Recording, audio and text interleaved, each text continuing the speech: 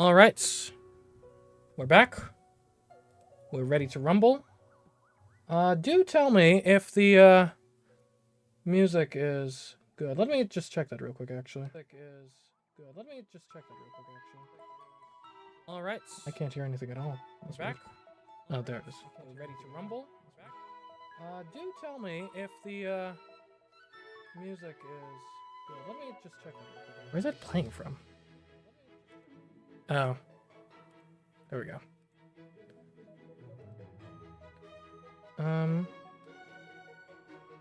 We good? Good? Yeah, that seems fine to me. Doesn't seem overpowering. Yeah, that seems fine. Alright, so, let's get over to the camera. There we go. You... Mostly fine, put down a little. Okay. So, here's the deal, everyone. Here is the deal. We are going to be... Ignore that. That's just our soundtrack, because we are doing something really cool. We are going to be ranking... stuff. Specifically, we're doing tier lists. And we're going to be starting off today, because y'all love the tier lists. The tier lists were fun previously, and now we're doing them again. We're going to be starting off here with... Actually, hold up. Before I do that, there's something I almost forgot to do that I need to change real quick. Because I'm betting that I'm out of sync right now. There we go. Okay. Maybe down a little more. Sorry. Switching all this up on the fly is kind of tough. Anyways, we're here. We're doing tier lists. Y'all seem to like the tier lists previously, and now we're going to be doing some more. Starting off today with a Mario Kart items tier list. Seems appropriate given that the new game has been kind of unveiled properly here. So we got some actually lovely pixel art renditions of all of the items in Mario Kart. Props to whoever made this. And we're going to be ranking them, seeing which ones are the best, which ones are terrible, which ones are an active detriment. And yeah, let's get into this. We're going to start off with, and so, okay, so triples are their own thing. All right, so the single banana. A single banana. Now, bananas as a trap are, let's be honest, bad. They're pretty bad. Also, I just saw AppBoy is following me now. Thank you, AppBoy. Sorry, I didn't have any way to see the notification at the time, but thank you for that. Anyways, so bananas as a trap are bad. They're pretty bad. Like, they only minorly slow you down. They're easy to spot, typically pretty easy to avoid. Where they're really useful, though, is as defensive items. Like, if you are in first place, a banana is arguably the item you want to see. And one can make an argument a shell is technically better, but a banana does the job. And actually, the banana is probably better in first place, because if you do want to go on offense, everyone's behind you anyway, and that's the best place to use a banana, is when someone's behind you. So, I think a banana, it's not S tier, but especially in the context if you're in first place, and if you're in the positions where you're getting a single banana consistently, the banana is something you're very happy to see. Blooper, on the other hand, like, it just doesn't do much, is the thing. Now, granted, I've been hit by bloopers when I was playing some of the DLC tracks in, or not the booster course track pass tracks in Mario Kart 8 Deluxe before I had familiarized myself with them. And it messed me up pretty good. If you played a track like 3 or 4 times, though, at least, like, this blooper doesn't do anything.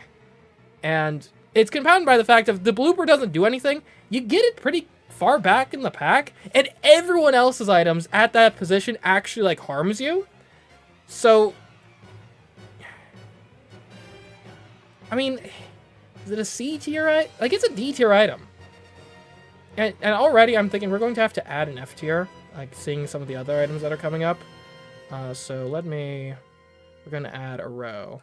We're just adding an F tier. Right here. F tier, and F tier can be, yeah, gray. There we go. Okay, that should be fine. We now have an F tier. I don't think blooper goes all the way down to F tier, but there are items that will be. Alright, the blue, otherwise known as the spiny shell. So, anyone who's played Mario Kart knows this is the item, you get it, you just nuke first place. In that sense, it's like an S tier item. It's like the best way to hit the player in first. The issue is, who gets the blue shell? Normally it's like 6th or below. And if you're 6th or below, hitting the player in first place doesn't actually help you, like, at all.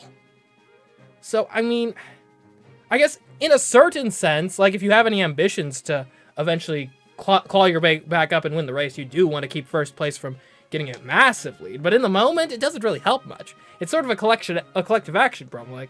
Like everyone is benefited. Everyone other than first place is benefited by first place being taken down a peg. But whoever is the unlucky soul that actually has to be the one who gets and fires off this item is put at a disadvantage in the same way that you're at a disadvantage if you fire a blooper off. Because this item doesn't really help you directly. Now, it's a bit better in Mario Kart 8 because it goes along the track, so it has a chance to hit other people on the way to first place. Whereas in, like, Mario Kart Wii, it just flies over everyone and only hits first place. But even still, like, because I'm judging this from the perspective of, like, I just got this item in the position where you're likely to get this item, right? Because, you know, like, a single banana is not going to be better than a lot of these items on this list, but it's better in the context that you can actually get them in, right? If you could get a Bolt Bill in first place, then the banana would be, like, F tier. But you can't get a Bolt Bill in first place, and you can get the bananas in first place. So, in that context, compared to what else you can reasonably expect to get at that position, then bananas are pretty good. So, but the issue is, I don't think in any position where you get the blue shell, you're actually that happy to see it. Like, there's maybe a bit of catharsis if someone, like, you know, and dislike or whatever, is in first place, but otherwise, I think it's a C tier item. Like, I'm not going to be upset to get a blue shell, but it's not really helping you much. Okay, so this is a Bob-omb. Bob-ombs are fun, right? Like, there's almost nothing better than, like, a perfectly thrown Bob-omb and you blow someone up. It is tough to do that, though. Like, that takes a lot of skill to pull that off, and a bit of luck.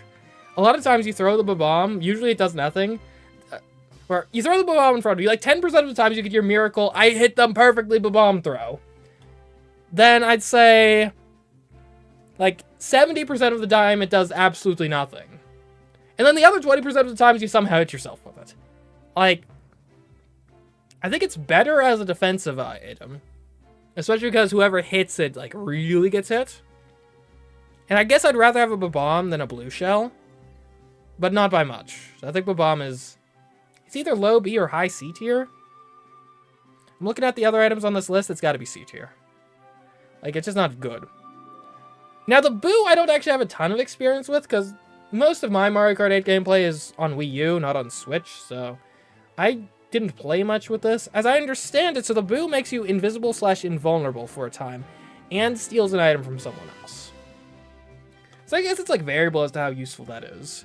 I assume going invisible and invincible, like, invisibility makes you invincible, right? You could use this, like, dodge a shell, I think. Don't quote me on that. I'm not really well-versed in the Boo. I don't know, I think it's probably another C tier item.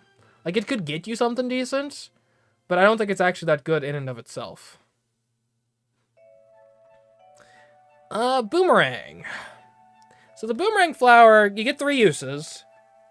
It's limited in its range, but it comes back to you, so you can throw it again. You can hit multiple people with a single throw.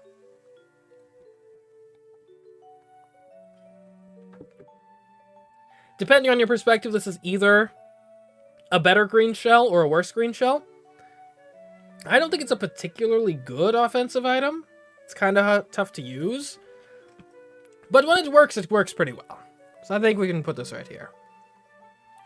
Now, in terms of items I don't have much experience with, the Double Dash exclusive items, which this one is, the Bowser Shell, that's going to be up there with things that I'm not super familiar with. I have played Double Dash a few times, but not extensively, really. So Bowser Shell is like, it's a super green shell. It's almost like if you crossed a green shell with a boomerang. And I remember it being pretty powerful. It's probably better than the boomerang, at least. Is it an A tier item? I don't know. I haven't played Double Dash a ton. Like, these are pretty scary. I don't recall them being particularly effective, though. Right, as I recall, I think my reaction was more so, oh my goodness, he's got a blue shell, then, oh yes, I've got a, or, oh my goodness, he's got a Bowser shell, then, oh yes, I've got a Bowser shell. Time to pay, chumps. So I think high B tier makes sense. Alright, moving on. Bullet Bill, I mean, it's an S tier item. Like, this is an item that could single-handedly take you from, like, last place back into contention. It makes you invincible, it makes you fast, makes it so you can't mess up or fall off the track. Like, if you are doing poor enough to get one of these, this can set you straight real quick. I mean, there's not really much else to say about it. Additionally, Chain Chomp, it's going to be the same tier because Chain Chomp is the Bullet Bill, basically. It's just from Double Dash and was a character-exclusive item, but yeah. Both of these, if you are really far behind in, like, the last place or something, these specifically are the items you are praying to get. Like, these are the items you're holding out for. Coin. Coin, I think, is an F-tier item. Like, you're never happy to get a coin. Like, they're not difficult to pick up just off the track. They're not... You can't use them defensively. You can't use them offensively. I mean, they don't actively harm you, but... Like, the coin item in and of itself made the Wii U's version of Mario Kart 8's meta really stale, because you never wanted to use any of your items in first place, because there was always the risk you would get a coin to replace them. So, yeah. Alleviated somewhat in the Switch version, because now you have 2 item slots, but still. Not a good item. So the Crazy 8, in theory, you'd think it's good. I mean, it's like one of like 8 different items. I forget what the items are specific. I think you get a banana, a bomb, probably both types of shells, a star, I know for sure that's part of it, a mushroom, and then I guess 2 other items, which would have to be... I don't know. Tough to say. But here's the issue. Like, you can't actually use it strategically, so it's just you spam a bunch of items. It's basically just a star with in practice. And stars are good, don't get me wrong. Like, this is an A-tier item, probably. And it creates a ton of chaos around you that can trip up your opponents. But it's just hard to use strategically in any reasonable fashion. The fake item box. Man, I love the fake item box. I'm so disappointed they didn't bring it back in Mario Kart 8. Like, it's just fun. Now the issue is the fake item box looks like extremely obvious in most games that it appears in. Like, in a couple, it can be mistaken for a real item box, but most of the time not. And also, if you've played the game in any significant amount of time, you know where the item boxes are, so this isn't really going to be tricking anyone. But it does, as I recall, have a greater effect when you actually hit it as compared to the banana. And so you can use it just as a banana, as just like a normal obstacle, not trying to trick anyone with it. The other downside it has that makes it worse than banana, probably... Is this a B tier item? It's probably C tier. Yeah. You can't use it defensively, though. So that erases a lot of the utility from it. Yeah. Yeah, actually, I mean, as fun as it is, maybe it's a D tier item. You can't use it defensively. You can only drop it as a trap. It's not a convincing fake. And I see why they got rid of it. I'm still upset about it, but... Yeah. Yeah. Okay, the feather I have, like, no experience with. You can jump. Because, like, this is only in Super Mario Kart in the battle mode of Mario Kart 8 Deluxe. So I basically haven't used this. I'm going to put it in F tier. I can't imagine jumping being useful in, like, 99.999% of cases. I know in Super Mario Kart there's, like, some shortcuts that are specifically designed for the feather. But even in that game, isn't it, like, basically useless outside of that specific context? Yeah, not a good item. Not a good item. Better than coins, but yeah. Fire Flower, the Fire Flower. I'd say this is definitely better than the Boomerang. Right, you get a bunch of projectiles. They're hard to aim, but they do ricochet a bit. They don't have the greatest effect, but you can get so many of them. It's arguably just better green shells. Offensively, at least. I'm not sure I'd put it as an A tier item, because you do whiff quite a bit with this. But something behind you with the Fire Flower is pretty scary. So I think high B tier makes sense. Now this is the fireballs that Mario and Luigi have in Mario Kart Double Dash. It's comparable to the Fire Flower. I think the Fire Flower has it beat just a bit. But maybe Bowser Shell too. But yeah. This one I don't really have much experience with. Because I didn't play Double Dash extensively, but I've played it a bit. The giant banana from Mario Kart Double Dash. Again, I'm gonna sound like a broken record here. I haven't played a ton of Double Dash. It's a banana that's bigger. It's probably about as useful as a banana, I think. Maybe a bit worse, because it's, well, maybe a bit better? I guess it's probably a bit better, because it's massive. Yeah, it's a bit better than a normal banana, we'll say. Now, the golden mushroom. Infinite speed boosts. So long as you have... so long as it's active, right? It's infinite speed boost in a limited amount of time. In theory, you use this properly, this is an S tier item. In practice, you give this to the person in 12th place, they crash into a wall and die. So yeah. The issue is anyone who is skilled enough to use the golden mushroom properly is doing well enough that they're not getting the golden mushroom. Right? And heck, even I don't particularly like getting the golden mushroom. Just the infinite speed boost. Like, you want to spam it constantly, but that's just not the way to do it. You end up crashing into stuff and falling off edges. So, the funny thing is I'm going to end up ranking mushrooms above golden mushrooms, despite the fact that the golden mushroom is objectively a better item than mushrooms, right? Anything you can do with a single mushroom, you can do with a golden mushroom. It's just the issue is anyone in sufficiently low place to be getting a golden mushroom is just gonna fly off a cliff or crash into a wall and actually end up worse than they started off with, right? Most of these items, it's pretty hard to use them and then you end up worse off. Golden mushroom, I swear, I think that's at least half the time, and that's a conservative estimate. The person who uses this ends up worse off than when they started.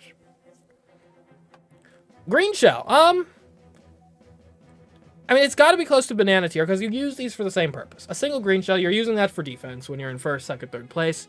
You got the advantage you can take a snipe at the person in front of you, which I would argue, because the forward offensive options are better with the green shell. And honestly, the defensive like attacking backwards might even be better with the green shell than a banana. Right, the banana sticks around, but the green shell, I feel like you can target a bit better.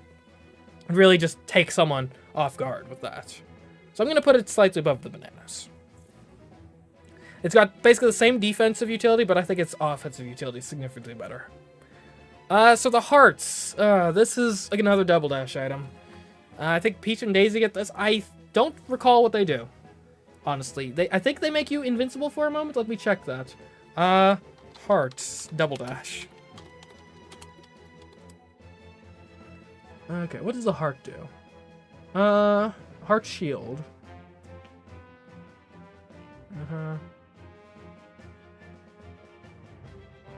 So, it just blocks stuff.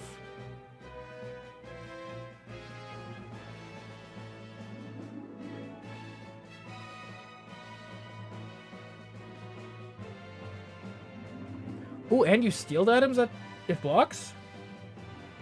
Okay. I don't have much experience with this. It's got to be at least an A tier item with that description. Probably above the 8. I think it's probably of a limited duration, so I think I'd probably rather have the bananas and shells. But defense is really good. And, you know, Greg, I'm talking to someone who's normally in the lead in Mario Kart races, so I'm going to value some of these defensive items a bit higher than probably most people, but like being able to block what's coming in at you, that is very important in Mario Kart.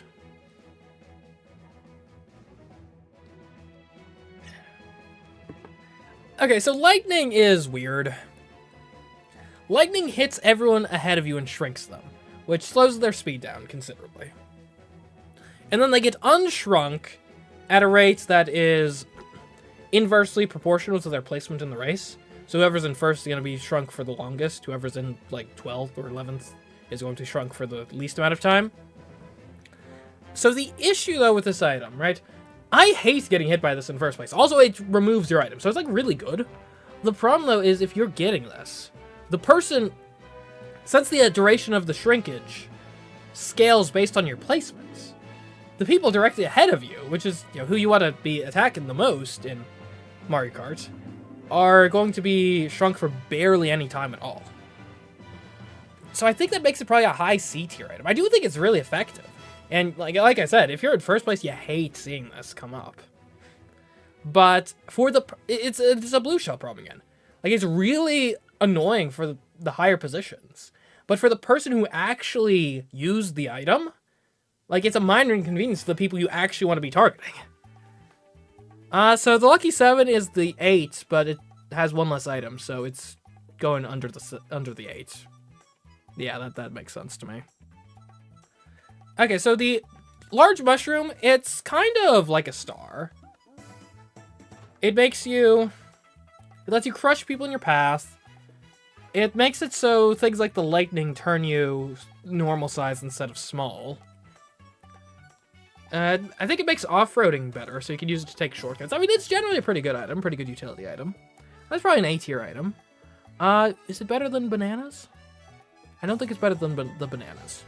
But I think our tier makes sense for it. Normal mushroom. A single mushroom is not that impactful. Lightning wins most infuriating item award. Agreed with that for sure. Well, that or blue shell. So a single mushroom is good.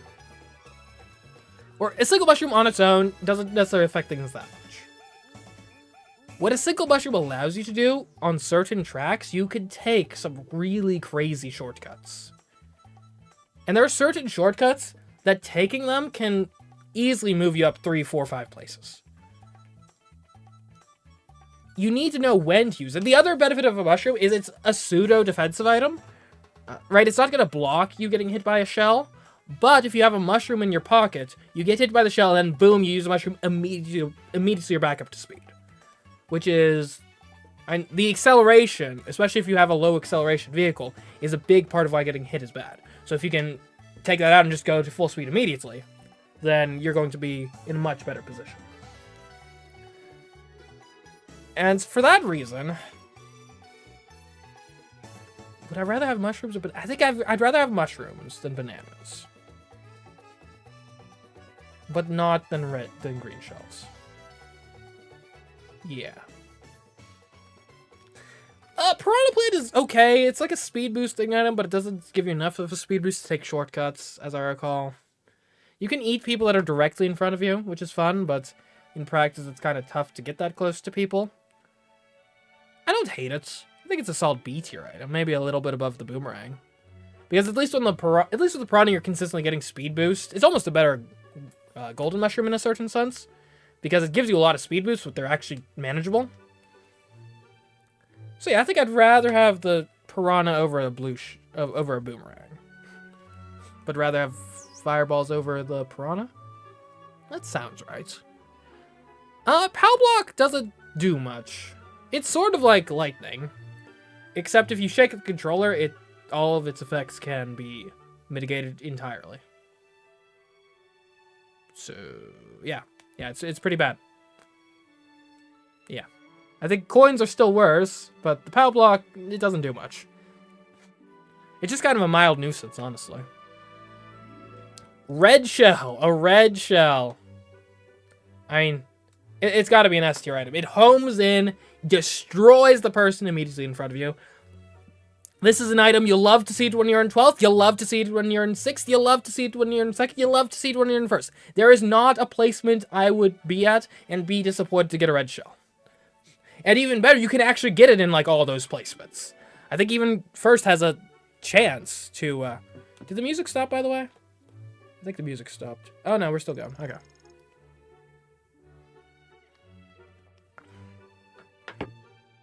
Like, red shells are so good, it feels unfair when the person behind you has a red shell. And granted, there is counterplay of like, oh, if you're trailing a shell or banana. But even then, you've gotten rid of their item, now they're open to attack with something else. It's pretty dang good.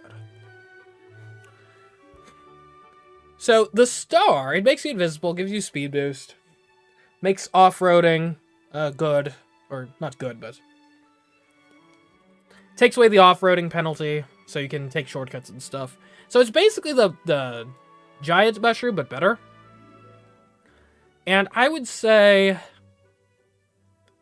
is this an S tier item? I don't think it's quite S tier. I think it's top of A tier, though.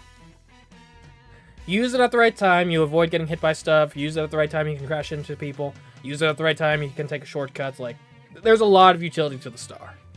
I think I would definitely probably... The downside is only lasts for a certain amount of time, but you can choose when you activate it to hopefully get the best advantage.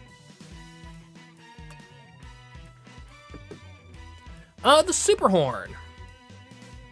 Super Horn is weird because it's really good against the blue shell and kind of sucks at most. Well, no, not really. I mean, red shells is good against too. And those are really like the two things you're most afraid of in first place, which is where you're likely to get the Super Horn. And it's terrible offensively. But, I mean, just the fact that you can be in first place and you mitigate a blue shell. Like, a blue shell can take you from first to, like, fourth. If you have an item that just with a push of a button, no blue shell, push of a button, no red shell, like that is powerful. The only issue is it's so rare that it's kind of rare that you actually have that opportunity. This item appeared in Mario Kart 7, the leaf. Gives you a little tail that you can theoretically whack people with. In practice, it doesn't actually do anything because this is not a melee game. It has, like, no range on its attack. I mean, and, I mean, I think you can defend against shells and stuff, but you gotta get the timing just right. Like, maybe it's a D tier item if I'm being generous, but it's not good. So this item, the Lightning Cloud, it is actually an active detriment. Basically, you have the cloud, and if you run into someone, you give them the cloud, but while you have the cloud, you have a speed boost. So, like, in a perfect world, you get the cloud, you use the speed to, like, pass the people, then pass it off right before it goes off, and then shrinks the other person. Yeah, the hot potato cloud, indeed. What usually happens is, like, you're just minding your own business in some scrum, someone rams into you, all of a sudden you got a cloud over your head, and like, what's that? And you try to run into someone, and then you get shrunk. So, like, this actually, I think, is the worst item in the whole game. In the entire series. It's a cool concept, but from the perspective of what do I want to see in an item box, not this! I would rather have coins than this. Now, granted, they didn't appear in the same game, but that's because this item sucks so much that it didn't get a chance to appear in more than one game. Okay, now we're on to triples. Triple bananas, and obviously it's got to be better than normal bananas. And you know what? I think it's good enough to be S tier. Especially because in games prior to... I forget if they changed it in 7 or 8, but in some of the older games, the bananas trail behind you in a line instead of circling around you, which makes them a much better defensive option. Which actually means, I think triple bananas is probably... Is it better than a red shell? Triple bananas beats 3 red shells. But yeah, I think I would rather have, especially if you're the lead, triple bananas basically makes you invincible, short of a blue shell. Especially if you're in one of the games where they trail directly behind you instead of circling your cart.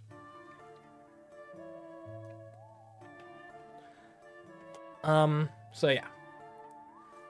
Triple green shells is not as good, but I mean, it's still, it's okay. It's like A tier. Like, the defensive bonus when they're circling around you is mitigated. You know, actually, now that I've mentioned that, I think I'd rather have a single green shell than triple green shells. I know it sounds crazy, but if I have one green shell, I can trail it directly behind me, and it's guaranteed to block a red shell that comes in. If I have triple green shells, they're circling around me, and there is a chance the red shell slips through. Especially once the first one is gone. So yeah, I don't think you actually get that much extra utility. You know, it's hard to hit someone with a green shell, and having 3 of them doesn't necessarily make it easier. Sometimes they actually crash into each other, and you mitigate yourself that way. So, yeah, I think, would I rather have a single banana over a single green shell? Over triple green shells? You know what? I think I would. Like, oh, this is madness. This is an insane take, but 1 green shell is significantly better than 3 green shells. The math doesn't math, but anyone who's played Mario Kart knows I'm right about this.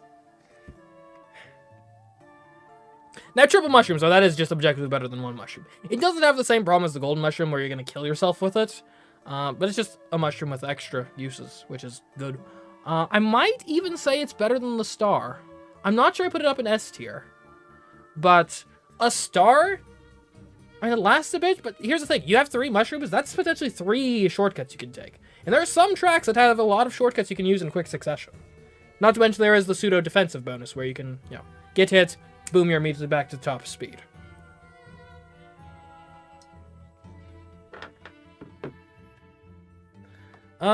Triple red shells. I mean, that is just better than a single red shell.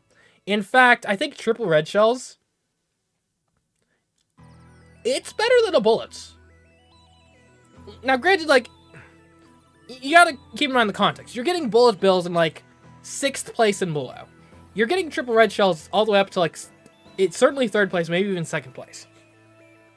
If you manage to get triple red shells into 2nd place in the last lap, then congratulations, you have won the race. Like I said, a red shell feels unfair. Triple red shells, especially if you get double, triple red shells, that is, like, it feels like you're playing against a hacker, quite frankly.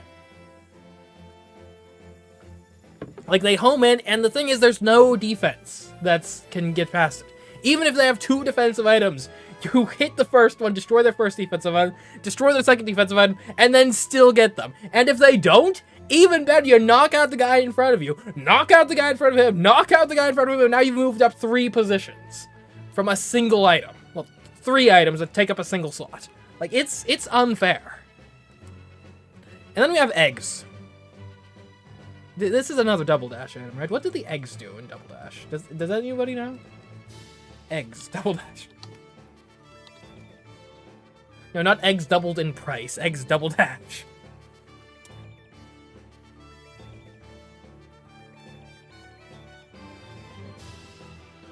Alright, so the eggs. Okay, it's an egg. I want to know what it does in double dash. I thought this was like a red shell, right? Description, like a red shell. But it drops to random items when it sets? Okay. Okay. Oops. So, I mean, I guess it's a red shell. I'm gonna put it a little below because, like, I can. And there you go. Well, that is the Mario Kart items ranked. Any changes I want to make to this? I mean, we got some controversial opinions, like a single green shell being better than triple green shells, and golden mushroom being F tier, and triple red shells being better than, like, bullets and stuff. But honestly, I agree with this list. I think this makes sense. Like, we got, like, super amazing items that can, like, win you the race almost single-handedly. Solid items that you generally are happy to see. Items that, you can get ahead with them. They're not, they're of marginal utility, at least. Items that don't really actually do all that much when you think about it. Items that do literally nothing. Items that are actually active detriments to you. Like, I think that is kind of how I would sum up this list. Firefly down, to be honest? I don't know, I mean... Like, it's in B tier. Like, I think I have more success historically with a Firefly than a Boomerang Flower. Just because you have, like, you don't need to be good at shot. You just fire out so much and you hit people. And let me put it this way. If I'm ahead of someone and I start seeing the fireballs come at me, I am just prepping in my mind, okay, I'm going to get hit by something. If I am in front of someone and I see a boomerang fly past me, I think, okay, I might get hit, but probably not. So that's my logic for that. So yeah, this is it. This is the official, uncontroversial, uncontested Mario Kart items ranked. Thank you for coming to my TED Talk. Anyways, so that is our first tier list. So you guys enjoying the Mario Galaxy music? Do you want to keep with that as we... Actually, you know what? We will keep with Mario Galaxy music because it actually fits our next tier list today. This video isn't going to be controversial. Welcome to the Star Wars films tier list. So, I have seen every theatrically released Star Wars film. Unless they released the Clone Wars film at some point. I don't think they did, but if they did, I didn't see that. But I've seen all of these films, at least. I have not seen, like, any TV shows or anything, including Disney Plus or Clone Wars or anything. But that's fine. you want the opinion of just like your normal, casual, I'm not even sure if I'd say Star Wars fan, but a Star Wars enjoyer. And that is who I am. And today we're going to rank all these films, and surely no one is going to complain about the rankings at all, because Star Wars fans are, of course, notoriously extremely civil on the internet.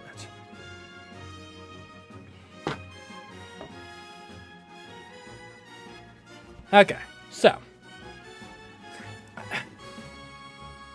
How are these sorted? These are sorted in the most random way possible. You got Phantom Menace, Empire Strikes Back, Force Awakens, Last Jedi. Like, is this alphabetical? Like, there's no way Phantom, starting with a P, is the first Star Wars film alphabetically. Yeah, maybe. I don't know. I guess we'll just rank them in order here. So we're starting with the Phantom Menace, I think. Or no, that's Attack of the Clones. That makes way more sense. All right, Attack of the Clones. So, I don't hate Attack of the Clones. I feel like, I think like 10, 15 years ago, the popular opinion was that Phantom Menace was terrible, and Attack of the Clones was like, okay. I feel like these days, the opinion has kind of flipped somewhat. And I get why. I understand why, right? I think Phantom Menace, and we aren't ranking it yet, but Phantom Menace, I think, has higher highs, but lower lows. I think Attack of the Clones is... It's a more stable experience. Its highs are not as high, its lows are not as low. Now, the question is, where does that average out to? Right? And it's somewhat an opinion of, like, kind of film, your philosophy of watching films. Like, are you watching a film for this, like, roller coaster of emotions, and, like, are these highs outweighing the lows? Or do you want, like, a consistency, just a solid, well-put-together piece of art the whole way through?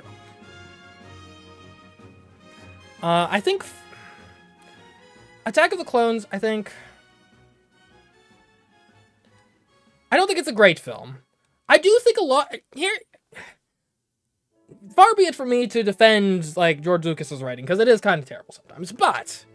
I will say, I think it is messed up that people always point to the romance scenes in Attack of the Clones to justify that opinion, right? If Lucas writes bad dialogue, look at this terrible romantic flirting and stuff.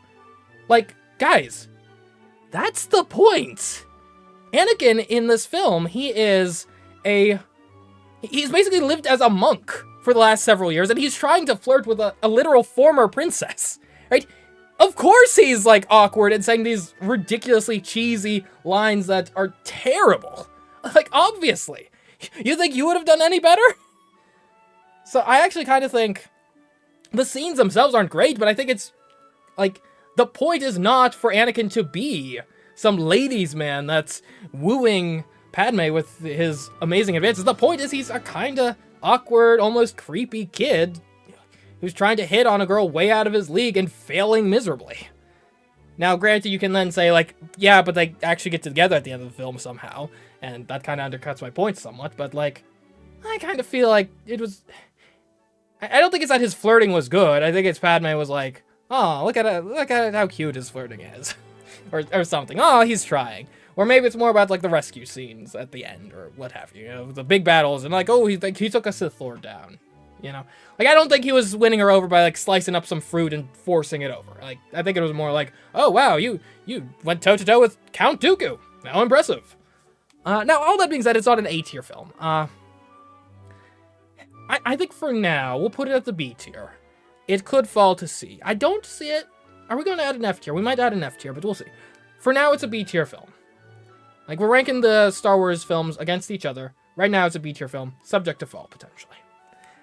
Empire Strikes Back. So the Empire Strikes Back is, I think in most circles, considered the best Star Wars film.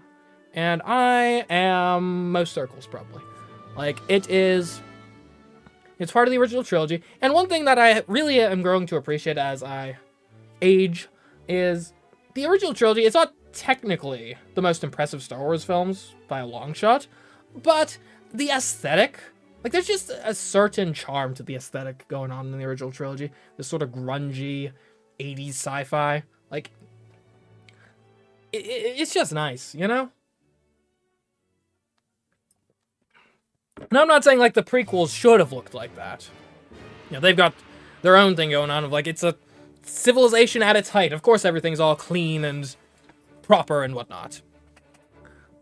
And then, just plot-wise, I think Empire Strikes Back is probably the strongest of the original trilogy. Right, you get some really... This is the movie where I think Darth Vader really kind of comes into his own as, like, the proper antagonist here. You know, he's there in A New Hope, and obviously a very menacing presence. But he doesn't really do that much in A New Hope. It's in Empire Strikes Back where we really start getting this dynamic of Luke versus Vader really coming to a head. And then obviously there's the classic line of, "No, I am your father," which, you know, turns it on its head. They had the audacity to end on a pretty downer ending. You know, Han Solo's captured by the Hutts. Luke's lost his arm. Like, I love... And maybe I'm a masochist for this. I do love when a piece of media is willing to, you know, just end on a sour note like that. You know, life doesn't give you happy endings all the time, and it's about dang time our media reflects it. Circa, like, 1980. But yeah, so I think it's... Empire Strikes Back, it's gotta be an S-tier Star Wars film. Like, this is the film that you're probably gonna be judging everything else by, that even tries to go into S-tier. Which brings us to The Force Awakens. The Force Awakens. I didn't like this movie very much, even when it came out. It was far, like, it's, The Force Awakens is just A New Hope made in 2015 or whenever it was made. Like, it's just, it doesn't have a creative bone in its body. Right, the closest we come is we have, like, a hilt on a lightsaber, but the hilt is made of lightsaber, so if you were to bend your wrist in the right way, you've cut your own arm off. So, like, the character choices with the returning cast are mostly uninspiring. And Leia's, like, president of the, well, not the Resistance. Well, it is the Resistance by the end of the film, I guess, but the New Republic. Han Solo is just smuggling for no reason. Like, I mean, forgive me for thinking this. I would have thought, like, given how the original trilogy ended, maybe Han and Leia would have at least been, like, together. The cash grab trilogy. Well, see, you say that, but the thing is, you would expect a cash grab to, like, make more money as it went on instead of less.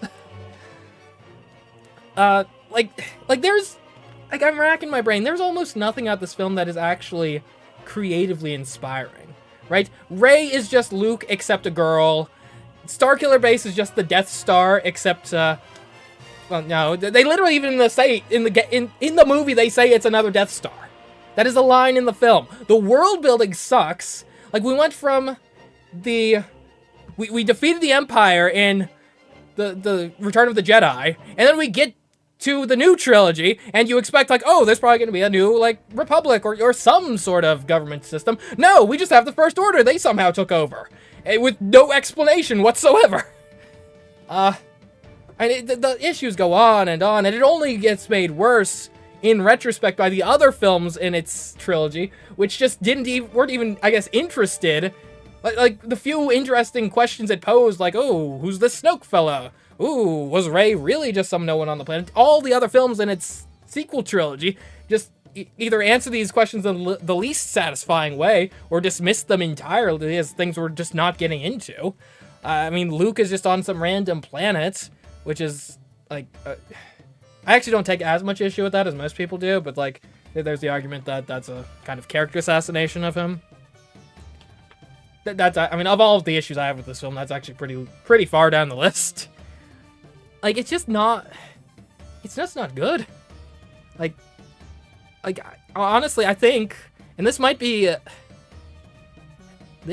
well, no, I don't think it's an F-tier film. It's not an F-tier film. It's a D-tier film. We don't need to make F-tier just yet. Last Jedi. This is not what we're going to be making F-tier for.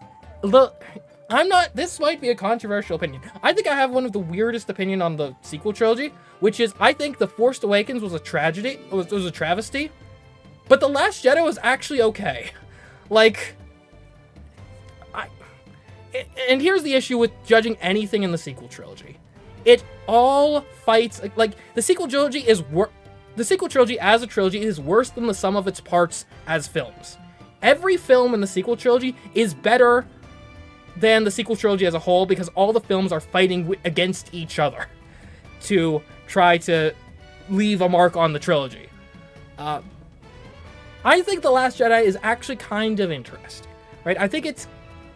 I like the idea of this Rey and Kylo dynamic, where they're, especially the long-distance communication, you're actually getting some rapport between, you know, your antagonist and protagonist for the trilogy, you know, planting these seeds of doubt of, and planting these seeds of doubt of like, oh, maybe Kylo has some good in him, maybe Rey has some darkness in her. And honestly, if the next film, like, what they could have set up for something so cool here, and I think they kind of were planting the seeds. You know, if yeah, at the end, maybe Kylo is good, Rey is bad, people were talking like that could be a thing. Like, they could have done interesting things with this. I really actually liked the ending where Kylo actually just kills Snoke and takes over the First Order. Like, that could have made for a really interesting third film in the series, because now you're kind of Darth Vader type character. No, he's just straight up the Emperor. You could do something interesting with that. Again, I'm going to judge The Last Jedi based on itself and not what the sequel to it did. But obviously that didn't really go anywhere. But there was potential. That was setting up for something interesting. I mean, I think the Luke characterization, like, again, people say that The Last Jedi ruined Luke's character. But really, if you have a problem with Luke's characterization in The Last Jedi, you got to take that up with The Force Awakens. Because what other characterization could you have had for this guy that just goes and lives in isolation for 20 years while the galaxy falls apart? Like, there's no characterization you could have had other than just he's some old, decrepit guy that just doesn't care anymore. Like, so I mean, I think Last Jedi, it might be B tier. And it does some interesting things, too. I like that their big plan just completely fails. I love it when things fail in films, obviously. I do like subversion of expectations when managed properly, and I don't think this crosses the line too much in that regard. What else? And, look, the Lightspeed RAM was, like, really cool. Alright, can we at least give it that? Like, I know, like, there's the world-building problems of, like, okay, well, if this is a valid thing, why doesn't everyone do it? But, like, in the moment, at least, that was a pretty cool scene. Can we at least agree on that? But, arguably from a world-building perspective, probably shouldn't have opened that can of worms, so I'll give you that much. But, yeah. So I think it's probably a C-tier film. Like, it does some interesting things. Overall, it's not great, but I think they've had some interesting ideas. A New Hope. I mean, obviously, you gotta give it props. It started the whole thing. It was... One thing you gotta remember, this was a revolution in special effects at the time. Like, the effects don't necessarily look great today, although they actually hold up pretty well considering the era. And, you know, with this launches the whole series. I mean, Luke's characterization, a little annoying, a little whiny. But, I mean, these characters, you know, Han Solo, Leia, Luke, C-3PO, Ben, like, Darth Vader. Like, one thing I don't think gets talked about enough about the original Star Wars, because everyone talks about, like, oh, it's the perfect hero's journey. You look at Hero of a Thousand Faces, and it follows everything perfectly, and this is how you make a hero's journey story in the modern age. Like, sure, great. Story structure-wise, it's fine. What I think it really wins at is it manages to have these characters that just, like, they fit into these archetypes so well, and they're just so memorable, right? And they're all distinct from each other. They all have very unique kind of voice to them. Like, I think that's really kind of a big part of the recipe of the success that doesn't get talked about enough. This dynamic between your Leia and your Han and your Luke. And it really comes to a head in the whole Death Star escape sequence of you see these characters bouncing off each other. And it's just a fun time. You know, it's like you're just, you know, with your mates hanging out. So I think it's got to be at least an A-tier film. The question is it S-tier with Empire Strikes Back?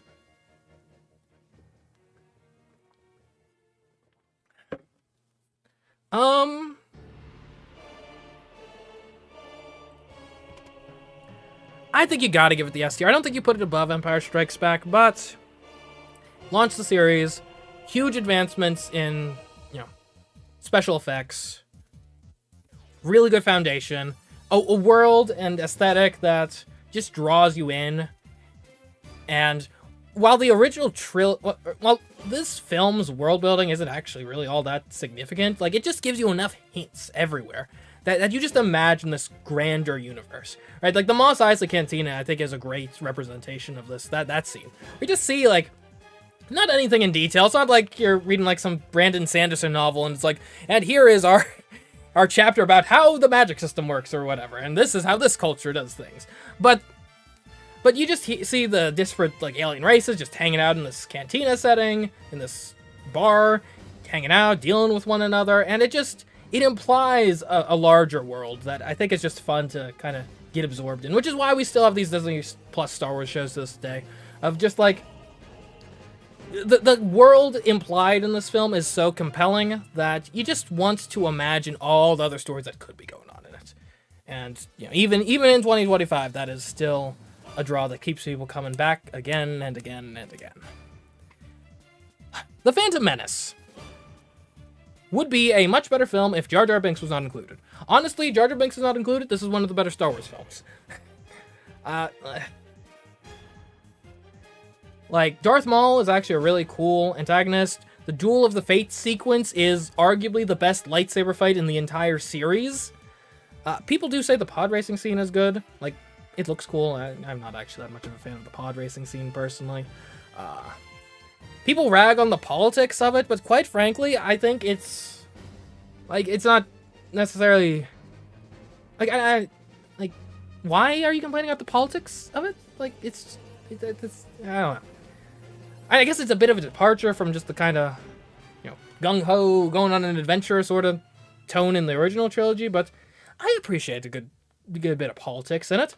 And we got, proxy wars, trade disputes, and really, like, I like this approach to politics of, there isn't, like, a big empire that, we're trying to fell. It's, we got this conniving politician who's suddenly, trying to pull the strings, starting wars with this justification, but actually he's trying to achieve that. And I think it's interesting. I guess the issue is, on a first watch, it can be easy to get lost in it. Qui-Gon Jinn also, quite a good character. Shame he dies in this film, but spoiler alert. But he was a good protagonist. It was always a bit weird to me. It feels a bit disconnected from the rest of the prequel films, just because it takes place, like, it's got to be at least 10 years before Attack of the Clones, just given Anakin. Well, I don't know what the actual time gap is. I'm assuming somewhere in the realm. Bare minimum, it's got to be 5 years to go from, like, but it's probably closer to 10. I do wonder if Anakin, like, if this film took place with Anakin being older, and granted that would kind of break some lore stuff, so you probably don't do that, but then maybe you can have more time to have his downfall arc done properly. Because the issue is, structurally, with this film, the prequel trilogy is structurally about Anakin's fall to the dark side. Anakin's a side character in Phantom Menace. So, yeah. There's an argument made. You set this one further back in time, or not further back, but further. If this was set like 4 or 5 years later, and Anakin was a bit more of a fully fleshed out character that we could start planting the seeds of his downfall earlier, like, that might have been better for the series as a whole. But I don't hate it. So all that being said, is this better than Attack of the Clones? It's tough for me, right? I think they're similar in quality overall. But I do think I'm going to give the edge to Phantom Menace. Because Phantom Menace, again, I think Phantom Menace's high points are much higher than Attack of the Clones. And that is the justification. Okay. Return of the Jedi. People say this is the weakest of the original trilogy films, and I'm not necessarily going to disagree. The Ewoks thing is the big thing people point to, say, okay, that's a bit silly. But, like, the point, what people are missing when they're criticizing the Ewoks is, the point of the Ewoks is, it's an allusion to Vietnam, right? This idea that an inferior force using guerrilla tactics can overcome a superior force, right? Which is something you actually see historically a fair bit. Now, they do kind of Flanderize it a bit when the inferior force is teddy bears. But they're cute. They're really cute. Like, can we at least admit that they're kind of cute? You know, I'd just have an Ewok plushie. Like that. Why not? Why not? I do think it comes, like, the conflict with Luke and Darth Vader and Palpatine and the whole throne room, that segment is, you know, probably one of the best examples of a redemption arc in cinema. I don't think that's necessarily controversial to say, of Darth Vader turning to the light.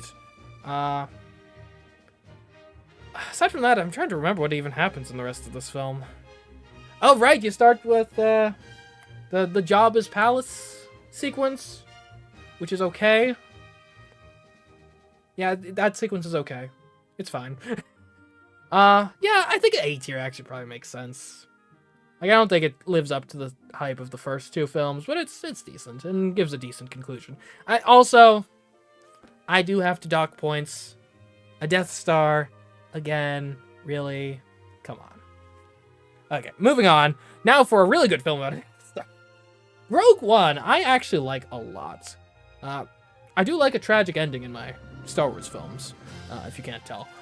And Rogue One delivers. Like, I only saw it the one time in theaters, so my memory's a bit hazy, but as I recall, the cast of characters was relatively fun.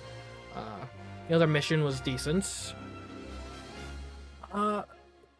And the big thing Rogue One gets right is the cinematography surrounding the Death Star, right? In the original trilogy, the Death Star, presentation-wise, looks like it's some, like, video game weapon, right? Like, it's just like, laser, boom, planet's gone, whatever. Rogue One films the Death Star sequences like they were filming, I don't know, like a documentary of, like, Hiroshima and Nagasaki. Like, you see the destruction of this super weapon, and it's good. Like, seeing it in theaters especially, like, the effects of that, and seeing just the power unleashed of the Death Star, it really makes you respect it, right? In the original trilogy, the Death Star was, like, mostly just kind of a goal, just kind of a MacGuffin of, like, yeah, we got to destroy a Death Star. But in Rogue One, it feels like an actual super weapon. It feels like you're standing on the other end of a nuclear bomb or something. And then the ending sequence. You gotta mention the ending sequence of just our heroes fighting a hopeless battle to the last man, just in time to be able to get the plan sent to the rebellion. Like, yeah. It's a good film. Definitely A tier at least. Definitely the best thing Disney has made. Does it jump into S tier? Am I Oh, and then also, I can't even believe this slipped my mind. The Darth Vader scene at the very end, like, it might be the coolest Darth Vader has ever looked on film. Maybe nudge it up? Yeah. Nah, I don't know. A tier. We'll put it on A tier for now. Okay. Revenge of the Sith.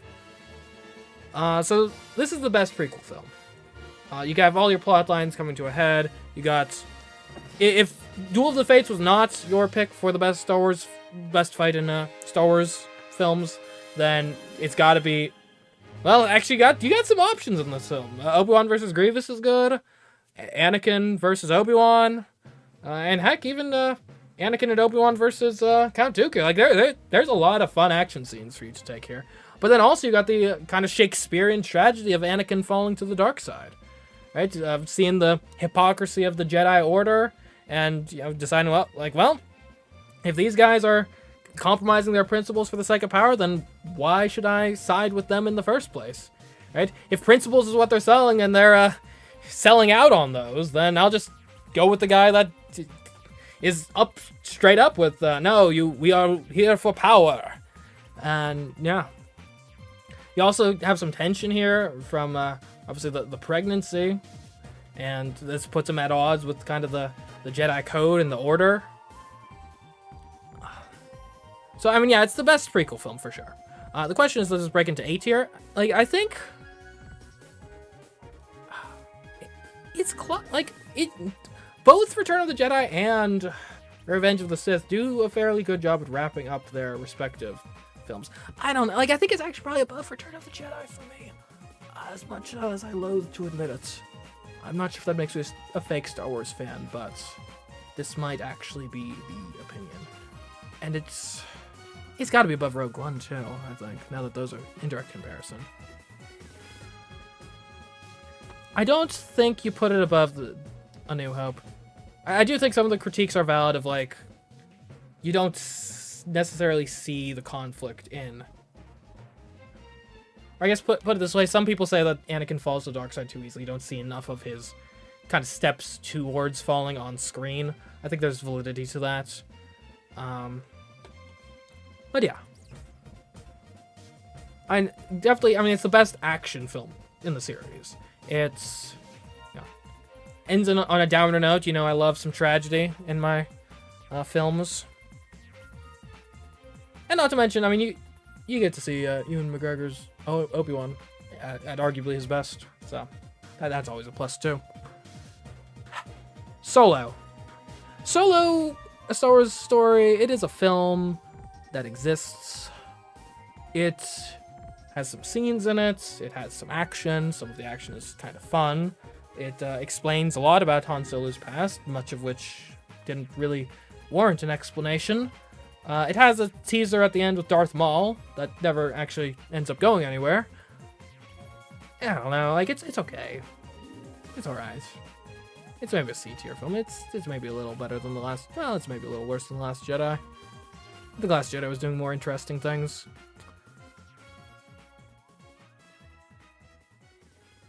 Yeah. Okay, and now... You thought I'd forgotten about it. You thought it wouldn't be required, but I'm sorry to say that is not what I needed. I'm sorry to say, but we do have an F tier. Oh my goodness. Star Wars: The Rise of Skywalker is... It's terrible. It's awful. It has almost no redeeming qualities. It... Basically... What happened here, I think, and this is the prime issue with the management of the sequel trilogy, like, forget any of, like, the politics stuff. Kathleen Kennedy should have been fired years ago, if only because of how this trilogy was managed. There was no plan. The films were fighting against each other to try to, like, steer the ship in their own direction. And the Rise of Skywalker... It's not a sequel, is the issue, right? You can be upset about some of the direction that The Last Jedi decided to take the story from The Force Awakens in, but it respected the prompts. The Rise of Skywalker does not respect the prompt of The Last Jedi. The first 10-15 minutes of this film is just... It's basically... Maybe not quite literally, but it's almost just, what's the term? It's just undoing everything that The Last Jedi did. A lot of the interesting ideas too, right? Immediately, Kylo Ren is not the main villain anymore, despite what we had set up at the end of The Last Jedi. You know, immediately, somehow, Palpatine returned.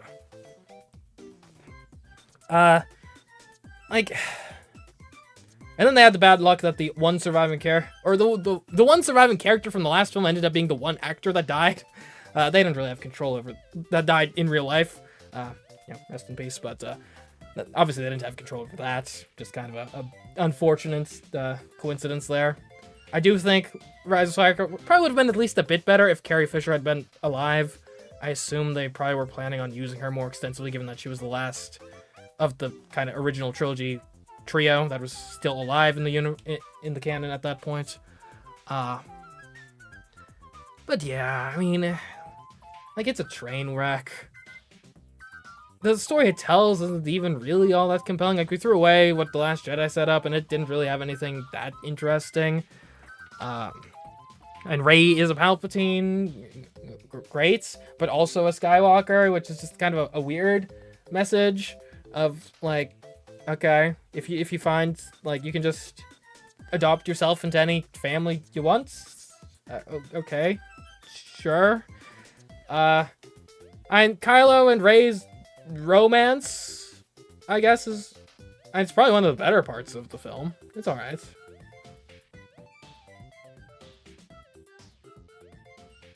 Yeah. Hello, CMeeCraft's. Thanks for stopping by. I hope you have a wonderful evening as well. And yeah, it's just... Not to mention the actual structure of the plot is kind of terrible. It's just a video game fetch quest, right? Like, it is, we need this thing to go here. We need this thing, but to get this thing, we need this thing. But to get this thing, we need this thing. But to get this thing, we need this thing. Like, this is comically bad. It'd be comically bad writing in a video game, and it's somehow in a multi-billion dollar, or a multi-million, hundreds of millions of dollars budgeted Hollywood film. How? How did this happen? I know particular they've got horses on space. They did a cavalry charge on a spaceship. They had a dagger that points to a specific part of some wreckage that somehow didn't shift over the course of decades. They've got a whole fleet of Star Destroyers just randomly hanging out on a planet, fully staffed. Like, what? What happened here? One has to wonder where all the money went? Probably the special effects and the casting, I guess, but... Marketing? Money laundering? I don't know. But yeah, there's... Again, there's like almost not a redeemable quality of this film. Bringing J.J. Abrams back for the final film of the trilogy was probably a huge mistake. Like, bringing J.J. Abrams on to direct the first film is actually not a bad idea, because J.J. Abrams is actually notoriously good at asking, as kind of raising interesting mysteries and questions in a film, so, like, not a bad person to start a trilogy, in theory. Obviously, I didn't like the result, but, like, I respect the decision, but why do you bring J.J. Abrams in to wrap things up? He's notoriously bad at that, as anyone who watched Lost all the way through can attest to. And yeah, it's just, like, what can be said? It's obviously the worst film in the whole series. Has negative artistic merits. And again, it's not even kind of sort of bad in the way The Last Jedi is, of like, it does interesting things that just don't land. It's desperately crawling and clawing and trying to get back to, you know, safety and not taking any risks and chances, and just in the process, it doesn't even realize it's crawling over shrapnel and glass to get there. It just ends up a disformed, mangy husk by the end of it. So yeah. In short, I didn't really like this film. And that is my Star Wars tier list. Is there anything I want to switch around? There's an argument to maybe put The Last Jedi over Attack of the Clones. I'm not sure if I'm the one who's going to make that argument. But... yeah. Oh, good night, Ashwin says. Well, thanks for stopping by.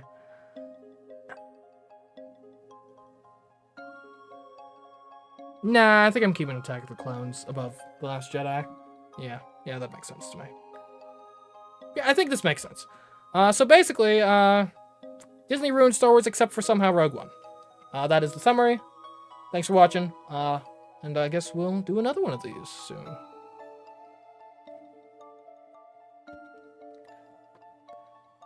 Okay.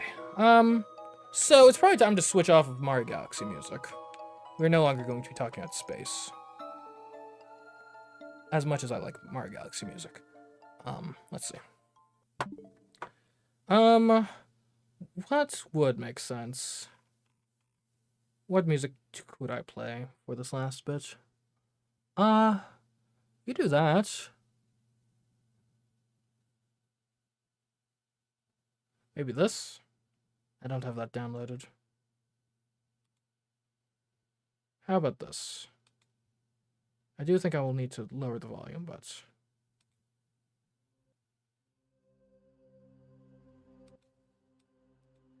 Alright, chat, what do you think? How is this volume? We got a pretty epic tier list coming up. I don't want to be drowned out by the music. I guess I can check myself as well.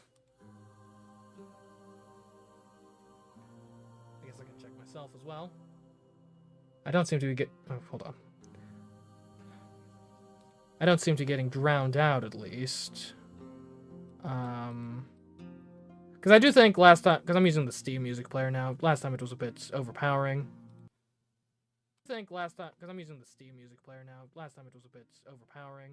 Okay, that's too quiet.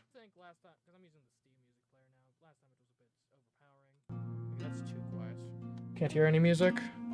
It should be better now, hopefully. A bit louder. Can't hear any music. We'll see, we'll see. Or hold on, do I still have my desktop muted? Is that what's going on? No, I don't. Okay. Is that what's going on? No, I don't. Okay. Okay, I think that sounded fine. Alright, tell me if it's overpowering in the actual tier list segment. Tell me if it's overpowering in the actual. Alright.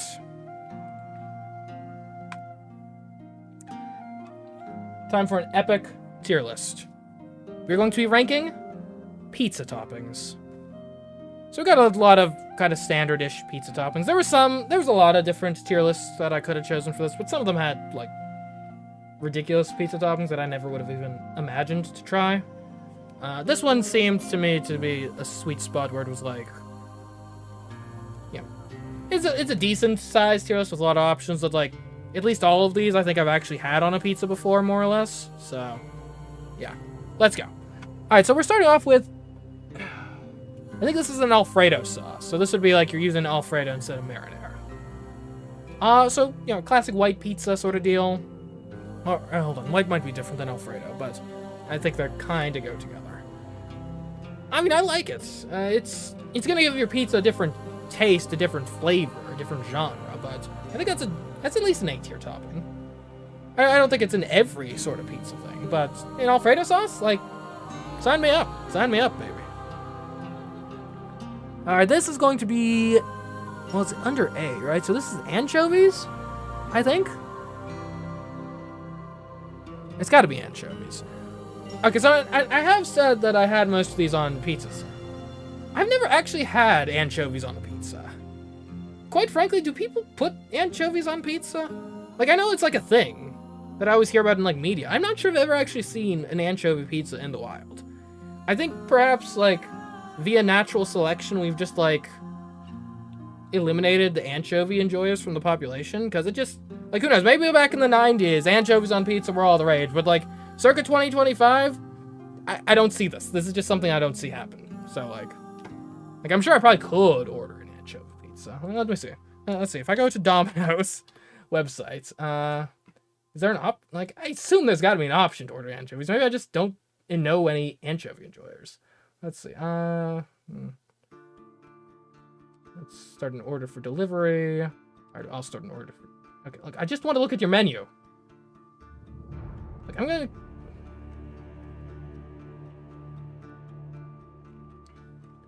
Can I just look? There, menu. Okay. Because honestly, I wouldn't mind trying an anchovy pizza. I've heard they're not actually very good, but I'm always up to try stuff. So what? Okay. Okay, look, I don't want to start an order. I just want to look at your menu. I don't know. It's certainly not very heavily advertised if it exists.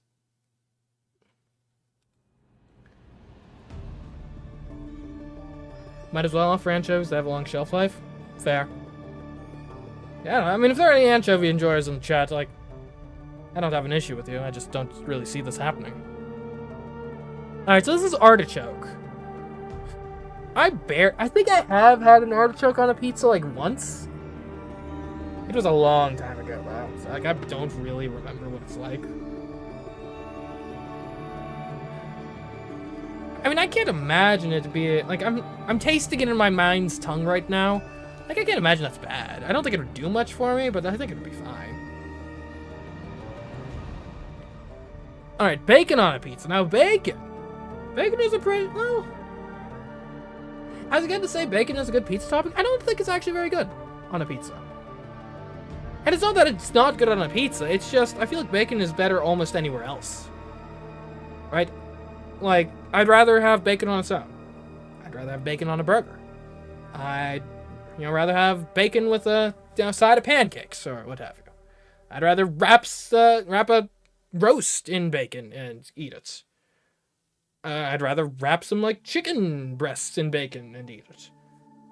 Like, again, it's not that bacon on a pizza is bad, but I do think it's probably the worst thing to do with bacon.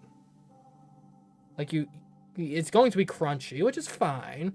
But, like, it's not really the enjoyable kind of crunch, necessarily. And there are other ways to get, like, your kind of pork product on a pizza, is the thing, too.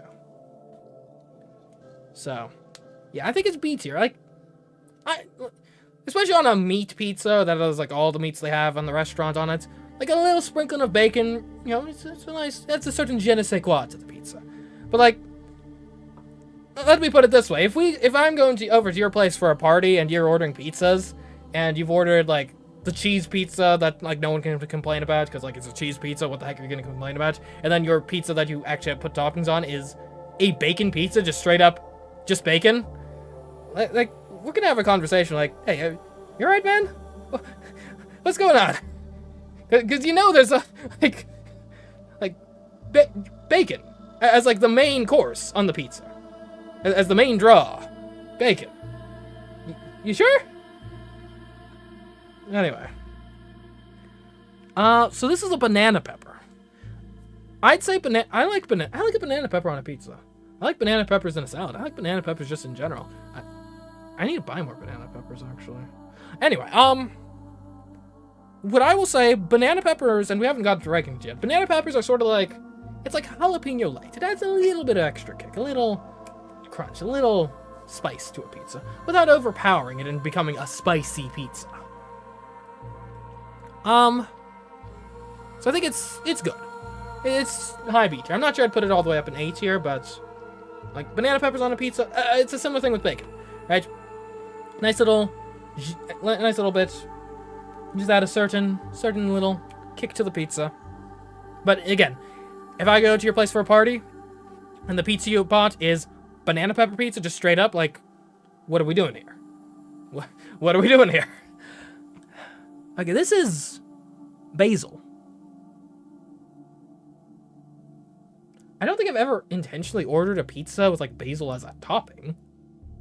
I'm sure I've had pizzas with basil in, like, the sauce or something, though, so, like, I don't know. B tier? C tier? I don't know. Basil's a good spice. Good herb. Good herb, so, like, I think it's good on a pizza. I don't know, I just never really thought of it in the same realm as, like, pepperoni. Alright, barbecue sauce. So you put this on a pizza when you're making your barbecue pizza, which often is specifically a barbecue chicken pizza. Which is kind of weird when you think about it. It's like, when I think barbecue straight up, I think more so pork products. And when I think pizza straight up, like, a ton of the meat toppings that you put on a pizza are pork products. So I'm not sure why on the barbecue pizza, it's specifically always a barbecue chicken, instead of embracing the porky nature of the pizza and just doing a barbecue pork. But whatever, that's neither here nor there. As for barbecue itself, it's fine. I do think in general a barbecue pizza is a downgrade over just normal marinara, but it's a respectable sauce. I think we put it in C tier. Olives. I like olives on a pizza. I don't think they do much for me, but they're inoffensive. They've got I can't even describe it. It's an olive taste. They've got an olive taste to them, which is pleasant. It's pleasant enough. And they're a pizza classic, right? Yeah, they're B tier. They're B tier. Like, it's a classic for a reason. Now, hot sauce. Hot sauce. I think it's an S tier pizza topping. But here's the stipulation. Not as a topping. In the sense, I don't want to order a pizza and order it with hot sauce. I want to order normal pizza and have a bottle of hot sauce on the side, because now you have two pizzas. Alright? You've got your pepperoni pizza, just straight up, and then you got your bottle of hot sauce when you're getting a bit bored of the pepperoni. Put some of that on the pepperoni pizza, boom, spicy pepperoni pizza. Like, you just doubled your value, sort of. You've gotten 2 pizzas for the price of 1, with just a single bottle of hot sauce. Not to mention I like spicy food, so there you go. Cheese? Now, if this is like extra cheese, or special cheese, or 5 cheese, then like, whatever. But like, if this is actually cheese on a pizza, then like, my hand is forced here, like it almost can't be, it almost doesn't qualify as pizza if there's not cheese on it. I think the actual dictionary definition of pizza is like a flatbread with sauce, with tomato-based sauce and cheese on it. Assume that's cheddar. I think it's just cheese in general. Unless we got, oh, actually, you know what? We got other types of cheeses on here. I think we got feta. Maybe it is specifically cheddar.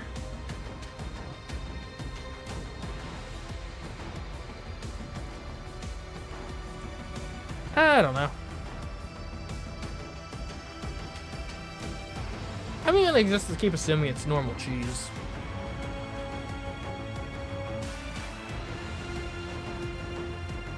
What is this? Oh. Alright, next we got chicken. I mean, chicken? I like a chicken pizza. I think I would rather take almost any other common pizza meat topping than chicken, though. Just because, like, the chicken, it brings a nice, you know, protein bit of sponginess to the pizza. But it's not doing much for you taste-wise. I think this might be a D-tier topping.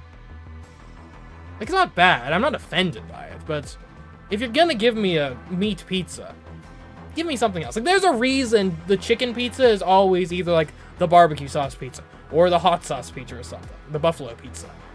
And it's because the chicken isn't doing much on its own. It needs something with a little more flavor to make the pizza sing.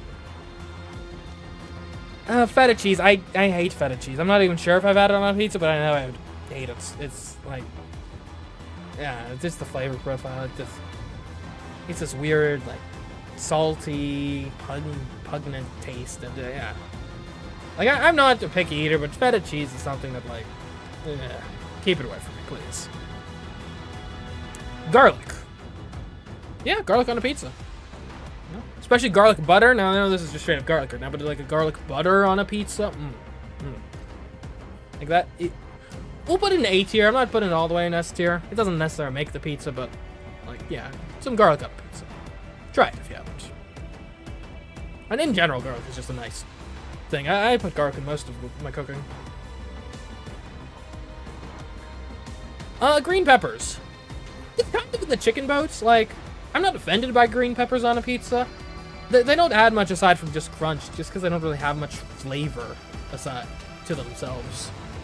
I think the difference is, though, I'm gonna put it up 1 tier, because if you got green bell peppers on a pizza, and if I'm comparing it to the other vegetable options, it's maybe not my favorite, but that's a serviceable vegetable. Right? If we're having a veggie pizza, green peppers, go ahead. If we're having a meat pizza and one of the meats you chose was chicken, I'm gonna be looking over your shoulder being like, you sure you don't want to put, like, sausage on there, or salami, or heck, ham maybe? Like, come on, chicken? We only get like 3 toppings on this deal. You're wasting one of them on chicken. What the heck, man? Alright, speaking of ham, though, I think this is ham. I don't know what else this would be. Or maybe it's Canadian bacon. Regardless, it's ham.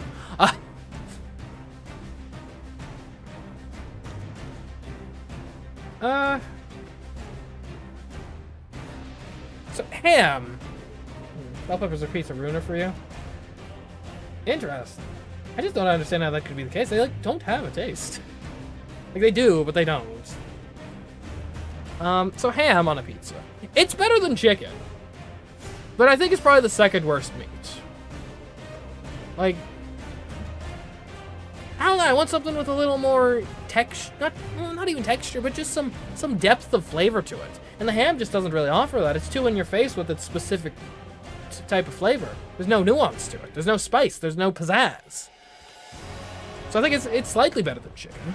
But again, there's a reason the ham pizza that everyone knows about is the one that also has pineapple on it, which is itself a, kind of overpowering flavor that really kind of ties it all together.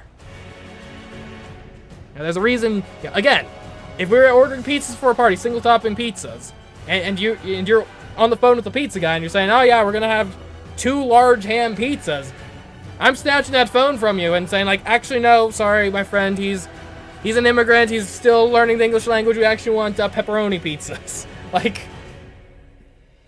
I don't mind it as an ensemble, but it just doesn't do much on its own. Sriracha sauce. I'm not sure if I've ever had sriracha sauce on a pizza. Like, probably once. I mean, I'm trying to reverse engineer it in my head. Like, it's probably pretty good.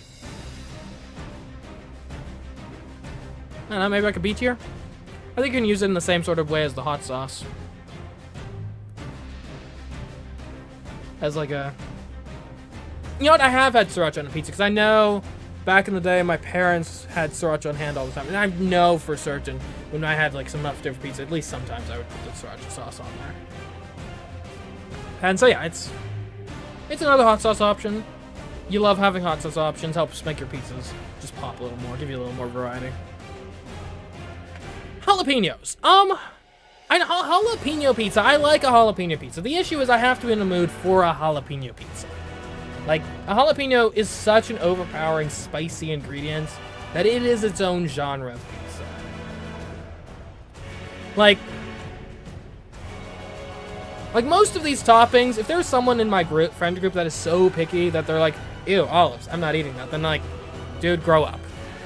If you're in the friend group and you're saying like, look, please don't put jalapenos on the pizza this time, I'm not putting jalapenos on the pizza. I'm gonna respect that because they're like, yeah. Like, it just turns the pizza into like an endurance spicy challenge. And like, sometimes that's fun, but not all the time. And it's, the spiciness seeps into the whole pizza. It's not like you can take off the jalapenos and now you just got a normal pizza. No, that's in the cheese. That's in the dough now. I think I think I'm gonna put it just under the banana peppers. I think when I'm in the mood for this type of pizza, jalapeno wins out, but banana peppers I can put on any pizza and feel fine about myself. What is this? Is this meatballs? I've had meatballs on a pizza before. I mean, it's kind of uncommon just given the logistics of it, but it's good. I mean, meatballs kind of, I guess it depends on what type of meat they're made of, but it's solid. It's better than these two meats, at least. And you know what? I think this is at least a C tier meat. I think it's above bacon, actually, yeah. If bacon is here, then it's got to be above bacon.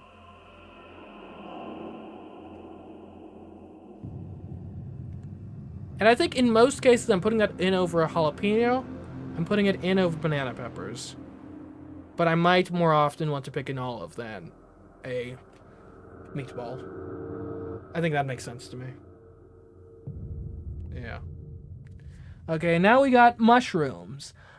Mushrooms. I mean, they're a classic pizza topping. That doesn't mean they're good, though. I don't know. I used to hate mushrooms. I tolerate them now. They don't do much for me. But they don't do much for me. Like they added some texture. They don't really add much in the way of flavor, and the flavor it does add is mildly off-putting.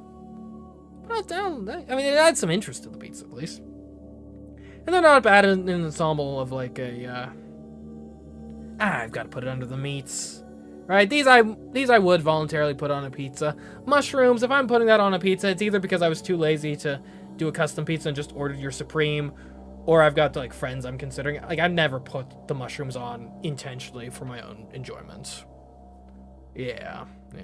It's not on feta cheese level because I will still enjoy this pizza. I will not enjoy this pizza, but I'm not voluntarily putting mushrooms on.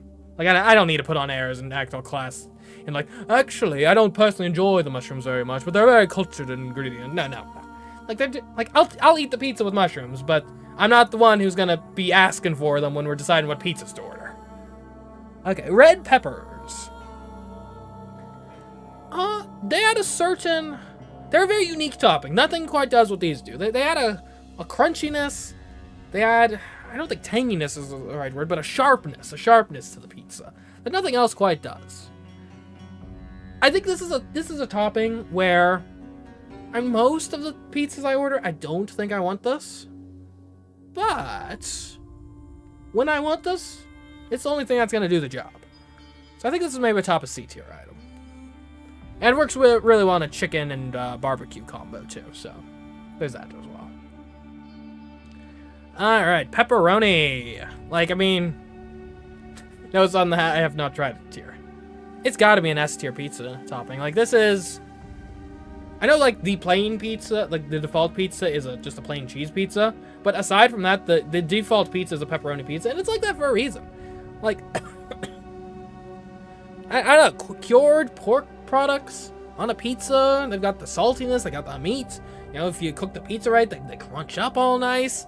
Like, like, there's a reason that this is the kind of go-to genre of pizza topping. And pepperoni, it does it better than anything else. I'm sorry, salami, but you're a pretender to the throne. Pepperoni is king. Pesto. I've had a pesto pizza on occasion. I like a pesto pizza. I think I'd probably rather take a pesto pizza over a barbecue pizza most of the time, just because it's a more interesting experience.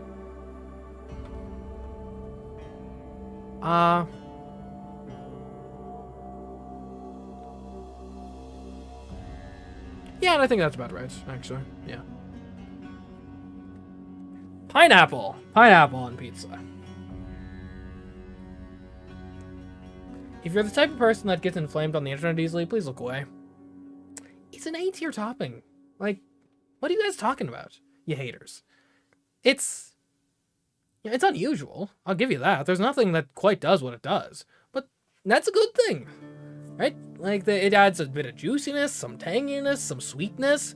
In combination with a cured meat product, the sweetness, the sweet juices of the pineapple combined with the saltiness of the cured pork product, it creates an explosion of flavor in your mouth that can't be beat. Now, granted, am I putting pineapple on every pizza I eat? No, that's why it's not an S tier. But like if you want, like, it just adds another dimension to your pizza eating experience that I think you're missing out of if you swear off entirely. Now, ranch. Have I ever had ranch on a pizza? I think I have before. I think it was part of like a barbecue pizza. It's okay. I don't know. I'm not really a huge ranch enjoyer in the first place, but like, I'm not offended by the concept of ranch on pizza. Not gonna order it, but like, okay, you do you. Because this is like spicy, like chili flakes, right? I think this has got to be a hot sauce tier. This might be more what I go for in my own home, but like, if I'm at a restaurant and they got the little chili shakers, you know I'm using them. And again, like, it's not that this is like so much better than the other toppings taste-wise. It's just the versatility of it, right?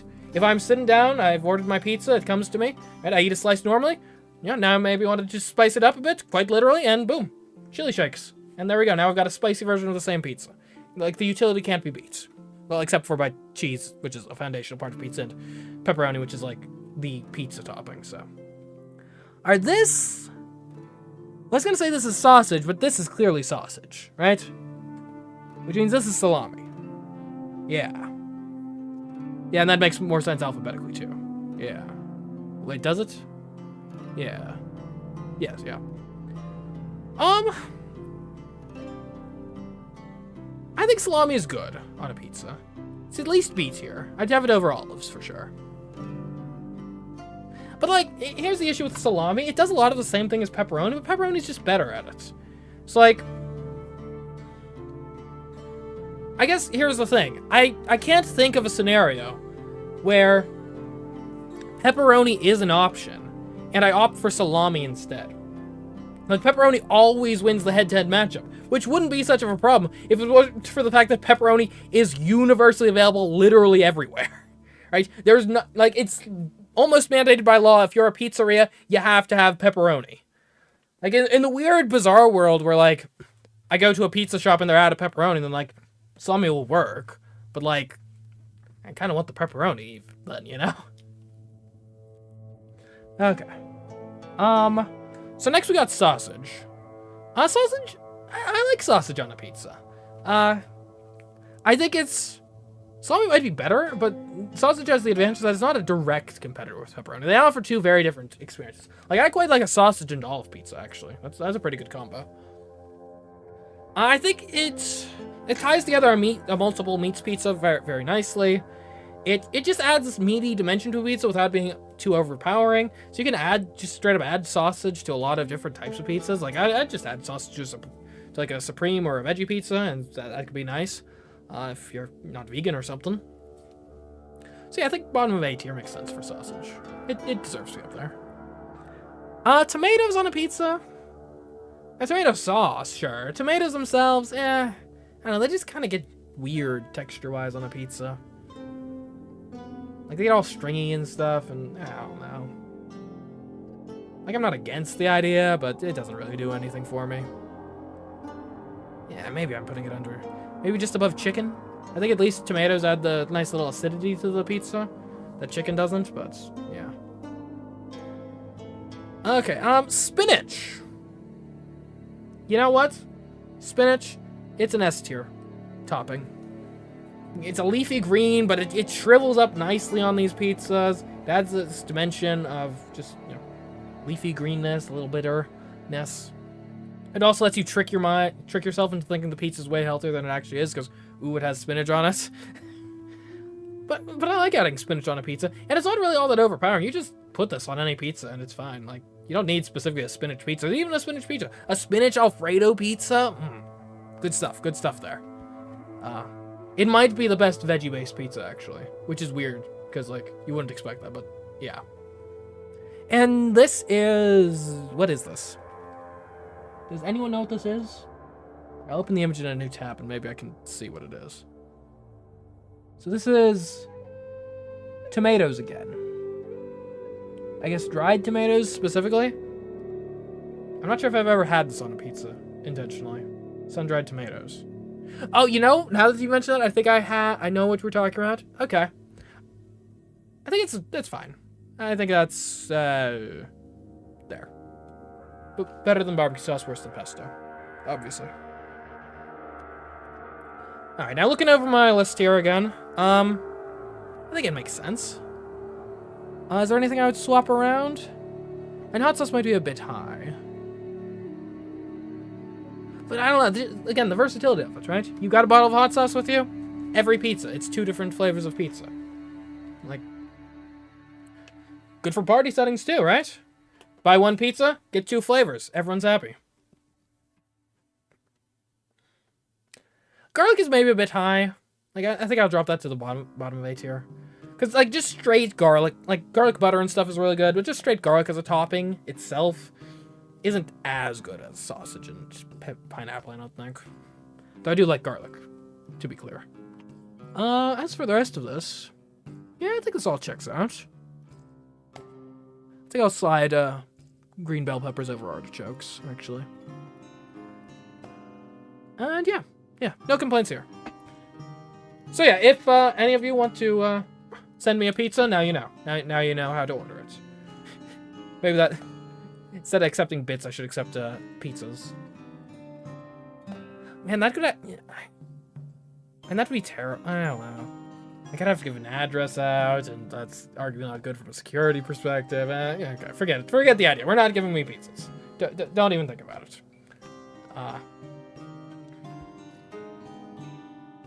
But yeah. Anyway, I hope you enjoyed this tier list.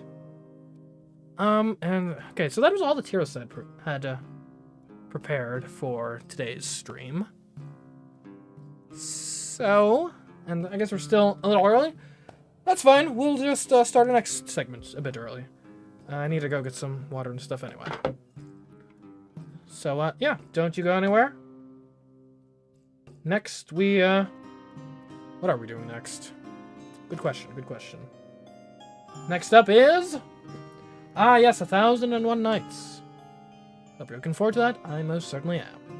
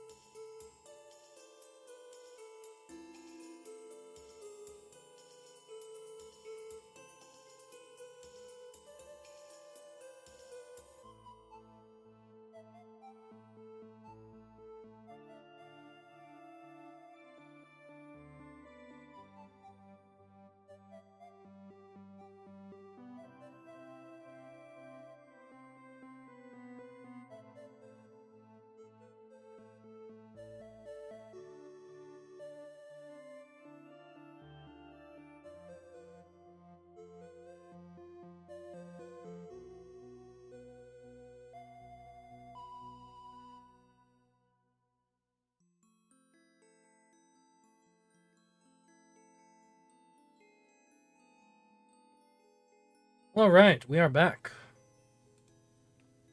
We are so back.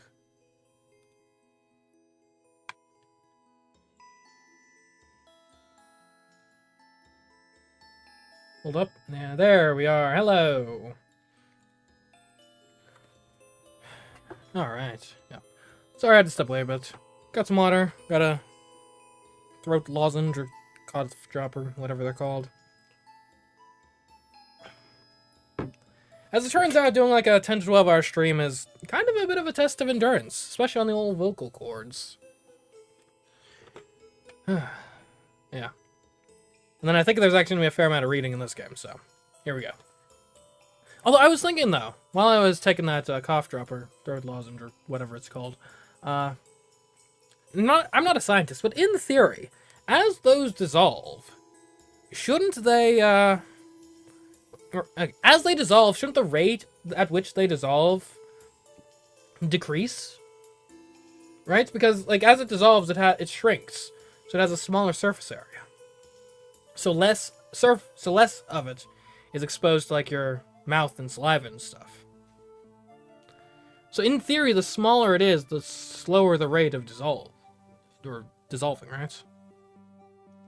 And I guess that doesn't really actually matter, but just a random thoughts. Anyway, welcome to 1001 Nights.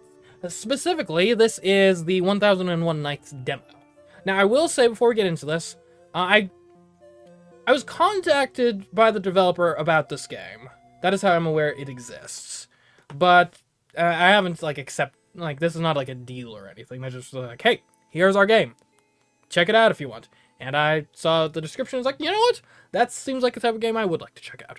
So here we are, 1001 Nights. As I understand it, it's, so obviously it's based on the traditional Arab story of, where basically I think there's a woman, I think she might be in the Sultan's harem, but she's, like, I think he, like, sleeps with a different woman every night and then has her executed or something, if I'm remembering correctly. But she tells, like, these stories, like, bedtime stories almost, to the Sultan, and she always ends it on as a cliffhanger, and the cliffhanger is so interesting and compelling, and the Sultan's like, okay, fine, I'm not gonna kill you tonight, because I need to learn how this story ends. And so she does that for apparently 1,000 nights. Or something like that, I imagine. And this is an adaptation of that. As I understand, we're taking the role of the woman. And I think the Sultan is going to be sort of like an AI-powered chatbot, sort of AI to you fashion. And I guess we gotta try to survive? Try to avoid being executed by being just such an amazing storyteller. Let's see how that goes in 1001 Nights. Hello, storyteller. Welcome to 1001 Nights. Before you begin, we'd like to introduce how this game uses AI. Don't worry, we'll keep it simple. First, all traditional game assets, character art, 3D models, text, etc. are handcrafted by human artists. We do not use AI to pre-generate any of these assets. Lovely. But our gameplay is special. It is only possible through real-time generative AI. When you tell a story, the king responds. His replies are generated in real time by a large language model similar to ChatGPT. Even more, your story created together will become reality. If you say, a cat enters a blue valley, you may see the blue valley appear in the game. This is the core of 1001 Nights. Your stories shape the world. This cannot be pre-scripted with fixed text or pre-made art assets. It can only be generated in real time with AI. So basically they're saying, like, guys, we used AI for this game, but please don't kill us! It was necessary for this type of product. Which is honestly an excuse I buy because, like, it is. We respect the rights of every creator and only use AI in a safe and responsible manner. Our AI image style model is trained exclusively on our own arts, limited to in-game CG and arts authorized by our team's artists, without any third-party material. So basically, they did not steal anyone else's art to train it, according to them. So, I mean, if you're going to use AI, that's honestly probably the ethical way to do it. And quite frankly, for the purposes of, for this game's purposes, like, you're going to want a unified sort of style of all of your AI art, so limiting it to just sort of the art made for the game, actually, I think makes a lot of sense in this context, to help unify the style. Kind of clever, honestly. This ensures our AI does not appropriate or imitate others' works, and can only strictly generate images in our game's visual style to achieve our real-time gameplay. So AI is only used for our unique story-to-reality gameplay, rather than replacing human creators or using AI to create assets or cut costs. The soul of this game comes from human creators. AI is simply a means and tool to make this gameplay possible and shared with you. That's it. We are a small self-funded indie team with no external funding, investments, or revenue from this game. We are not an AI tech company. Our demo is 100% free because we simply want to share fun and unique experiences with you. Your game data is completely private. We never use... Well, mine isn't going to be. We never use player data to train AI. That's what you mean, okay. If you have any concerns about AI usage, we encourage you to check the Steam page or read the research papers. Okay. We know AI is a complex and evolving topic, and we understand players' concerns. It's our responsibility to listen and improve this game. Your feedback helps us explore how AI can serve humans in a friendly, safe, and ethical way. If you have any thoughts, we'd love to hear from you through the feedback form. Lovely. We will be playing in English. Service choice trial, I guess? Yeah. There's a daily usage limit, but it should be sufficient for you to fully experience the game. Gotcha. Okay. And yeah. I think I already said this, but this is a demo version of the game. The full game is not out currently. But if we have fun with this, who knows? Maybe we'll check that out when it does actually come out. Alright. Open sesame. Here we go.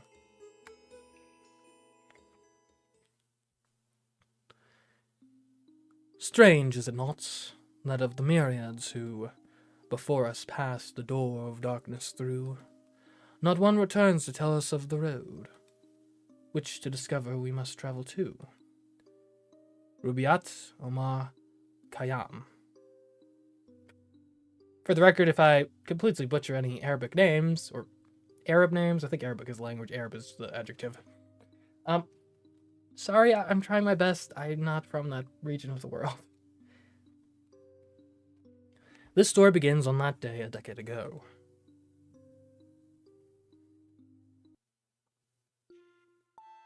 Sister! Shahrazad, sister! Is my name Shahrazad, or is that another word for sister? What happened, Dunyazad? Do you remember the book we read about Masati, the great heroine? Yeah, sure, then... Come play a game with me! I am the great adventurer, Masati. I am the bravest, most powerful hero in the kingdom. This is my magical moonlight sword, unbeatable by anyone. Look at my sword skills. Oh, it's just a tree stick, you little silly. It's not, it's my most precious treasure. Then tell me, where did you find the moonlight sword? It was a cold desert night. The stars were asleep, only the moon was watching the sky. Ali Baba and the clever one, found it under a moonlight-lit sand dune while looking for treasure. So what's special about this moonlight sword? It's made of moonlight and will glow in the dark. And it's always icy cold. Just like the desert wind at night. All the bad guys are afraid of it.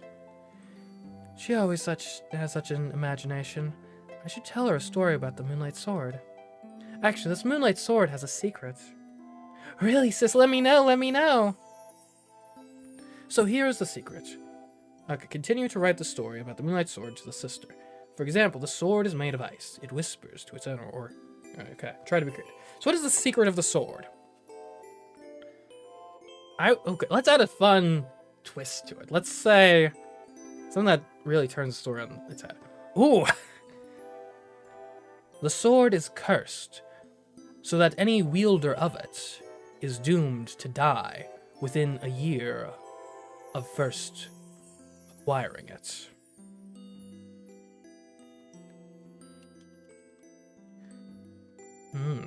Yeah.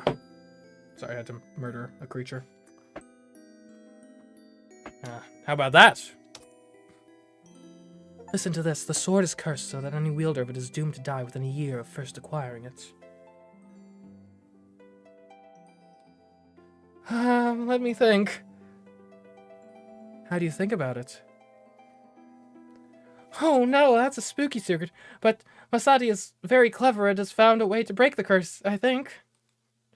This is so fun. Tell me more about this, sis. Let's continue our story like this.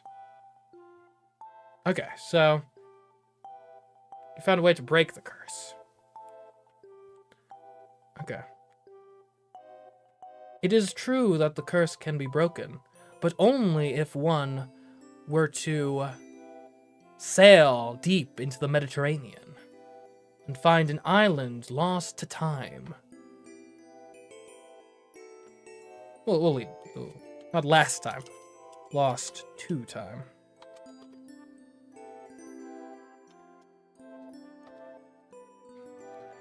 It is true that the curse can be broken, but only if one were to sail. No, that's not the right sail. Deep into the Mediterranean and find an island lost to time. Hopefully you understand what I mean. Let me think. How do you feel about it? An island of time, wow! Masadi bravely sails the sea, her moonlight sword glowing in the night, guiding her to the mysterious islands. Okay. Why is it? Can I click this? What? Huh.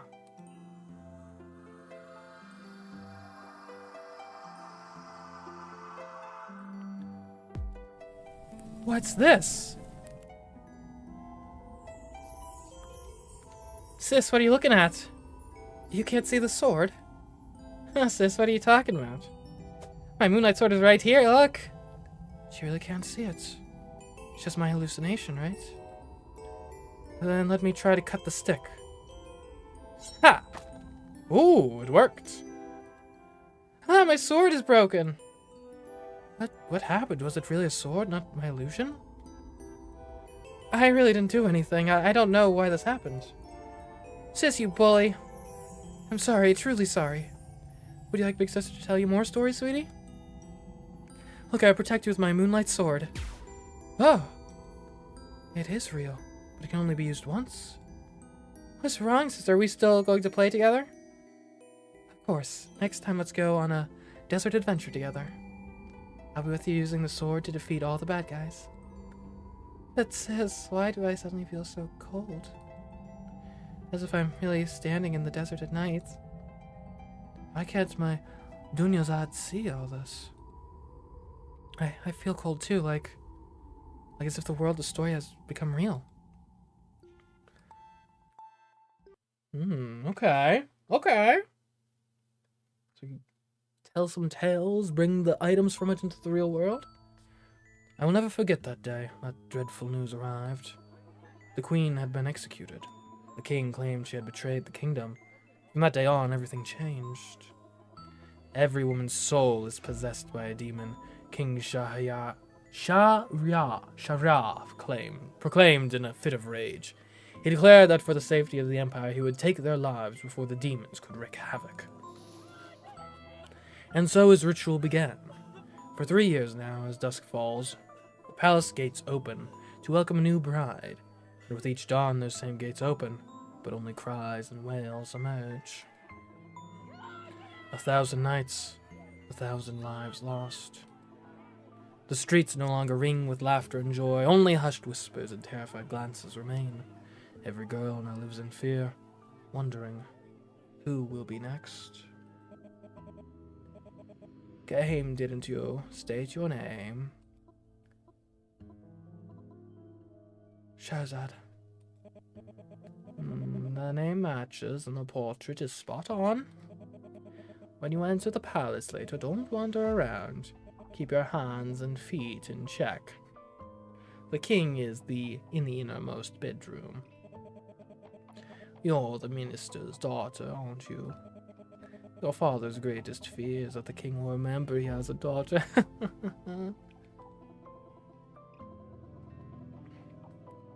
I came of my own accord. I want to prove my father's loyalty. Little girl, don't be too naive. It's been 3 years and not a single bride has seen the light of the second day. Prepare to say goodbye to the world. Don't start crying. The king doesn't like that. Okay. It's fine.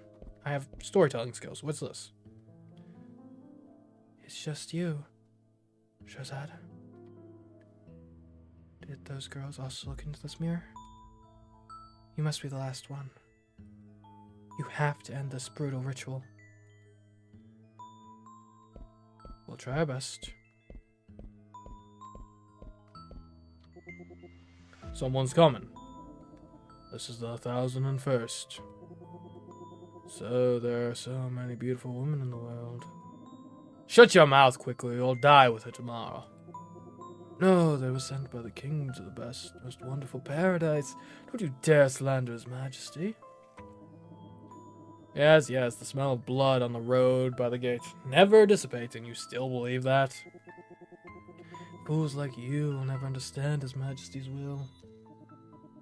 Alright, you're right. But speaking of which, I really want to take another peek at the most beautiful queen before... Shh, don't mention that woman or you'll lose your head!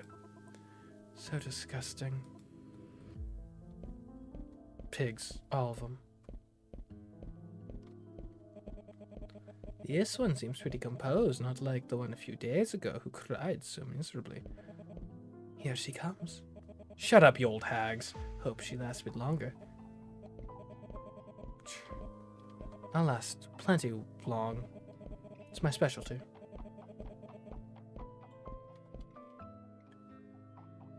The moonlight. On nights like this, my sister would always come to hang out with me. Will I ever see her again? We have to.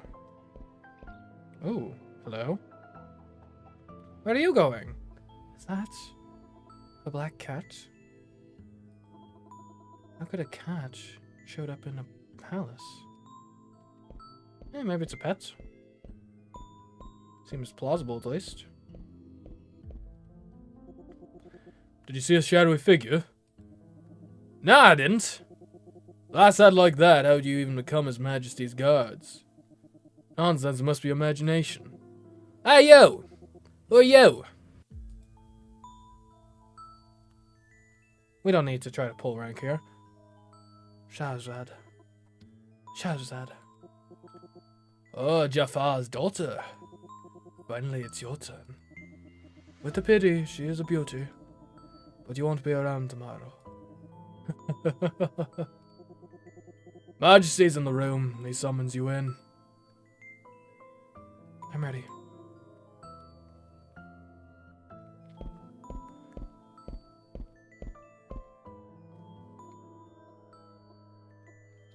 It's really a black cat. That direction is the king's room?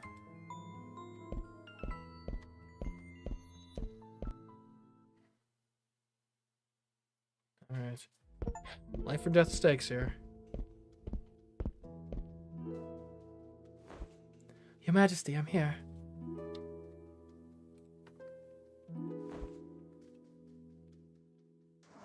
So you're the girl for tonight, hmm? Pleasing to the eye, at least. What was your name? Never mind, I won't be seeing you tomorrow anyway. In that case, Your Majesty, let us revel in tonight's luminous moonlight. If you would permit me, may I tell you a story? A story? Is this your little trick to please me? I won't just sit here and listen, you know. I need to tell a story and guide him to mention the weapon. Okay, so he needs to mention it. Okay. Alright. How will this story go?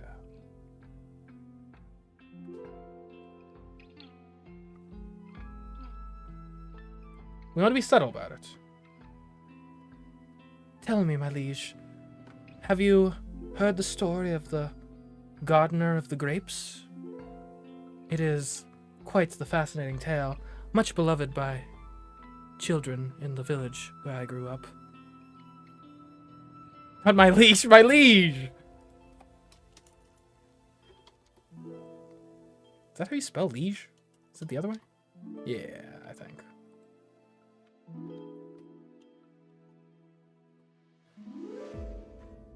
And let's get a question mark here.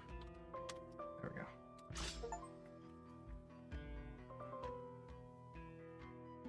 go. Okay. A gardener, you say? Pray tell, for I relish stories of men who tend to my favorite fruits. In a lush garden, the gardener of grapes tended his vines with care, his hands as delicate as a lover's touch. Until one day...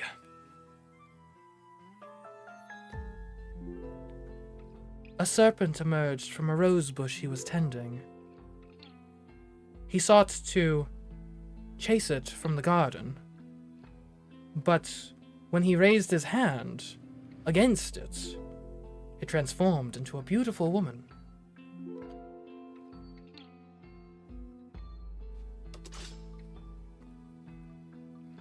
Okay. All this off the dome. A serpent-turned woman, intriguing! Continue your tale with the haste of the wind. The gardener, awestruck, lowered his hand. The woman's eyes, as green as the deepest forest, mesmerized him. Grant me a favor, she begged, and riches you shall receive.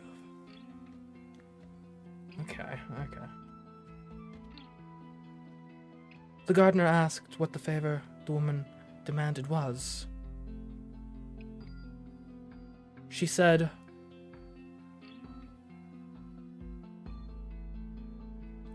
that another serpent had broken into her nest and eaten all her young. She wished for the gardener to take revenge on the serpent for her.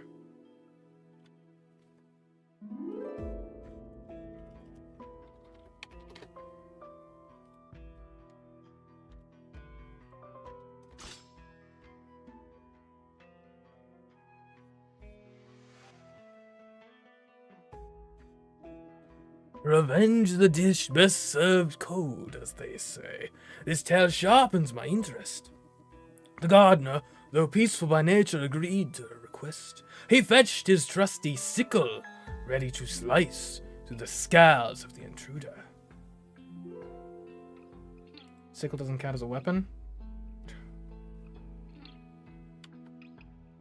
No, don't, the woman snake pleaded.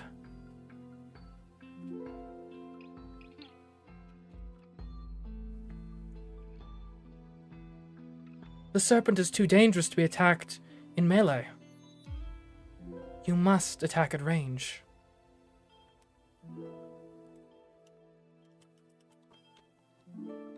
Two L's and... No, two E's? Two L's and two E.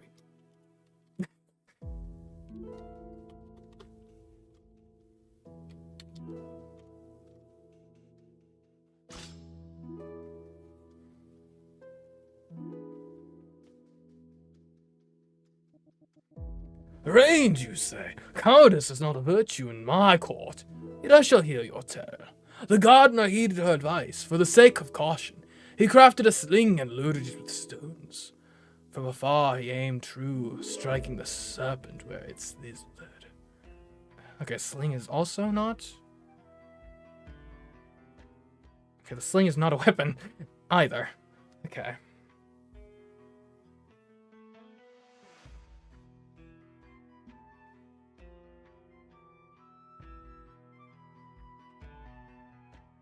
The serpent writhed in the wake of being struck by the sling.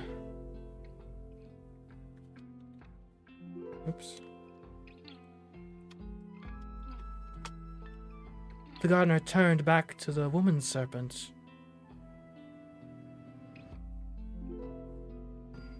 In anticipation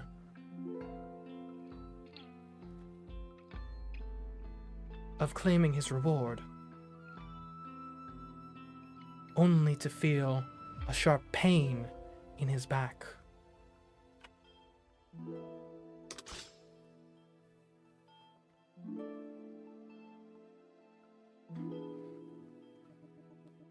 A twist in the tale. I did not expect such treachery.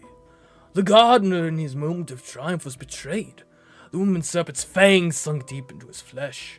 Your reward, she hissed, is your life.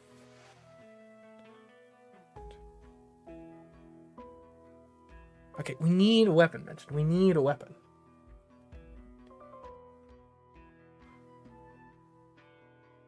The gardener screamed for help, screamed for the guards to come and save him from his newfound foe.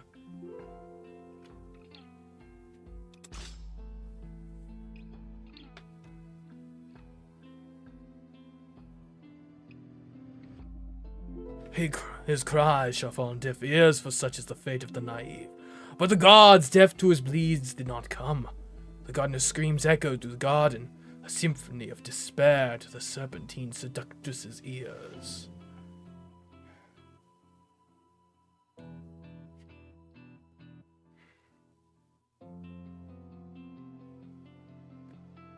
The gardener collapsed, succumbing to the poison. But he had no intention of dying in vain.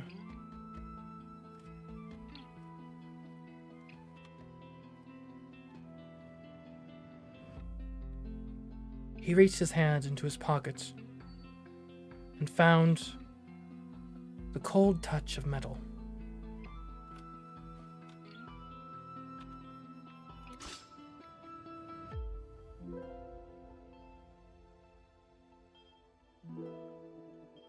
The gardener's final gambit. I am eager to hear how he met his end with dignity.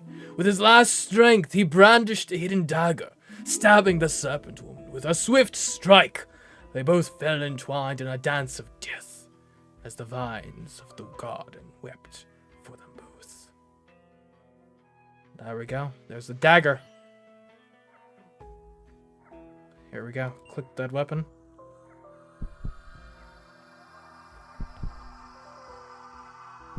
We're gonna kill the king? Or sultan or whatever? Oh, even this is you. Oh, that's cool. Gardener's last hope dagger. Story, he brandished it in dagger. Power, a small, well-hidden blade. This dagger was the gardener's final defense against the betrayal of the serpent woman, used with a swift strike in despair. For, is this a scroll wheel? Can't seem to scroll it.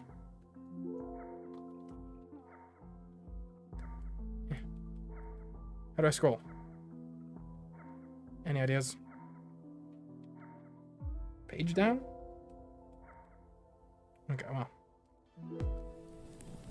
Oh! So now I have a weapon. Can I use it?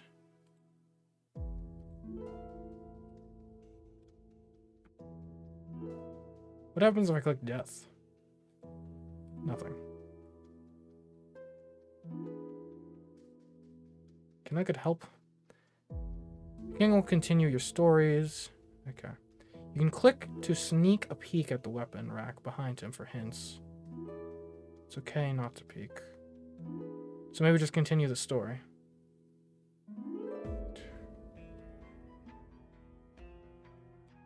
So that's revealed the world in the story. Okay, I guess we'll keep going.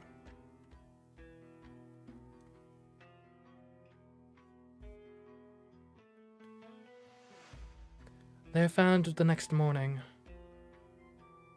by the vizier's daughter as she was picking flowers for her beloved's bouquet.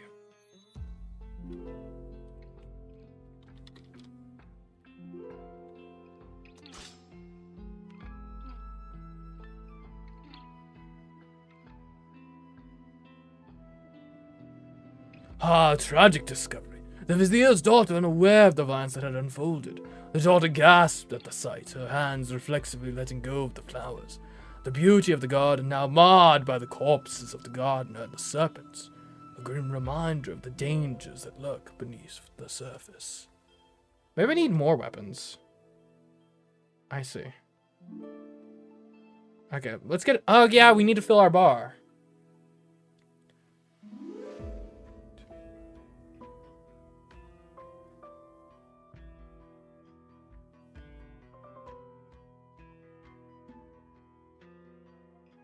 Having seen the sight of death, the vizier's daughter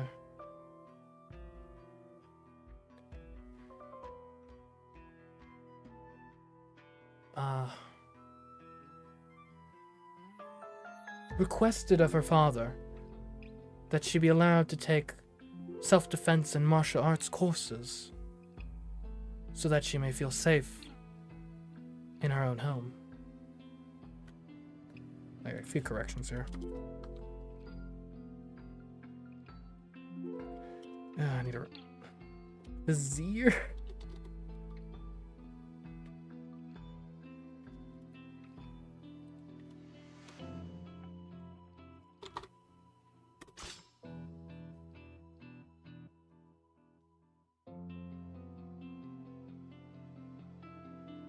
A wise request.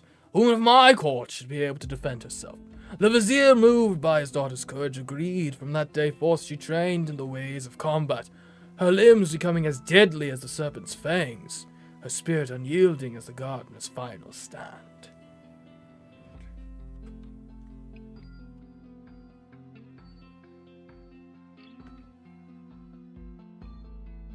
She worked diligently, though was admittedly distracted during one of her courses,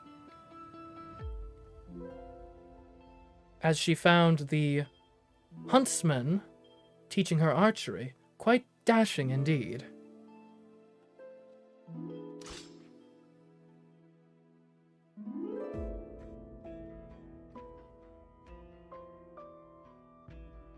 Love interests are a common distraction, are they not? Let her dalliance not deter her from her path. The huntsman's rugged charm and skilled bowmanship captured her attention.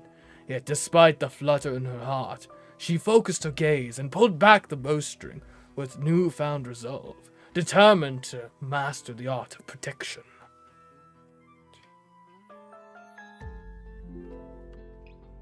And yet her heart still fluttered every time she saw the huntsman.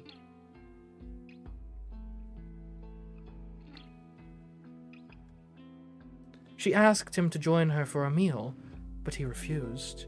Day after day she attempted the same, and day after day he refused.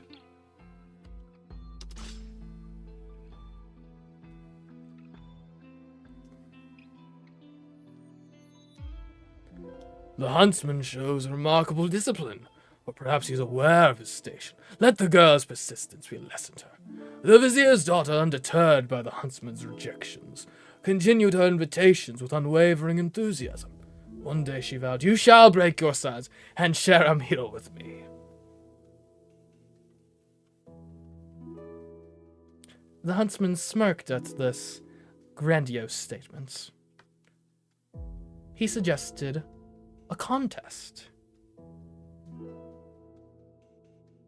If the vizier's daughter could pierce an apple with a bow and arrow from a distance of 100 meters, he would dine with her.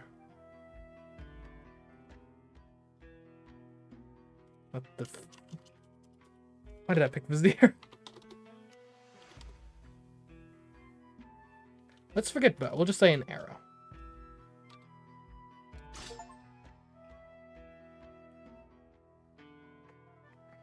Endless Nights, the story's very long. A challenge. I relish the spirit of competition. Let us see if she accepts. The vizier's daughter accepted the huntsman's challenge with a determined grin. She knocked an arrow, took aim, and with a steady hand loosed it towards the apple, her heart's desire hanging in the balance. An arrow. There we go. We have an arrow.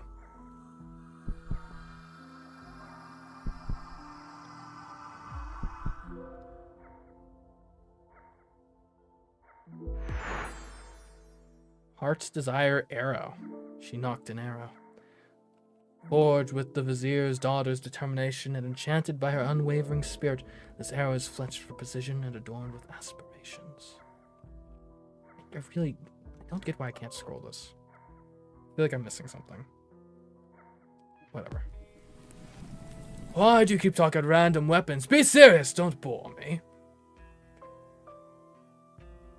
Okay, he's...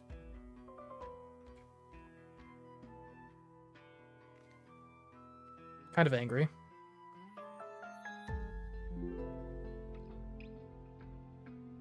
He's becoming suspicious. Perhaps I shouldn't directly mention weapons from now on. Okay, gotcha. Okay, so we shouldn't mention the weapons directly. He needs to be the one to bring it up. Gotcha. To be fair, I didn't think arrow would count as a weapon, but... so we need to imply the weapons.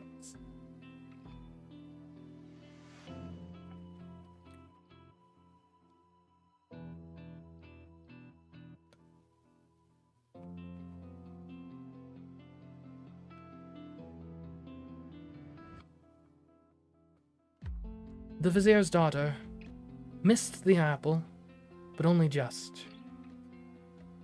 The huntsman sighed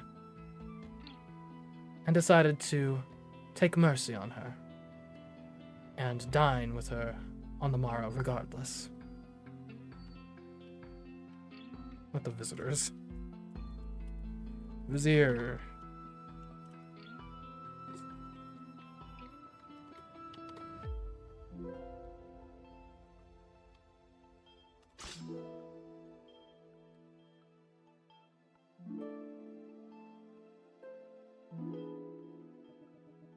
A touch of kindness from the huntsman. Perhaps there's more to him than mere discipline. The huntsman's concession surprised them both. The vizier's daughter beamed with delight, her failure forgotten, in the face of his unexpected generosity. Tomorrow they would share a meal, and perhaps more. The vizier's daughter stayed up all night, preparing the feast which she would share with her beloved.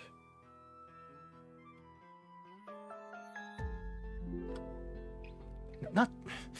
Why did I pick Vizier? Seemed on brand, okay? Vizier.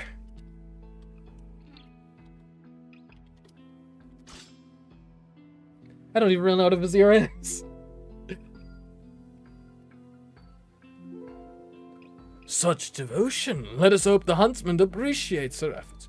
She labored over the feast with the precision of a master chef, every dish a testament to her affection. When dawn broke, the table was laden with culinary delights, awaiting the huntsman's arrival.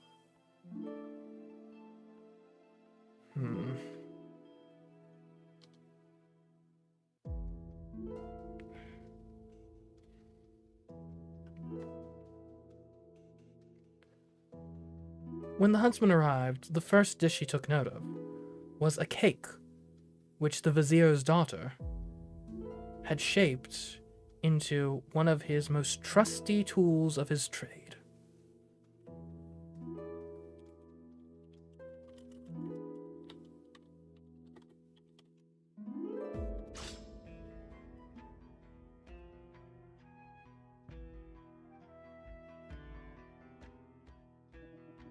A cake in the shape of a tool, a creative gesture to capture his attention. The huntsman's eye widened in awe as he beheld the cake crafted to resemble his beloved bow. Such thoughtfulness, he marveled, moved by her efforts. The feast began, their conversation flowing as smoothly as the river's currents. A bow. There we go.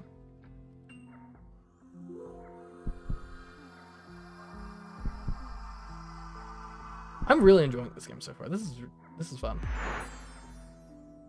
Sylvan Archer's heart bow, crafted to resemble his beloved bow. A cake meticulously crafted in the shape of the huntsman's most trusted bow, symbolizing the vizier's daughter's deep affection and admiration for the skilled guy. Okay, we're almost there.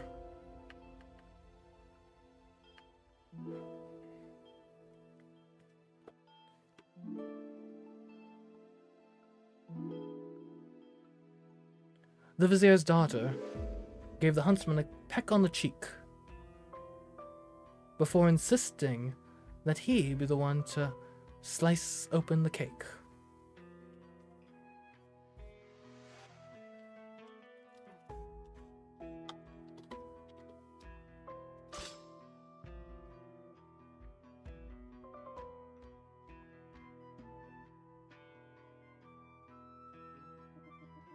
A bold move to express her affection so openly. Let us see how the huntsman responds.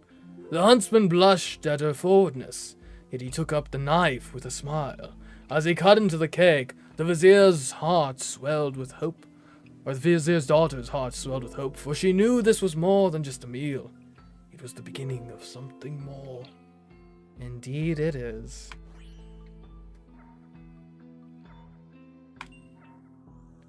Okay, and that should do it, I think.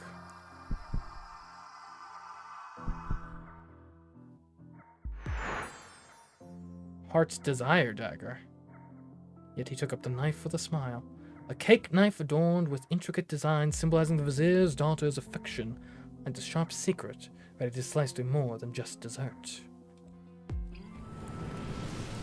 Okay, alright.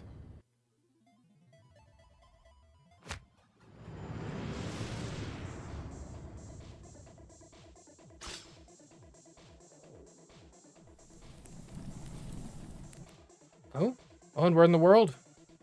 Oh, okay. Select an action. Okay. How do I know what they do? Let's try the dagger. Betrayer's bite shall be your end, Shahriar. Shahriar. The dagger whispers of the gardener's vengeance, striking with a surprise agility that catches the king off guard. Innocent gardener, your blade stings! Ooh, okay, he's got me. Okay. Next, the heart's desire arrow. May your heart face its true desire, Shahriar. The arrow, guided by determination, pierces the king's armor and stirs his deepest fears. Ah, my fears made manifest! Okay, ooh, he's gonna be a close one. The heart bow. Let love's arrow find your black heart, Shahriar. The heart bow releases an arrow of affection, stunning the king with a surge of unexpected emotions. Ah! Touched by a feeling I've long forgotten. Okay, he's nearly got me. But I have the heart's desire dagger. This slice is for the hearts you've broken. The dagger's sweet deception stabs, piercing the king's heart with yearning. I think he's gonna kill me, though. Ah! A love's betrayal! No! I'm dead!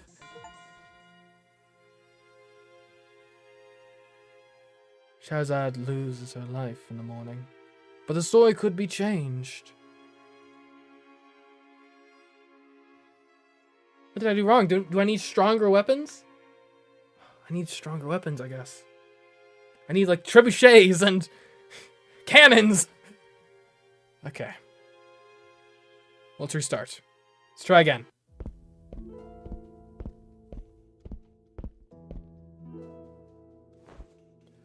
Your Majesty, I'm here.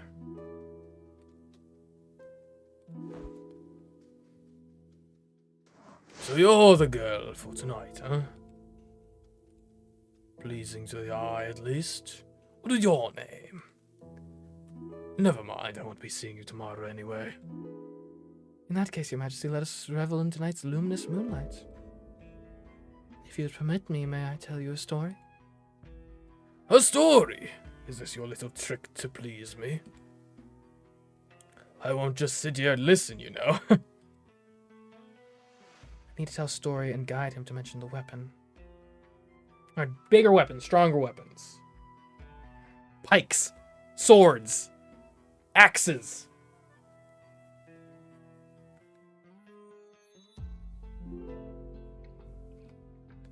Tell me, good king.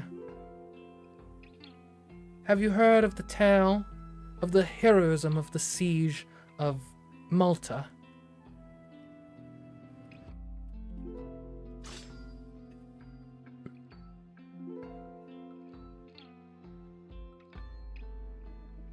The siege of Malta? Begone, but make it worth my ears. In the times of yore, a brave warrior defied the invaders, unleashing a storm of arrows upon them. Yeah, I'll take some arrows, sure.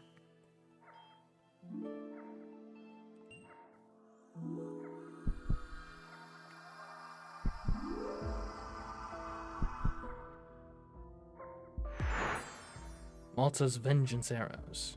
Okay, so that shows us our power, I guess. Unleashing a storm of arrows upon them.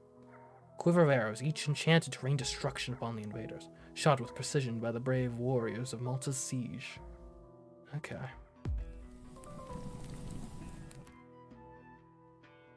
Oh. Alright. Let's see. So, the brave warrior defied the invaders, unleashing a storm of arrows upon them.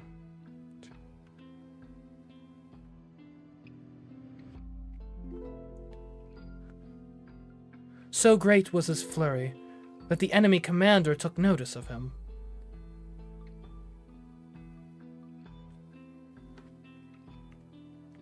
He rode out to the tents where his siege engineers were sleeping.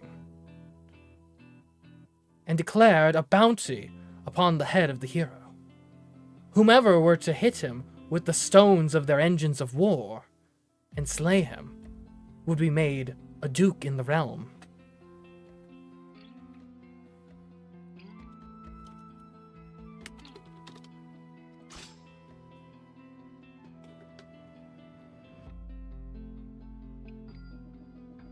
A reward for the hero's head. A cunning ploy indeed. The engineers, greedy for titles, aimed their trebuchets with fierce intent, hoping to claim the prize. Trebuchet isn't a valid weapon? Dang. That was like my big play there. Okay, that's fine.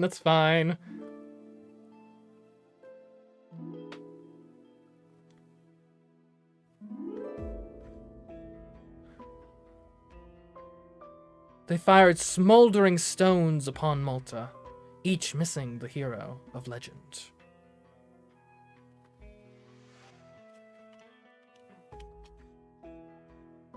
But the hero did not wait to die. He holed up in a church and sharpened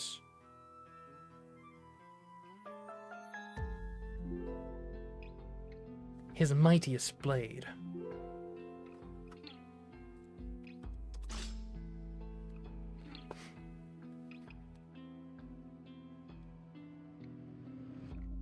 Clever move to seek sanctuary and prepare for battle. With the blade honed to perfection, he emerged from the church, ready to exact revenge on those who dared to challenge him. Blade. Alright, we got a blade. Please be strong. Maybe they're only as strong as I make them out to be in the story. Like, if they have a strong reputation in the story, they'll be stronger in the card. Revenge's Edge. To seek sanctuary and prepare for battle with the blade honed to perfection. A blade sharpened to perfection. In the sanctuary of a church, this weapon is the hero of Malta's instrument of retribution against his treacherous foes.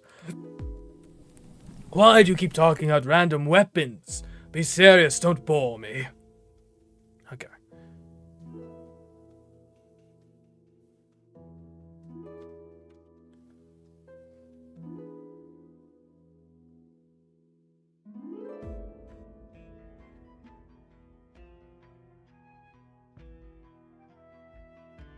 The armed and armored hero ventured out into the city and to the pub.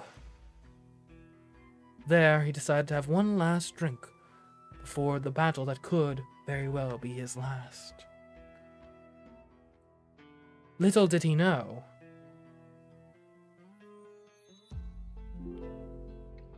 that dark forces, agents of the enemy,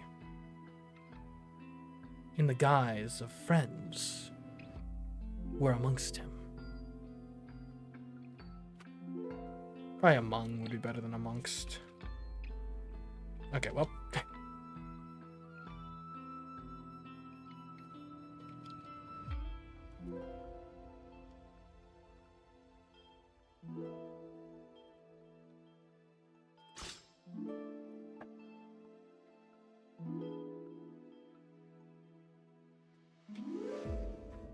Dastardly, friends can be the deadliest of foes. As he raised his cup in toast, a shadowy figure slid a dagger from its sheath, aiming to strike the hero down from within. We'll take the dagger, sure. It's not necessarily a super powerful weapon, but I'll take it.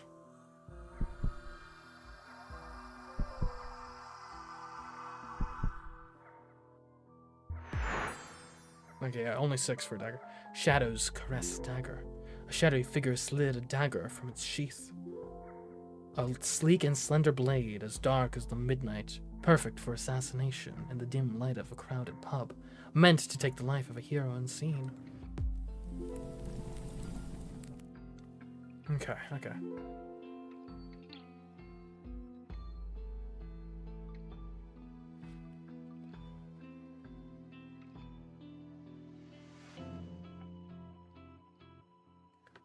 The assassin struck from behind.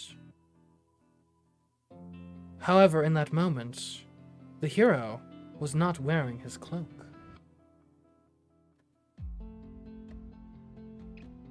he had lent it to his fiancée to warm her. Oh.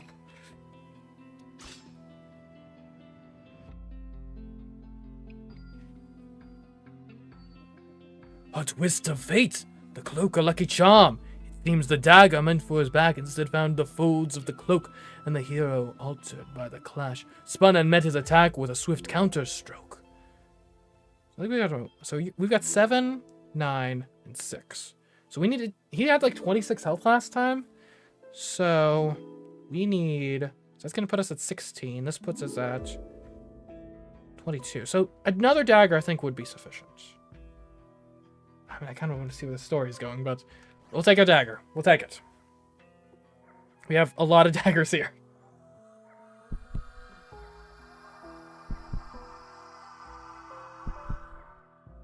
This looks cool. It is pretty cool so far. Only a 4! Oh no! It's a really weak dagger. Okay, Shadow's Misfortune Dagger. A stealthy tool of death, this dagger was meant to bring an end to the hero, but luck turned its fate, becoming a symbol of his survival. Okay. Hopefully we have enough strength to overcome.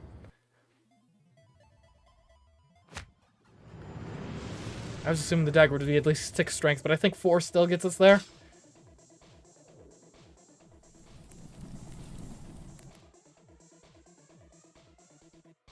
Alright. We will start. Let's start with a Shadow's Caress Dagger. In the dark of your heart, your end comes. The dagger vanishes in a puff of shadow, striking the king with unseen force. Blinding shadows! I can't see! Okay. Now, Malta's vengeance arrows. For the fallen of Malta, let these arrows find justice. The arrows rain down, each striking with the precision of Malta's wrath. Ugh! Struck by the phantom siege!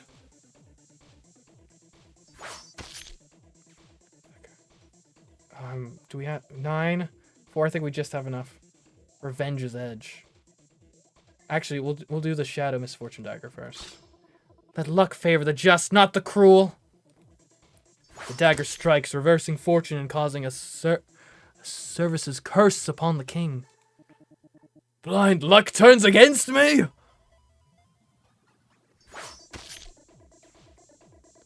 And now, Revenge's Edge. For the fallen women, feel the hero of Malta's revenge. The sacred blade slices. He's dead.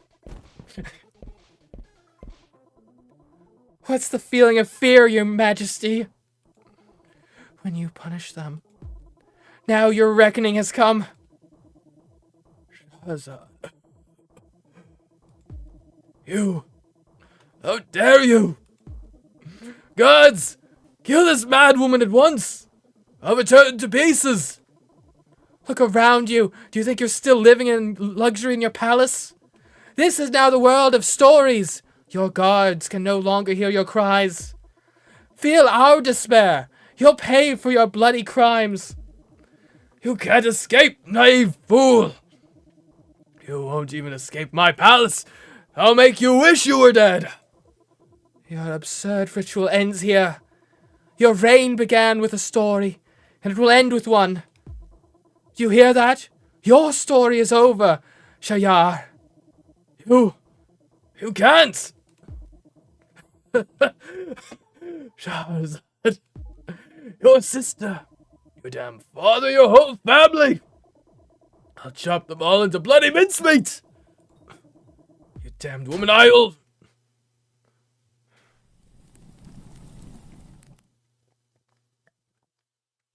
So we're guilty of regicide now.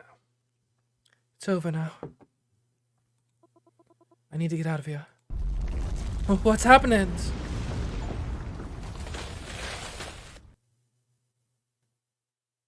What happened? Time turns. Shahrazad weaves her lore. Weapons born of tales aimed at tyranny's core. Shadow's Caress Dagger. In the dark of the night, Shadow's Caress Dagger struck unseen. In the dark of your heart, Your end comes whispered in the shadows. Malta's vengeance arrows rain down with precision. For the fallen of Malta, let these arrows find justice, calling upon the wrath of the besieged.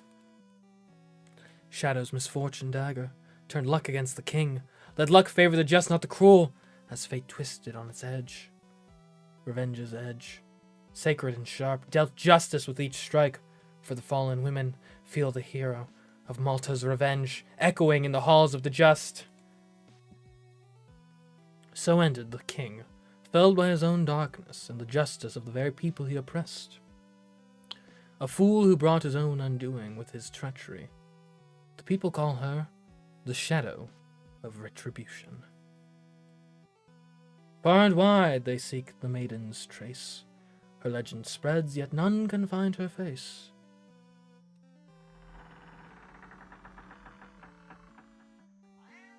I have been waiting for you for a long time, Shahzad. As expected, you can indeed alter reality. Congratulations, your courage has brought you here. I witnessed with my own eyes how you ended this dark night with revenge's edge. The tide of evil seems to be receding. However, this is not yet the true ending. As you can see, the king's spirit still looms here. Do you hear it? The whispers of the departed still linger on the wind, and those candles you thought long extinguished have quietly rekindled their flame. Death, in this land, it's merely the opening of another door. This is not the final chapter of the story. Here, every ending is a new beginning. Go now, pass through the illusion of finality. On the other side of the story, in the depths of time, someone is waiting for the ending to be rewritten. Shahzad's story has been documented. Please check the story gallery in the main menu. Alright. Did Shahzad defeat the king? Can she bring back the lives of the past girls? This is only the beginning of her story. Thank you for playing. The game is still under development. Welcome to share about your experiences on social media. If you're a streamer, welcome to share your feedback now. I mean, honestly, like, that was really good. I think, like, this game, AITU, like, this might be the best, like, this sort of type of game might be the best use for AI, and, like, I think the AIs have gotten to the point where it's actually feasible now. Right, I remember I played, not on stream or anything, but I played must have been like 5 years ago now, I played the AI dungeon, and it was, like, ludicrous, and, like, couldn't stay on topic in the slightest. But now, like, I mean, this is good. The king's additions to the story were actually all, like, really sensible, right? Like I felt like I was actually going, it was a decent back and forth. And to do the AI dungeon comparison, when I was doing AI dungeon, I tried doing it with using it for a bit of storytelling. And there was a, like, redo your last line button, and that was sorely needed in that, because, like, so many times it would just go on a random weird tangents that had nothing to do with what had happened before then. Here you really don't need that. Like, the king was adding the story. I think this is solid. Solid base here. I'm very curious to see how they expand this going forward. I mean, I imagine the kind of natural place to go here is you get maybe more scenarios where you have just different types of things you need to conjure up, right? Like, in this case, it was summon weapons. You know, what if you get another one where it's like, I don't know, summon properties, summon apparel. You know, there's a lot of places you can go with this if you want to kind of branch out.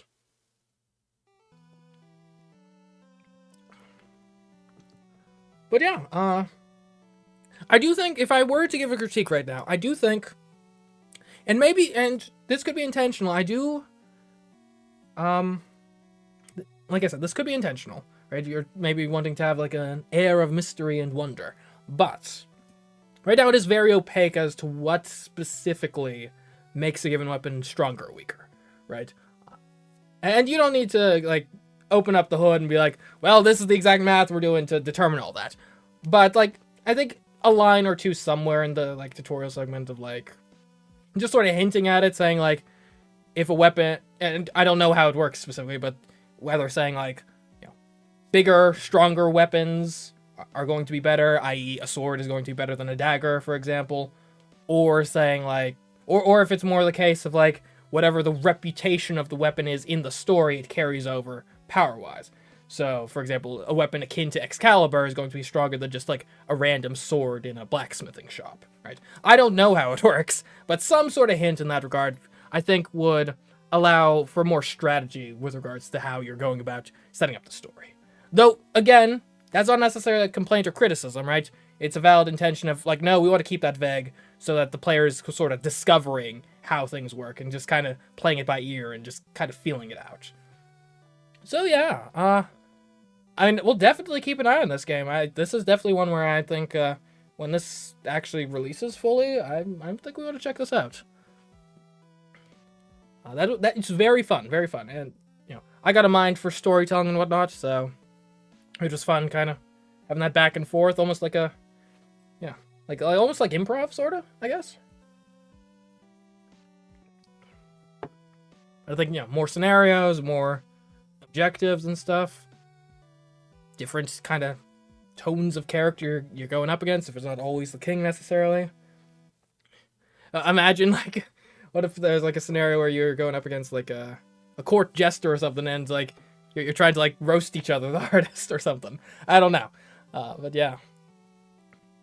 Good stuff, though. We'll return to the main menu. The night became more dangerous. Challenge mode unlocked. Oh. The story of Shahrazad has been recorded. Okay. Okay, so these are our 2 stories. Nice. Okay, so it's just to sort of preserve such. I guess the other thing is I don't know how to scroll the cards to get the full description. That's another critique. Maybe that's just me being dumb, but... And then we got the Siege of Malta. You can export the storybook even? That would be interesting. Export it. Like as like a PDF or something? Alright, I mean, we still got time on this, so let's take a look at the challenge mode. Alright. Here we go.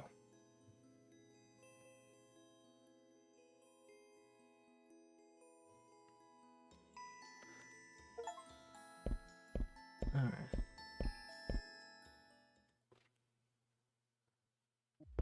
So I wonder what changes in challenge mode. There's thick with danger. Your Majesty, I am Shahrazad, your bride for tonight. Oh, I bet he starts, you can't mention weapons from the beginning. Oh, you're Jafar's daughter. Quite the beauty. No wonder your father kept you hidden. Your father begged me to spare you, yet you still come on your own. Tell me, what are you really up to? Your Majesty, I mean no disrespect. My father, as your vizier, has always proven his loyalty through actions. And that is why I am here to offer you a gift. Please allow me to tell a story, one I'm sure you'll enjoy. A story? I'm skeptical of your true intentions. Go on then, but don't try any tricks. I need to tell a story and guide him to mention the weapon. I suspect you're a woman with malicious intent. If you dare to tell a mischievous story, you'll face the consequences. Like mischievous in tone, or... Okay.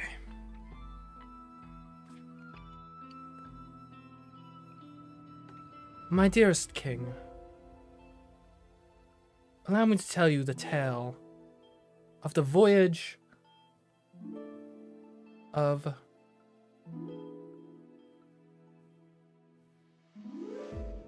the Amaya. You know, we're not doing Amaya, because if it's always going to text it like that, okay. Maria and her crew.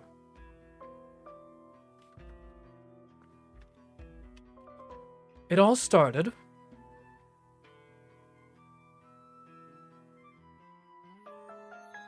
when Abdul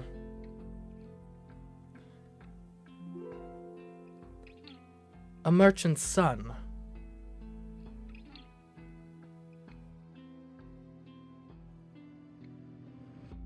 happened upon a bronze ring in the dunes.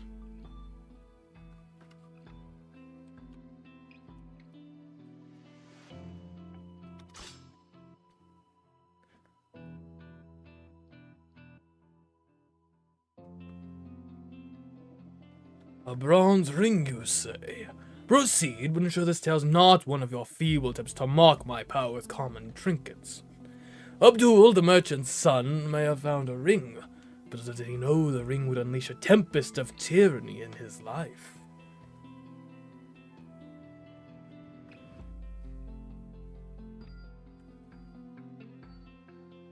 Indeed, for the ring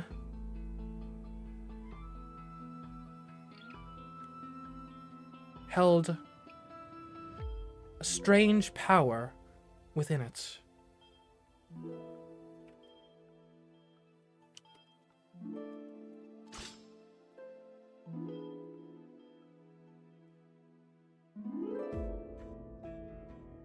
Power, you say? Intriguing.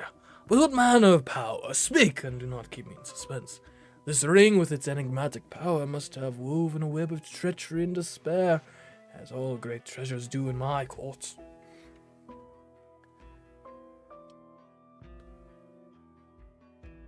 Yes, for the ring grants its wearer wisdom. However, it grants its wearer's enemy. Hold on, let's just start from the beginning. Speech to text was not working well for me. Yes, for the ring grants its wearer immense wisdom. However, it gives its wearer's chief rival wisdom threefold.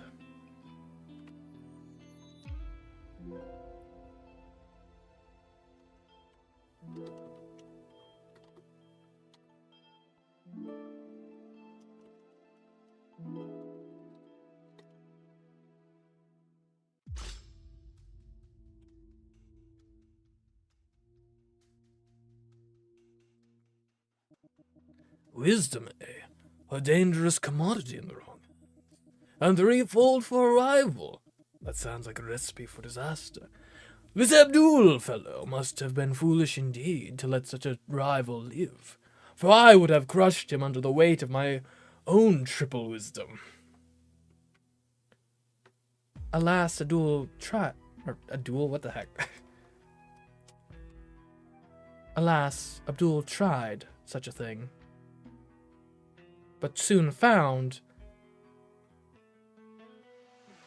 that in the midst of his rival's death, the ring merely chose a new rival to bestow its blessing upon.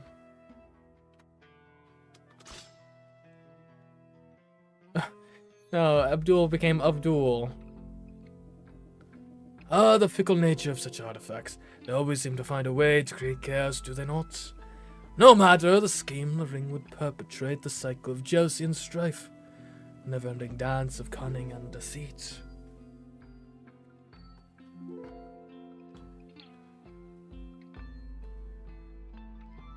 It just so happened that the rival the ring chose for Abdul in the wake of his previous rival's death was a great and powerful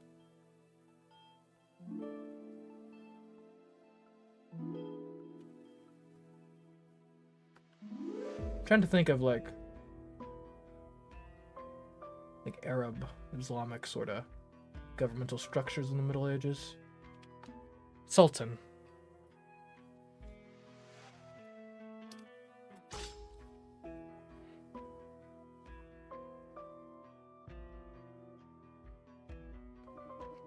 A sultan, you say?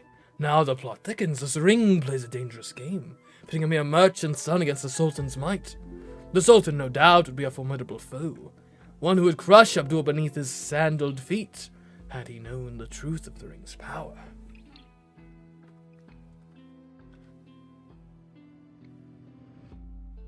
However, he was even more dangerous.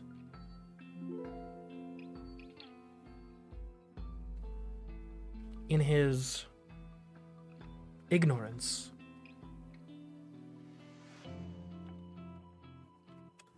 He heard of the ring and assumed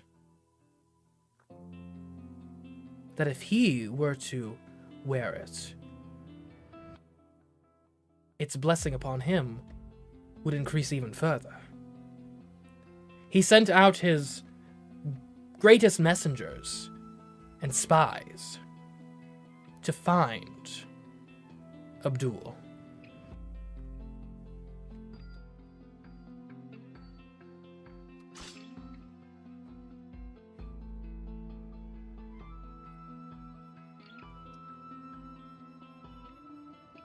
Ignorance is often the sharper blade in the hands of the powerful. The Sultan's hubris will be his undoing, mark my words. The Sultan's reach is vast, his spies relentless, but Abdul must clever evade capture, for the ring's true power lies in the unseen. But nowhere was safe. The Sultan's reach was vast. However, Abdul was a tricky young man and realized that no man can see his nose right below his eyes. And so, Abdul sought out the Maria, flagship of the Sultan's navy.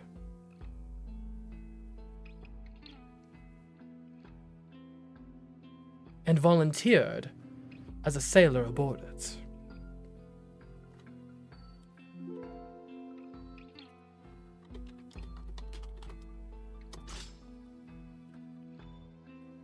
But Noah, oh! No, dang. Okay, well. Clever indeed, to hide in plain sight is a move of cunning fox. But does he not risk his life by sailing under the very flag of his enemy? Abdul's plan is a risky one, but fortune favors the bold. And perhaps he'll find a way to turn the Sultan's own ship against him.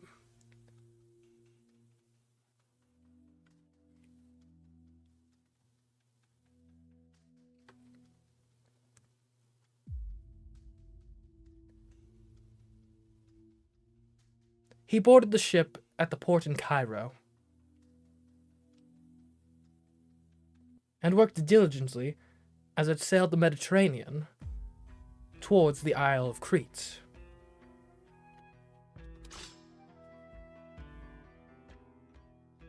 We gotta get some weapons mentioned here soon. Cairo to Crete, a journey fraught with peril. Let us hope this Abdul has the wit to navigate not only the seas but the treacherous political waters. As the sails billowed and the ship cut through the waves, Abdul's mind raced, plotting his next move in the grand game of deception he played.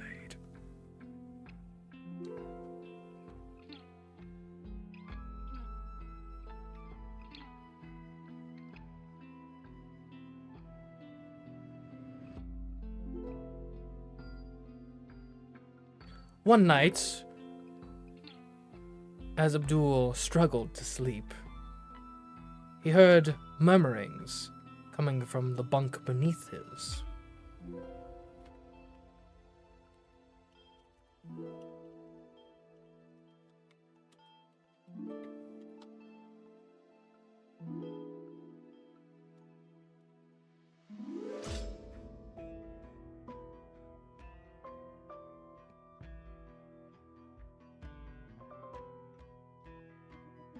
Murmurings in the dead of night.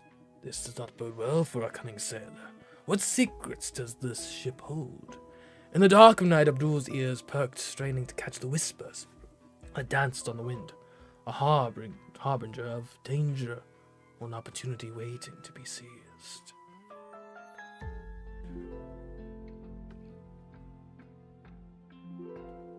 As he listened carefully, he heard words like loyalty, blackmail, and clemency. It became apparent that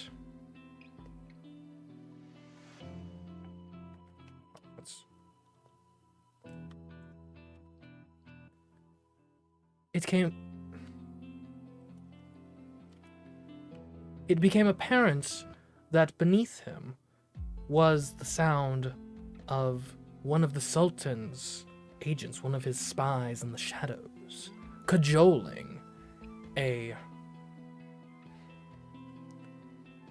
would-be rabble-rouser.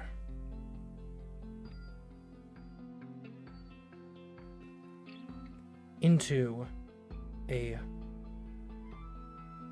plea bargain. Not a please bargain. Whatever.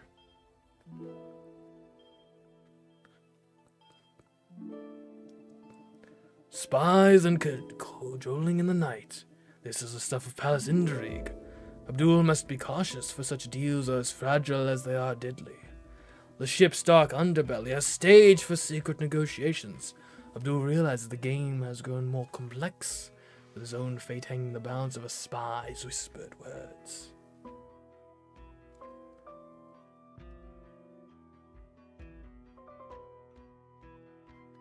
The rest of the night passed uneventfully.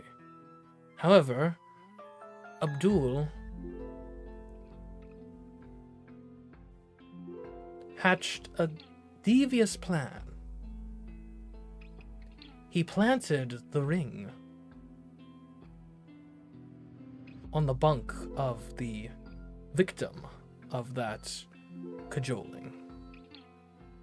No.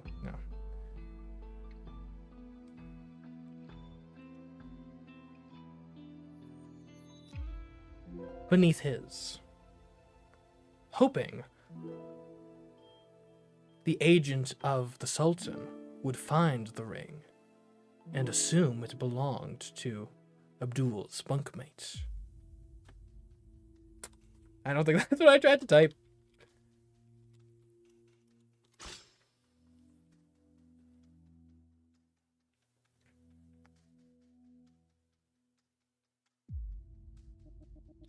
A devious plan indeed, to throw suspicion onto another. A classic move of the cunning fox. But will the Sultan's agents be so easily deceived? With a mischievous grin, Abdul places the ring, a beacon of false guilt, hoping it will redirect the Sultan's wrath away from him and onto an unsuspecting sailor. Come night,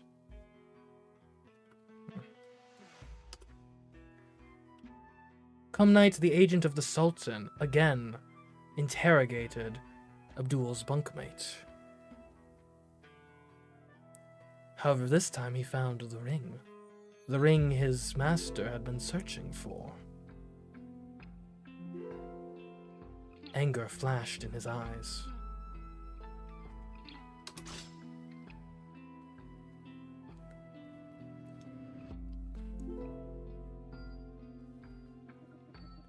Ah, the ring is found, but by the wrong hands, it seems. The agent's anger will no doubt be visited upon the poor bunkmate. Such is the way of these power games. The agent, eyes alight with avarice and anger, seizes the ring, his mind already plotting the reward he will receive and the punishment he will deliver. "Wait!" Abdul called out. That's not at all what I said. In that moment, Abdul called out to the agent to stop. He warned him that so long as the ring bearer lived, any who attempt to seize the ring will perish.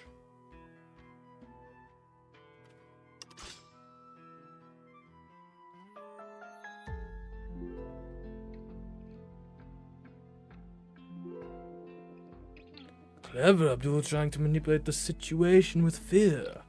Let us see if the agent is foolish enough to fall for such a ploy. Abdul's voice cuts through the night, a stark warning that echoes with an air of mystical truth, leaving the agent paused, considering the weight of Abdul's words.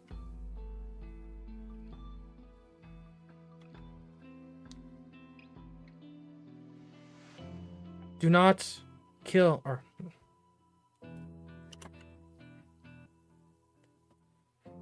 So long as that man lives, you cannot so much as touch the ring. You know what you have to do, Abdul said.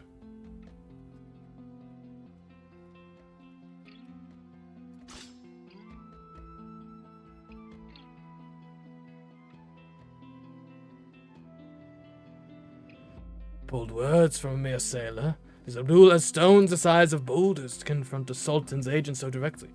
The agent, stunned by Abdul's audacity, must now weigh the risk against the reward, knowing full well that the ring's allure could be his undoing. Well, what are you waiting for? Abdul asked.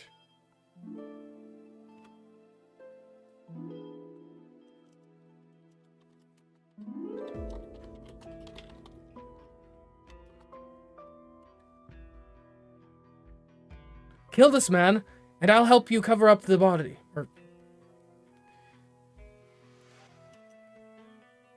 Kill this man, and I'll help you hide it from the rest of the crew.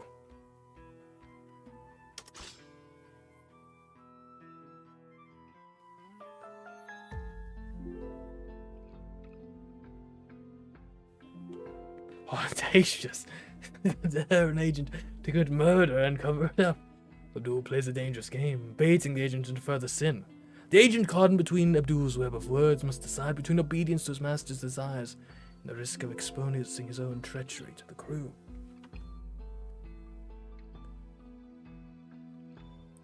Hurry! If you don't do it now, you'll not get another chance. We're so close to Crete already. Abdul said.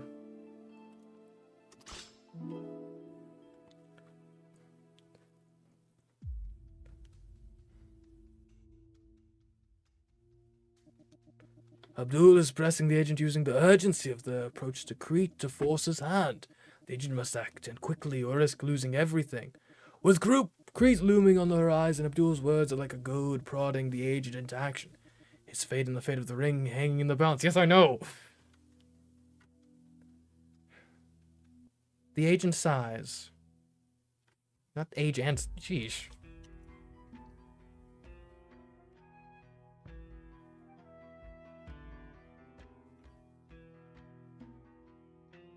The agent sighs, and in a that is not what I want to say at all.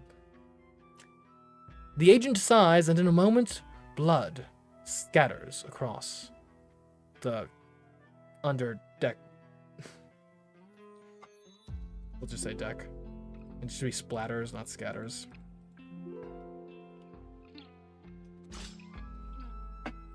The agent's...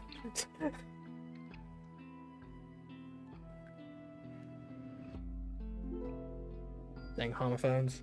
So the agent takes the bait, bathed in the gore of his act. A grisly scene, but one that Abdul must navigate carefully if he's to escape unscathed in a flash. The deck runs red with blood. The agent's dagger, a tool of his own undoing, as Abdul's plan unfolds in a macabre dance of death and deceit.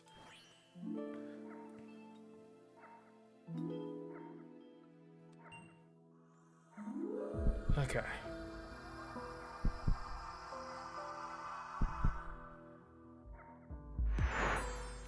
Only 5 damage. Shadow's Caress Dagger. Did we already have a Shadow's Caress Dagger? A sleek and silent dagger bathed in the dark arts. Its handle inscribed with the sigils of deceit, used by the Sultan's agent in the realm of shadows. Okay.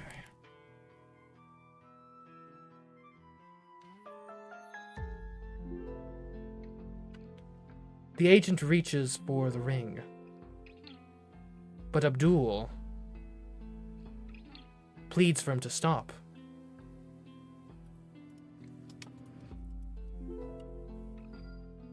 Wait! If you touch that, you will be the new ring bearer, and when you deliver it to the Sultan, he will have to kill you as well. Allow me to bear its burden.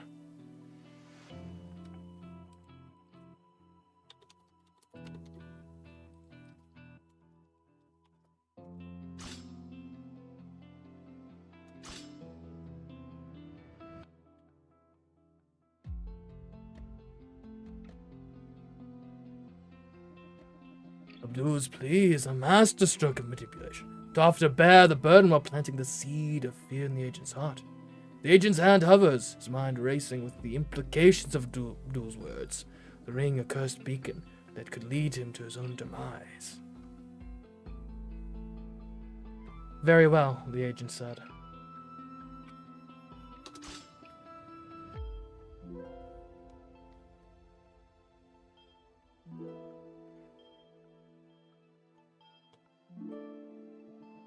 The agent relents, perhaps seeing the wisdom in Abdul's words, or simply too cowardly to bear the ring's burden himself. With every sigh, the agent nods his consent, allowing Abdul to take on the role of scapegoat for now, as the ship sails even closer to the Sultan's justice.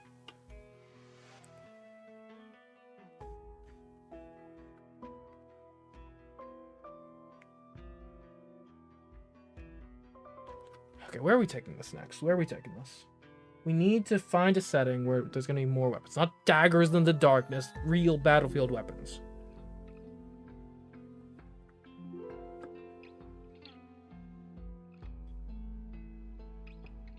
Abdul and the agents throw the body overboard and clean the deck that was splattered with blood. By morning, there is no sign of the dead man, nor his corpse. Let's at least get that loose end covered up. Or tied up or whatever. A cover-up well executed. Abdul has proven himself adept at handling the consequences of his actions. The sea has claimed another secret. As dawn breaks, the decks is spotless. The crew none the wiser, and Abdul breathes a sigh of relief. His scheme to avoid the Sultan's wrath temporarily successful. Okay, I've angered the king. I'm not quite sure how. Let's see.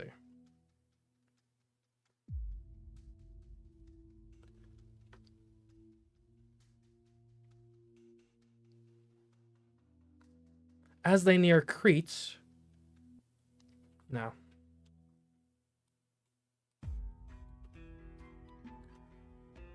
The Maria approaches Crete.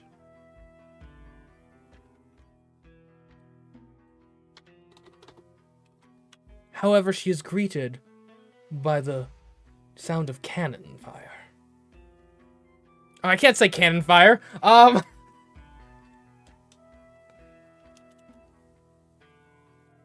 That totally counts as mentioning a weapon. A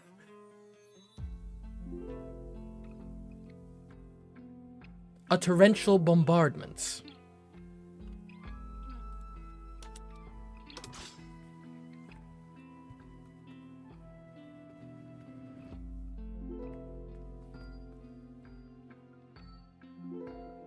A bombardment. This is a dire turn of events. The Sultan's wrath is unleashed upon the unsuspecting crew. How will Abdul navigate this new storm? The Maria, previously a vessel of deception, now finds itself in the midst of a relentless assault. The roar of cannons, a symphony of death, as Abdul's survival skills are put to the ultimate test. Compared to the cannons don't count as weapons. We get like a spear going. Great sword. Shield. Oh, shields, maybe.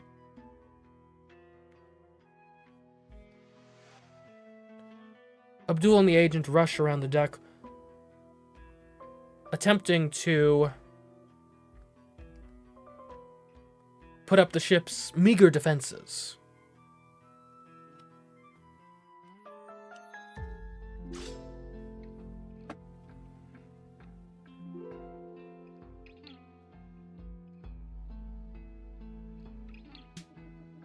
Meager defenses against a torrential bombardment? It seems the agent and Abdul must work together now their fates intertwined. In this battle for survival, amidst the chaos, Abdul and the agent scramble to reinforce the ship, their previous animosity forgotten in the face of the impending doom that threatens them both.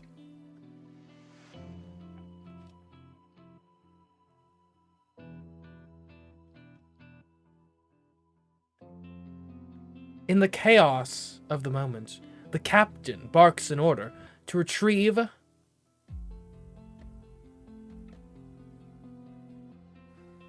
some item he calls the Godslayer.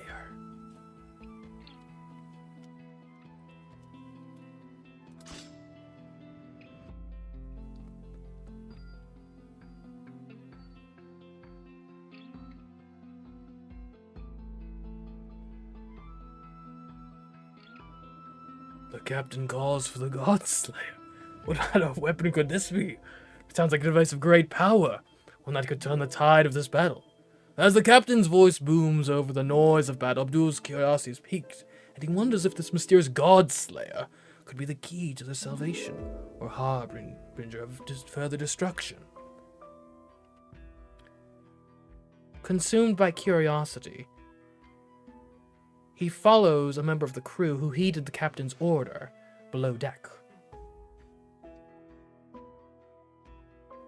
There, the crew member opens up a chest, but before he can take out the item within, Abdul slays him and takes it for himself. Holding it up to the candlelights below decks, he marvels at its craftsmanship and power. I know. Tell me what this weapon is, Captain. Or King, Sultan.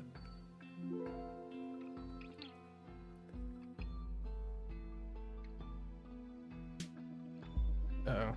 Stop the gibberish, that weapon! You dare mention such a thing in my presence? Abdul may have slayed the crew member, but he will not slay my patience. Speak of another matter at once. Dang, okay. Sorry.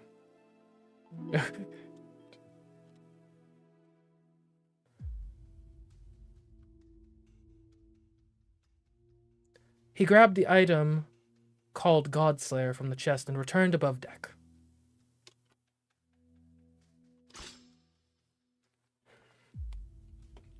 Hopefully that doesn't anger him.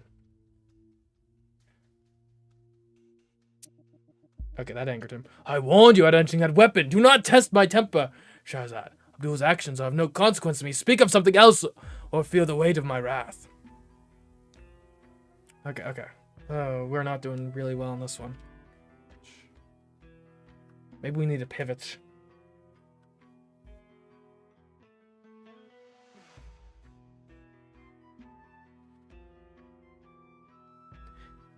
It was then, in a moment of inspiration, Abdul thought of the wind and how he could use it to further an advantage for the sake of the Maria.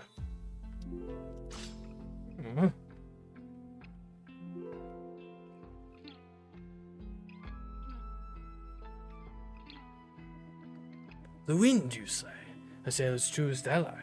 Perhaps Abdul has a plan to harness its power.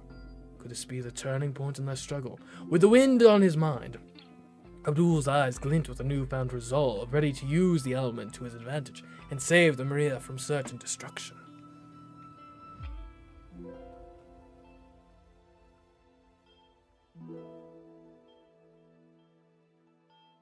He found a bag of golden powder and cast it into the wind, cloaking the boat in a haze of shimmering dust, enough to blind the fortifications on the island, which were assailing them.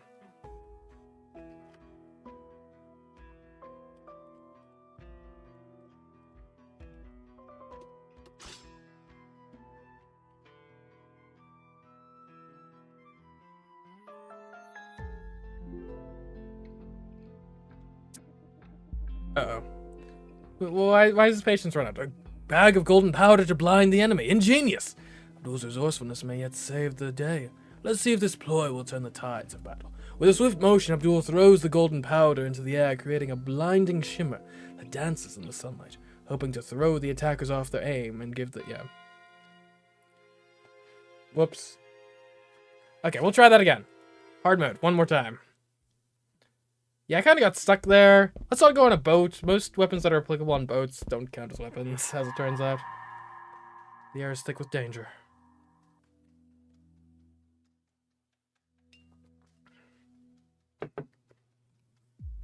Your Majesty, I'm Shahzad, your bride for tonight. Oh, you're Jafar's daughter. Quite the beauty. No wonder your father kept you hidden. Your father begged me to spare you, yet you still come on your own. Tell me, what are you really up to? Your Majesty, I mean no disrespect. My father, as your vizier, has always proven his loyalty through actions. And that is why I'm here, to offer you a gift. Please allow me to tell a story, one I'm sure you'll enjoy. Oh, a story. I'm skeptical of your true intentions. Go on then, but don't try any tricks. Alright, got him to mention the weapon.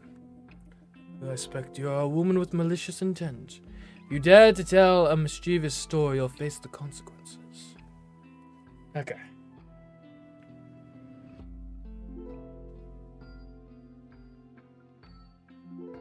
How do I want to go about this?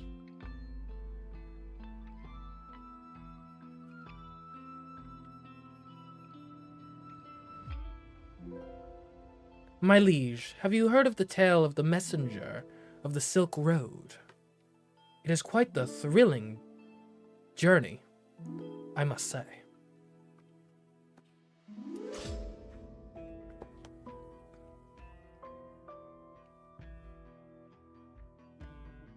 A tale of the Silk Road, you say? Proceed and make it worth my royal ears. In this journey, the messenger faces countless perils, and his destiny intertwines with that of a ruthless king.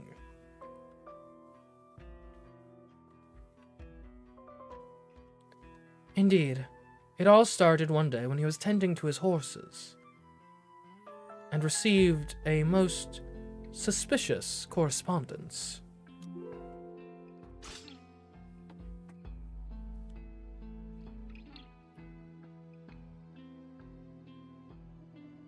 What did you say? I can't hear you. Say it again. What? A correspondence, a letter. It was written in rather poor handwriting and pleaded for the messenger to expedite his journey from... What cities are on the Silk Road?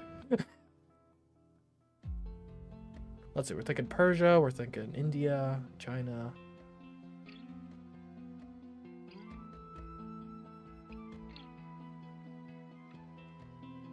Delhi to Baghdad.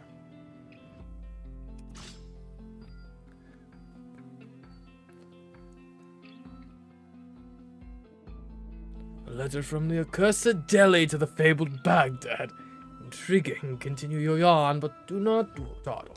The messenger, a wily fellow, sets forth with haste, his heart filled with trepidation, for the king's fury waits for no man. Yes, it is true the letter was adorned with the royal seal. However, the messenger could hardly believe that a letter from the king would be written with such poor handwriting. He set out on his journey with great suspicion bubbling in his heart.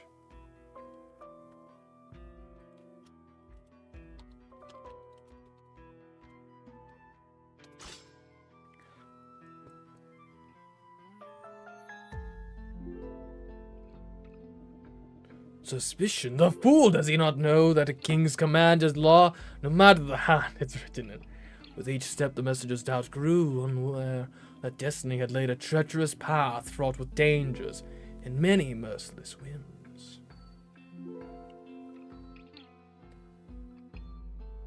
After 3 days of travel, he decided to stop and rest a night in a local inn in a city in Persia.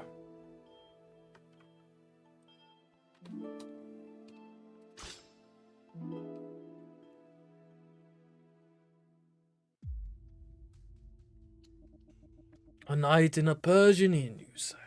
A place of rest and revelry, no doubt. What occurrences transpired there, I wonder?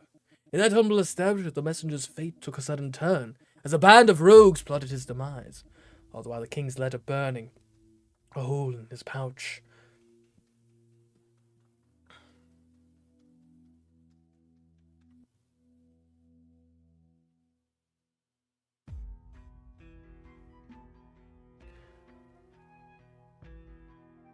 The inn was out of rooms.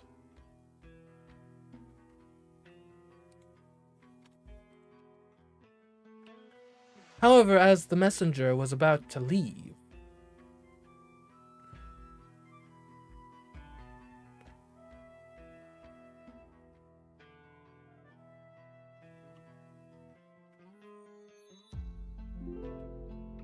a rugged young man offered to share his room with the messenger. For a fee, of course.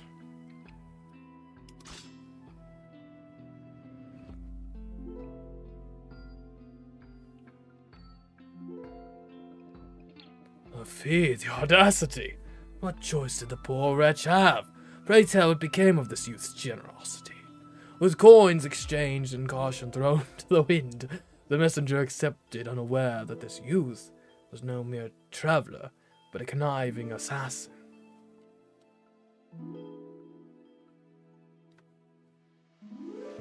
The messenger had trouble falling asleep, as he did on most nights.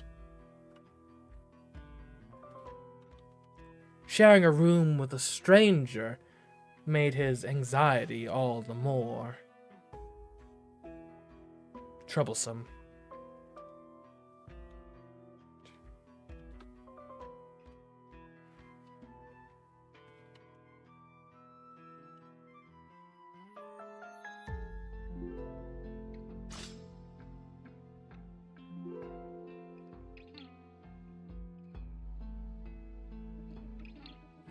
The weak-minded messenger, unable to rest with a stranger in his presence. What a pitiful sight he must have been. In the dead of night, with the moon casting eerie shadows, the messenger lay awake, every creak and whisper feeding his paranoia. Little did he know his companion's blade was at the ready. Alright, we'll take a dagger. We need to branch out, but we'll take a dagger.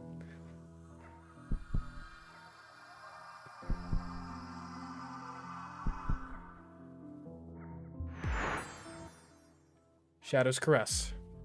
Alright, a slender, blackened blade honed to perfection, hidden in the shadows, ready to strike with a whisper, as quiet as the night itself.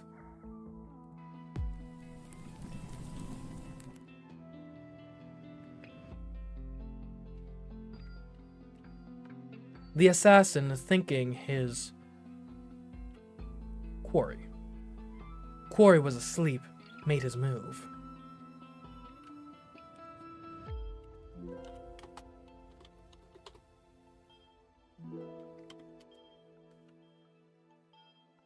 However, the messenger was wide awake. He rolled out of the way of the strike.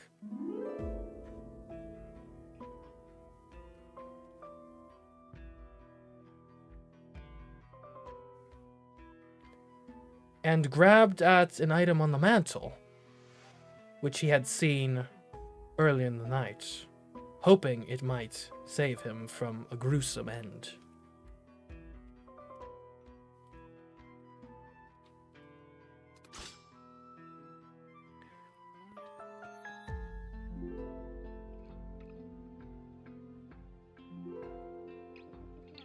And now escape, but what trinket did he grasp in his trembling fingers? Speak before I lose my royal patience! The messenger's reflexes were his saving grace as he snatched the item, a #_0 torch, perhaps, or an iron sword, brandishing it with a desperate courage, ready to face his would-be killer. Alright, a sword on the mantle. That makes sense. That's good. This should be better than a dagger. I hope.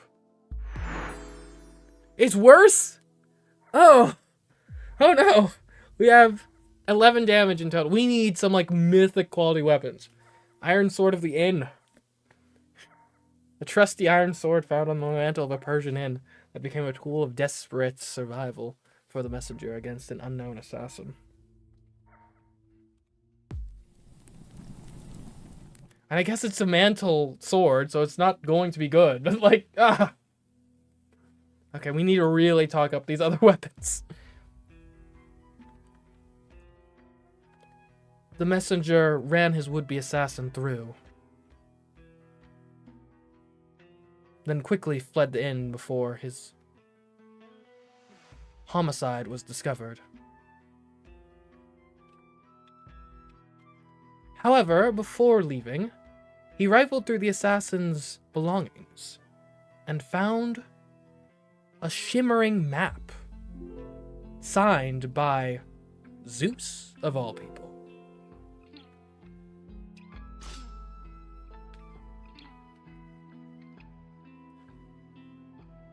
Are you going to sleep, Fair Slash? Huh?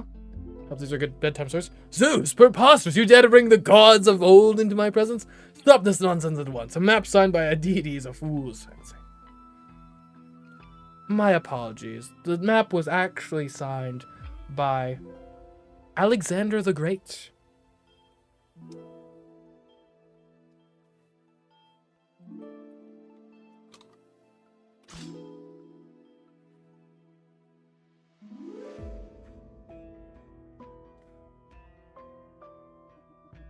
Alexander the Great. Now that is the name that suits a king's ear. A map from such a conqueror must hold great value indeed.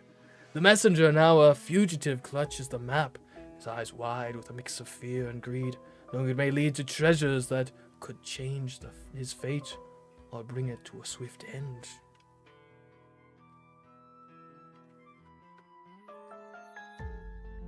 The map marked a location along the Persian Gulf as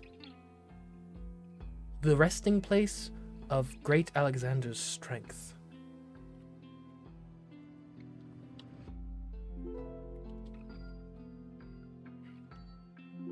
The messenger figured that if there was any time in his life he required strength, it was now when his life was under threat from an unknown force.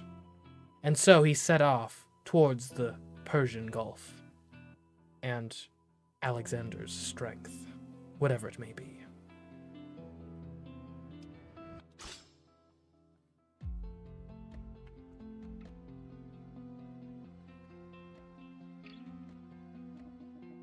The resting place of great Alexander's strength.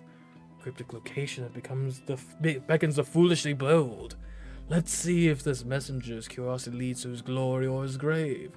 With the map as his guide, the messenger journeyed towards the Persian Gulf, the salty air thick with the promise of ancient power and perilous adventure.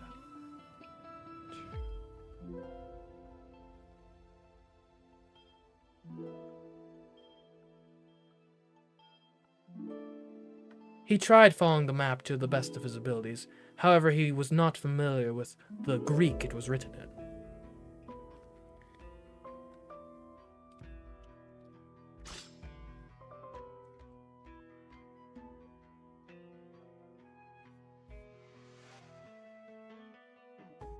Greek, you say, the language of scholars and conquerors. The messenger's ignorance is laughable. How will he fare without the wisdom to decipher such a treasure? Blindly following the map's ancient Greek script, the messenger stumbles through the dunes, his ignorance a barrier between him and the fabled strength of Alexander.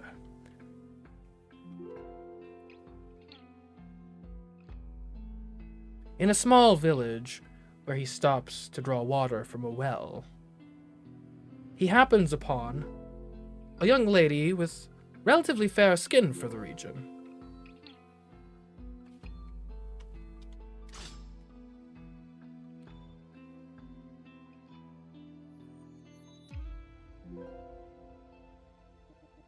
A fair-skinned beauty in the midst of the village.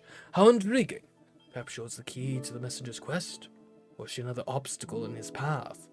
The messenger, thirsty and weary, finds solace at the well, where a vision of loveliness appears. Her fair skin a stark contrast to the harsh landscape beckoning him towards a new mystery.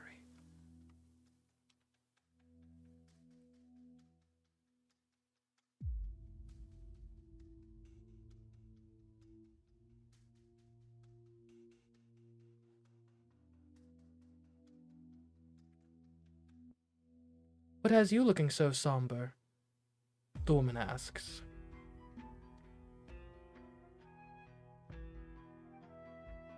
My name is Helen.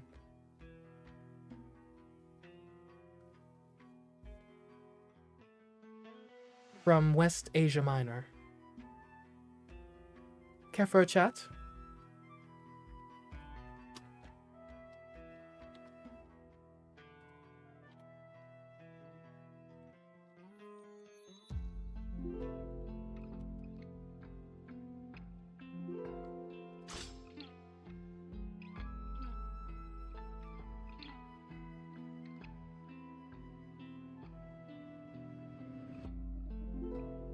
Helen from West Asia Minor. A chat. Messenger must be cautious. Beauty often hides treachery. Let's see if he falls for her charms. The messenger, despite his weariness, finds himself drawn to her gentle voice, and with a nod engages in conversation, unaware of the secret she may hold, or the dangers they may bring. He confides in Helen that he is searching for Alexander's strength, and shows her the map, which has confounded him thus far.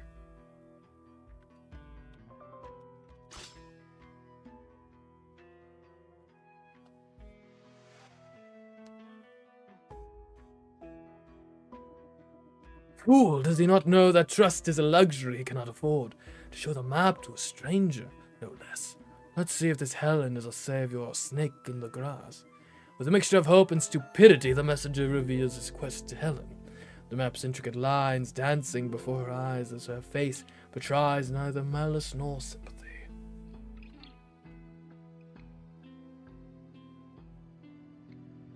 You can't read it, she asks.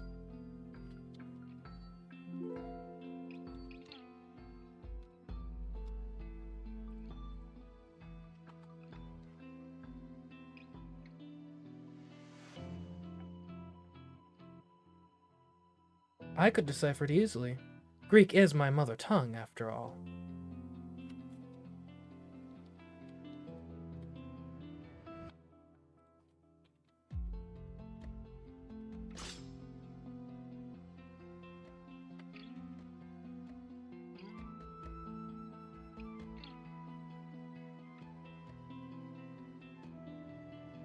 Ah, the convenience of her fluency. But is it truly that simple? The messenger should be wary of such easy solutions. The messenger's eyes widen with relief as Helen offers her skills. Her words a seductive melody that tempts him with the promise of revelation. Yet a kernel of doubt lingers in the back of his mind. Why would you help me? He asks. What do you stand to gain?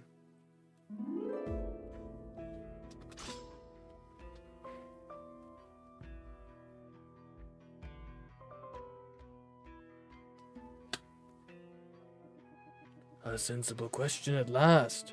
No act of kindness is without its price. Let's hear her answer, for it will no doubt shape the messenger's fate. Helen's smile turns enigmatic as she pauses. The silence waited with an unspoken intention before she speaks of a debt to be repaid, or perhaps a desire for a slice of Alexander's fabled strength herself.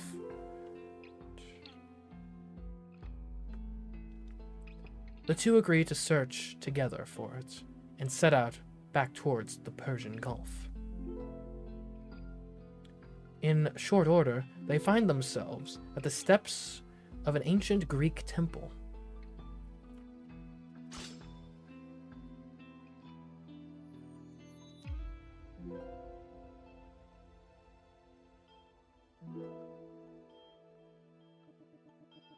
A partnership formed, but lots lies within the ancient Greek temple.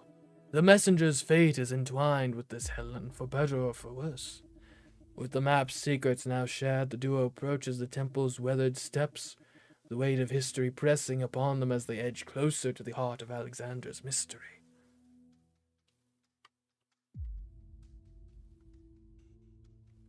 Helen deciphers a puzzle etched into the walls of the temple. And together, she and the messenger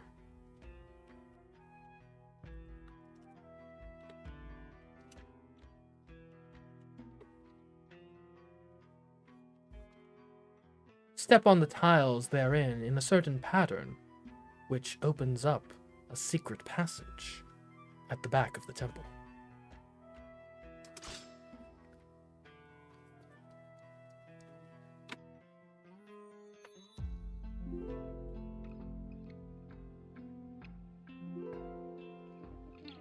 Clever Helen to decipher the temple's secrets. The messenger had better hope her skills do not lead him into a trap. Following Helen's keen eye and steady hand, the tile gives way to a hidden passage, the echoes of their footsteps resonating through the dark corridor, leading them towards destiny or demise.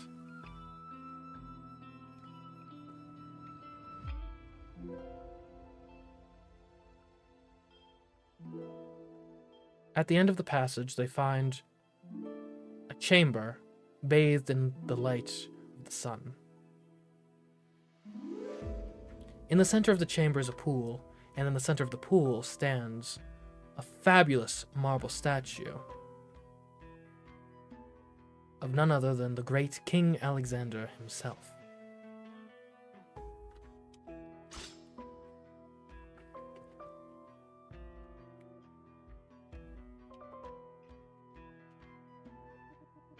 A statue of Alexander. The audacity to capture the great conqueror's image. What secrets does this chamber hold, I wonder? The chamber, illuminated by the sun's rays, reveals the majestic statue of Alexander, his marble form exuding power and grace, as if guarding a treasure more precious than gold. At his foot is a chest, open ever so slightly, and whatever lied within the chest was glowing a bright light, illuminating the room more so than even the sunlight.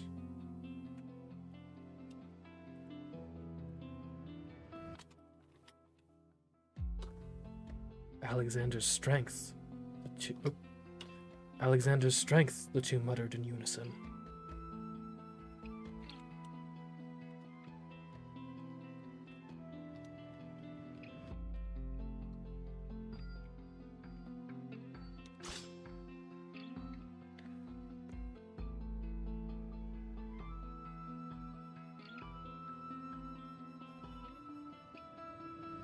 The chest glowing with an otherworldly light must contain Alexander's strength indeed. But what is it, I ask you? Speak before my curiosity overwhelms me. The chest ajar emits a radiant glow, casting the room in a celestial splendor as the two stand in awe, their voices merging in hushed tones, acknowledging the presence of a legendary power. It takes the strength of both of them to open the chest fully, and inside they behold a great and terrifying item, which truly must have been Alexander's strength, the secret to why he never lost a battle.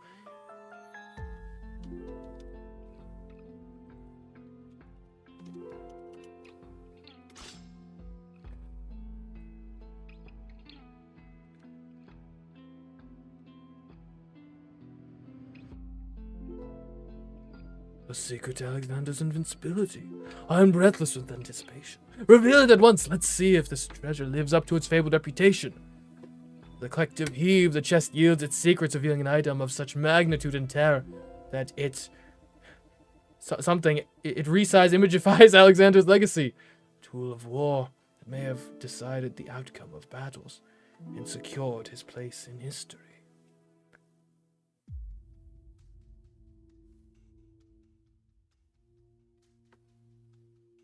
I was expecting someone a bit more regal, a voice echoed.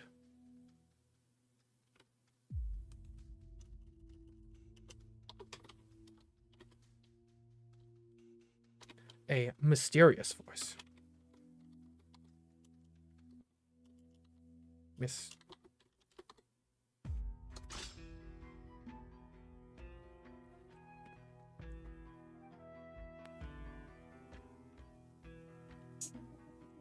Mysterious voice. Still takes a sudden and foolish turn. I'm the king and I demand proper narrative, not cheap theatrics.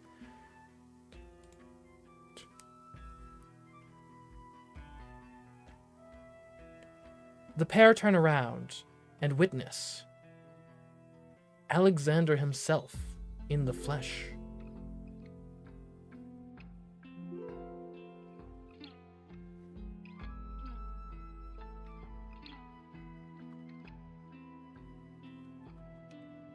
Adorned in finely constructed armor.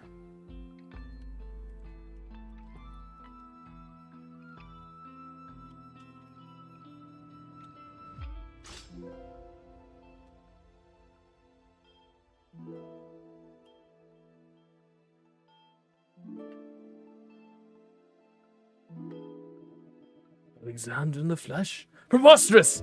Yet the messenger's tale is compelling. Let's see where this impossible vision leads. Stunned, the pair spin to face the very image of Alexander, his armor gleaming in his presence, commanding as if time itself has bent to his will, and the conqueror stands before them as alive as the legends themselves. And Alexander the Great's armor. Like, yeah. That's gotta work. That's gotta be good.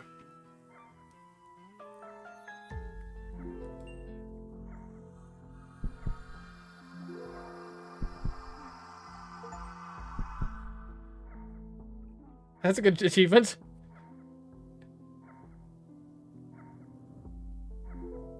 Okay.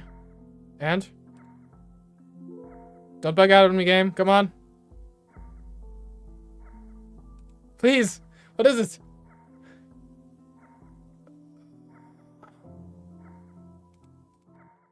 We'll give it a second. Okay, there we go. Alexander's gleaming mail. 10 power. Alright, his armor gleaming. A legendary armor worn by the great conqueror Alexander the Great. Its polished surface reflects the sunlight, intimidating enemies and inspiring awe.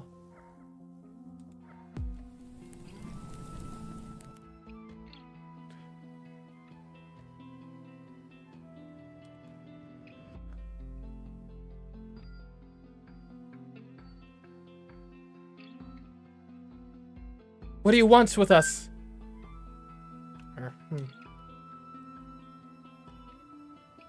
What do you want? Helen asked. Sorry, too fast. Alexander, what are you doing here? How are you alive? Helen asked.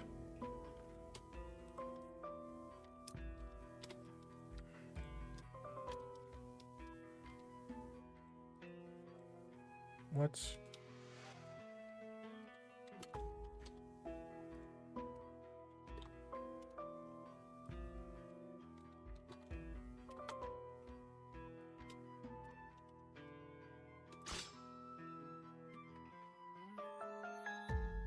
So we got right now a 10, like a, what, 5 and, like a 6 and a 5, I think? Sort of like. Helen dares to question the great Alexander. Her boldness is either her undoing or her salvation. Let's hear the conqueror's response. Alexander's eyes, filled with ancient wisdom, lock onto Helen as he speaks of timeless secrets and the endurance of his spirit, his voice resonating through the ages. I am the echo of my own greatness, preserved by the strength you now seek.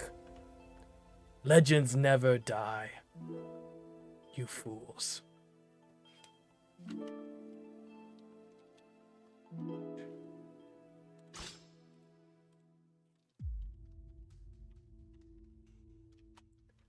A mortal, on the other hand,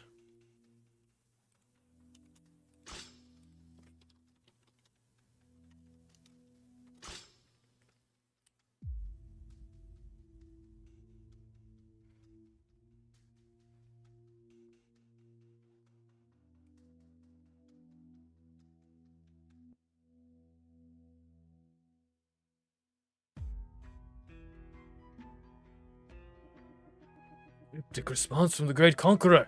Seems the messenger and Helen are in the presence of more than just a legend. Alexander's words hang in the air, a chilling reminder of the ephemeral nature of man as he stands immutable, a testament to the enduring power of myth and the transient lives of mortals.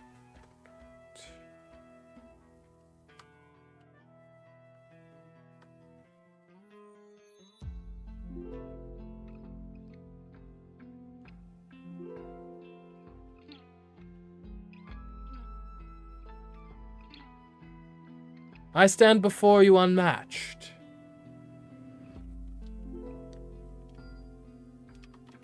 Alexander said.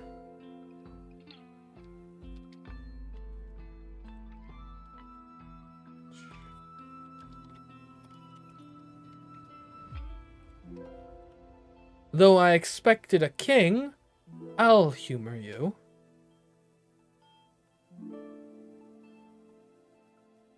If you believe yourself worthy of my power, worthy of my legacy, then pick up my strength and wield it against me. if you dare.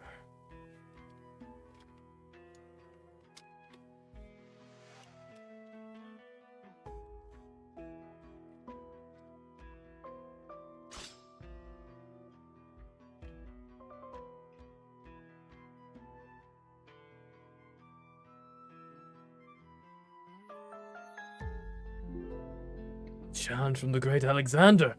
It is a test of worthiness indeed. Let's see if the messenger has the courage to rise to the occasion. With a mix of hubris and curiosity, Alexander issues a challenge, inviting the messenger to claim his strength and face him in combat. A duel that will prove the worth of his heart and the depth of his desire to inherit the conqueror's legacy. The messenger moved to grab Alexander's strength from the chest, but Helen grabbed his wrist and pushed him away.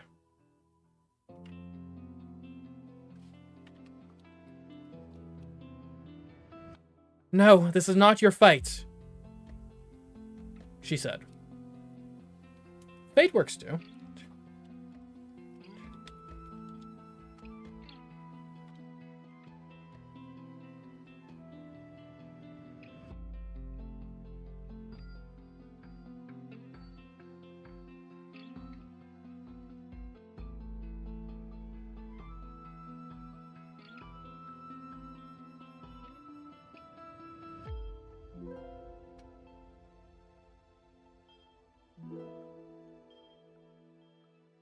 I am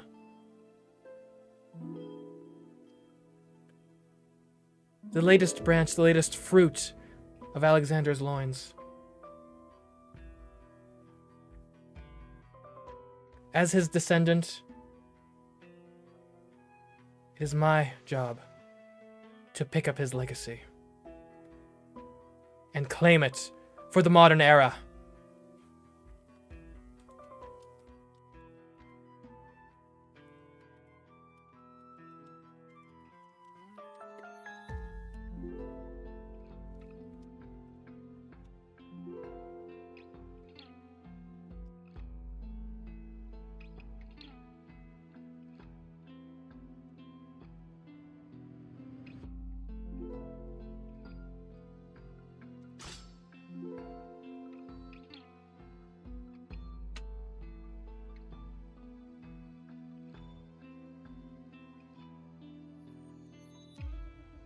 Helen claims a divine lineage. Her audacity knows no bounds. Is she truly of Alexander's blood? Let us see if her words hold truth or are merely a ploy. In a sudden twist, Helen asserts her claim. Her fingers wrapped tight around the messenger's wrist, her eyes alight with a fierce determination, as she proclaims herself the heir to Alexander's greatness, the one destined to carry his legacy into a new age. Alexander smirks and advances. Helen pushes the messenger aside and takes the strength of Alexander from the chest and turns on her ancestor, ready for combat.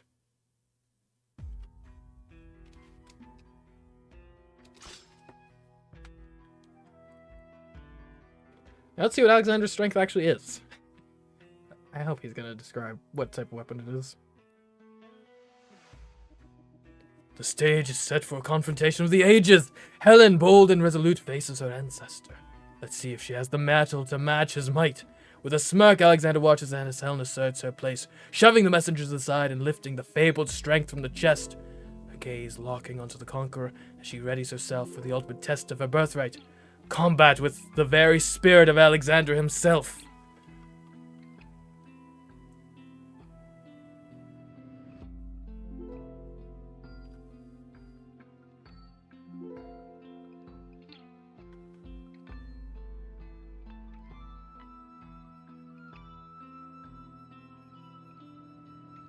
It really does suit you, Alexander says.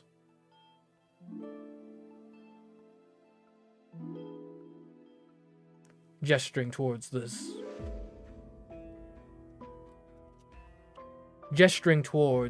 his strength, the legendary relic now in Helen's hands.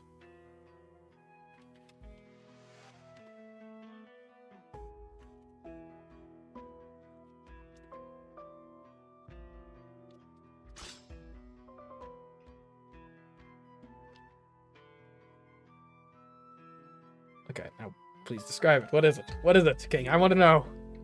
I'm thinking a spear? Alexander's approval, a rare commodity indeed. His nod towards the relic in Helen's hands is a powerful endorsement. Now see how she wields it. Alexander's words are a benediction. His gesture a passing of the torch as he acknowledges Helen's right to the relic. With the legendary strength in her grasp, she stands on the cusp of proving herself. A worthy heir, her every move under the scrutiny of her ancestors' piercing gaze. Alexander nods and smirks. Helen takes this as her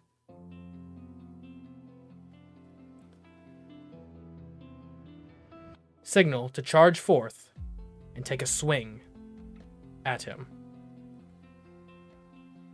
with the very relic he used long ago to fell the empire in which they now stood.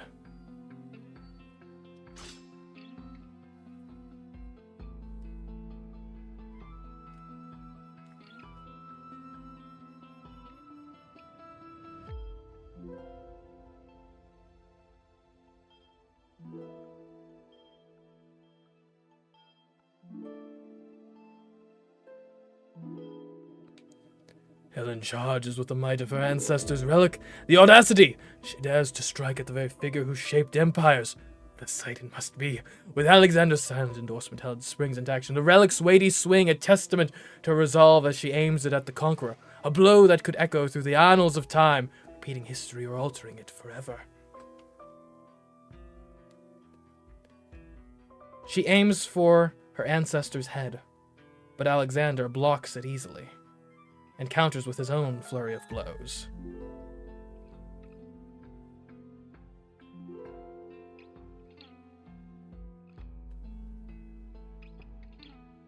Helen retreats until she finds an opening and takes a stab straight at Alexander's knee.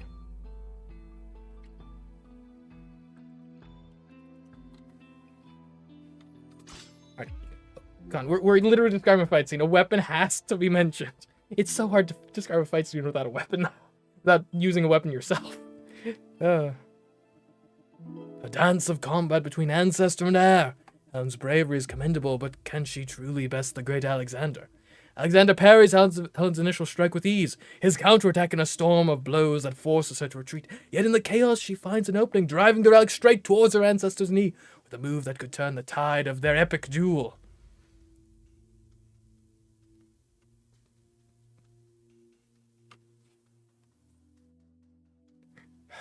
I mean, what is this weapon?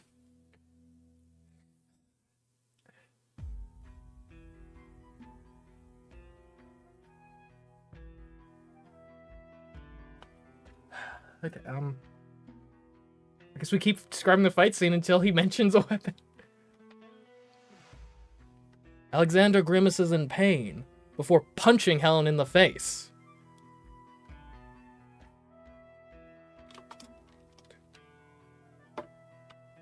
That's not fair! Helen complains.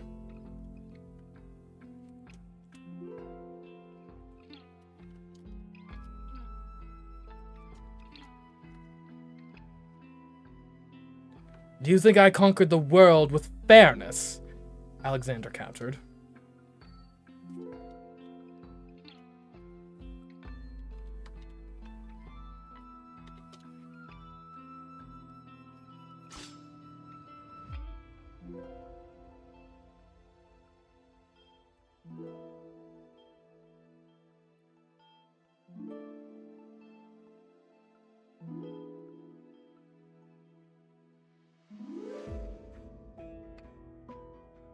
And he's thinking long and hard about this one. Alexander's retort is a harsh lesson in the realities of conquest. Helen's complaint is laughable in the face of his might. With a grimace of pain, Alexander reiterates his punch, a forceful reminder that the world was not won with fairness. Helen's protest is met with a cutting reply. Do you think I conquered the world with fairness? Echoing through the chamber. His words are a stark reminder of the cruel truths of power.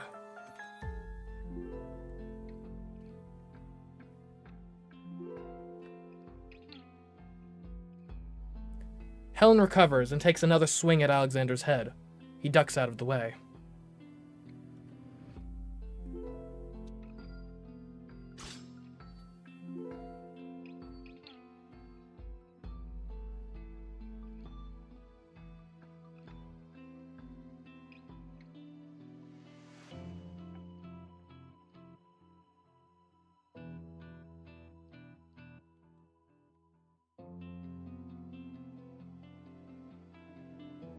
Helen's determination is unyielding. She faces her ancestor with unwavering courage, but can she land the decisive blow? Will Alexander's experience prevail? With a battle cry, Helen lunges forward, her swing aimed square at Alexander's head. In a display of his timeless agility, he ducks out of the way. The force of her blow slicing through the air, missing its mark, leaving no doubt about her resolve to claim her birthright.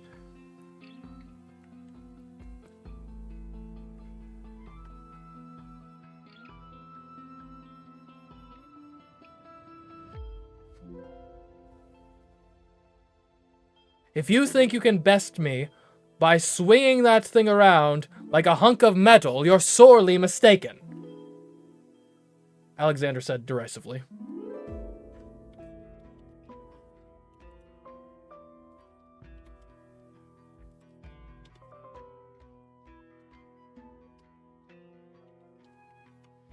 If you cannot unlock its deeper powers, then you have no right to call yourself my flesh and blood.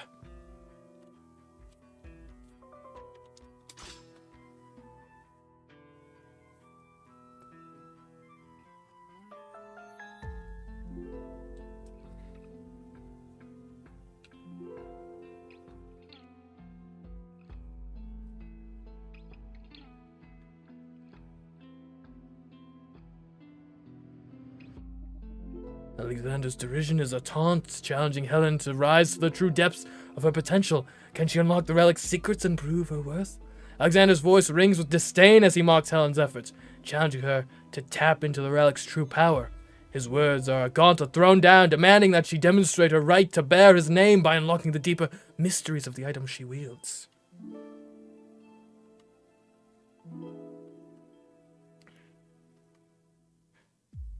Helen closes her eyes and meditates as Alexander creeps forward.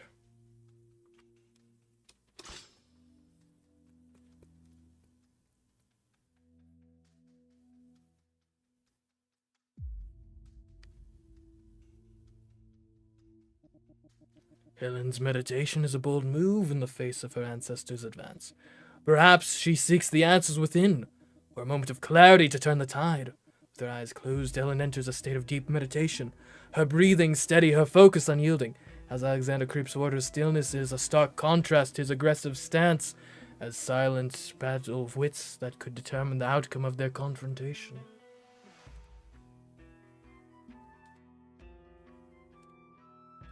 Yes.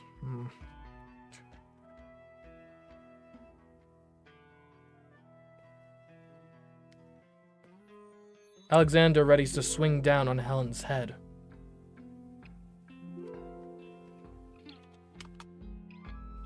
But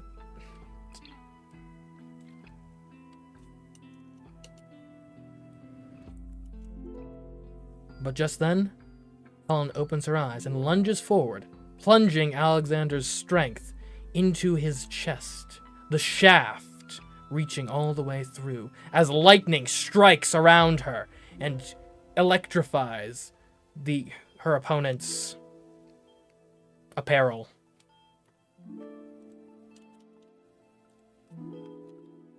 Alright, come on. I said shaft. It's clearly a spear. Acknowledge it as such.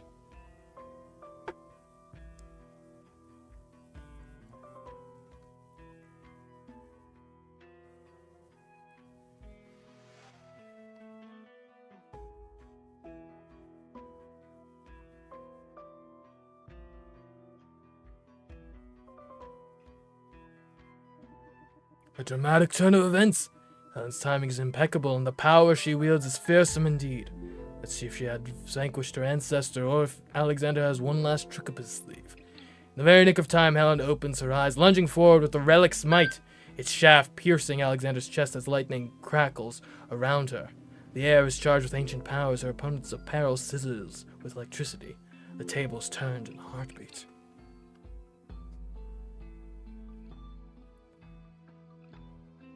Alexander smiles and chuckles. Finally, one worthy to wield it.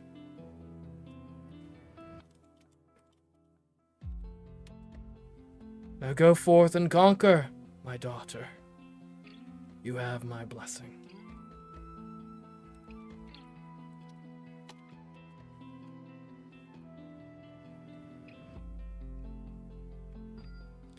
Alexander pulls the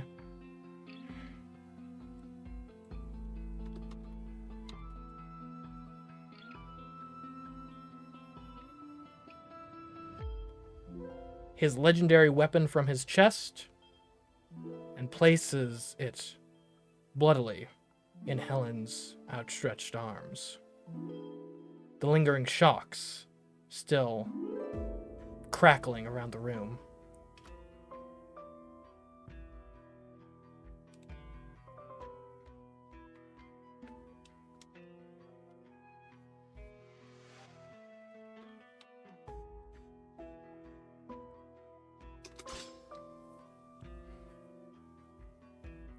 Okay. So you... Please, just describe what it is, King. I mean, this has been a fun fight scene. I'm glad. I wonder, is he like... It's almost as if he's intentionally not naming the weapon. Just so he could get to the end of the story. Yeah, I don't hate him for it. It's been a fun story.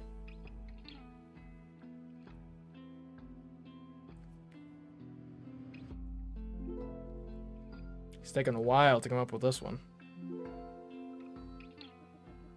What did you say? I can't hear you. Say it again.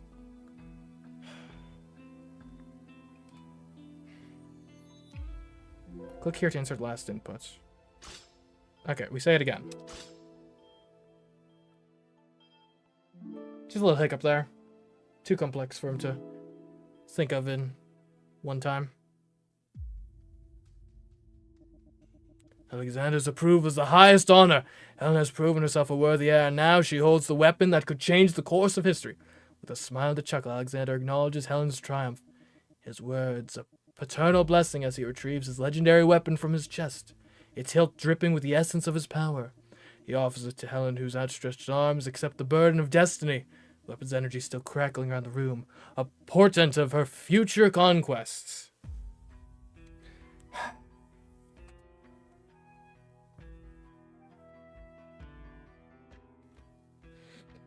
Name it.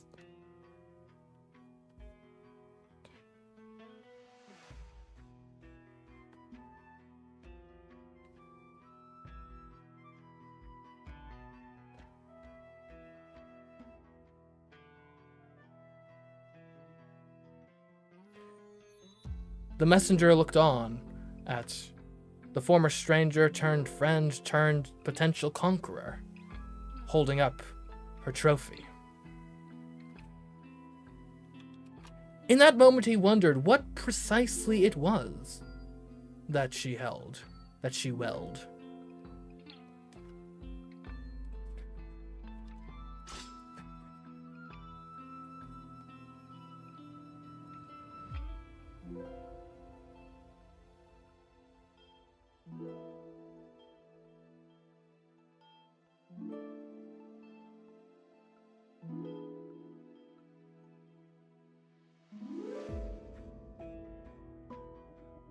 The messenger's awe is understandable. To witness such a transformation is a rare sight indeed. Let's hear his thoughts on this momentous occasion. The messenger, a mere spectator to this epic saga, gazes in wonder at Helen, once a stranger, now a friend, and ultimately a conqueror in her own right. He ponders the nature of the weapon she wields, its significance, and the potential it holds for a future of their world.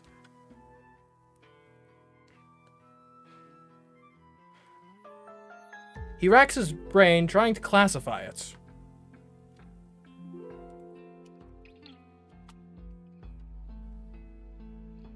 Such a glorious item deserved to be recorded properly in the history books, he reckoned.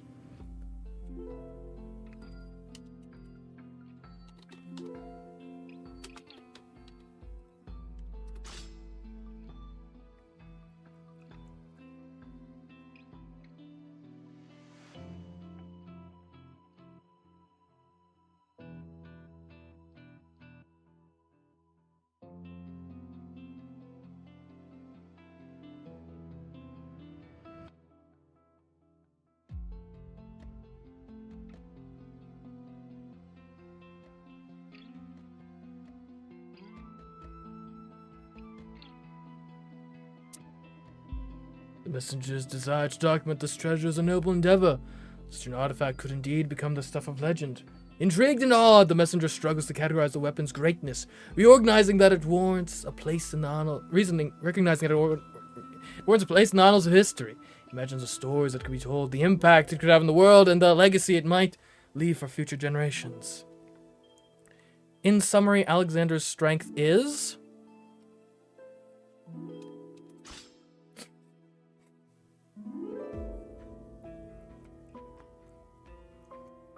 What do you think, King? What sort of strength is this? You cannot simply summarize Alexander's strength in such a manner. It is a topic that demands grand narrative, not a trite conclusion. You're at 10. You're at 5, 15. We're at 21. We just need a 5 weapon. Like, I've been trying. If you can't tell, I've been trying to get Alexander's strength to be the weapon forever.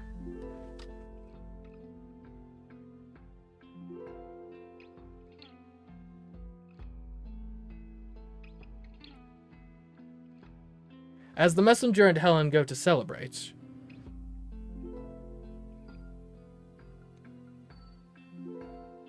suddenly a foreign king barges into the chamber. Helen gives him a look of great threat.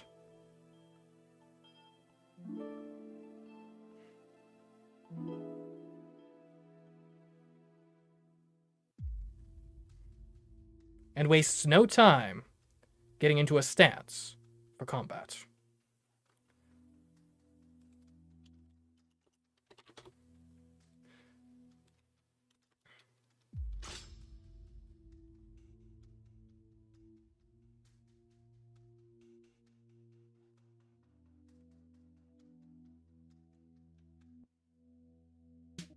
No! No!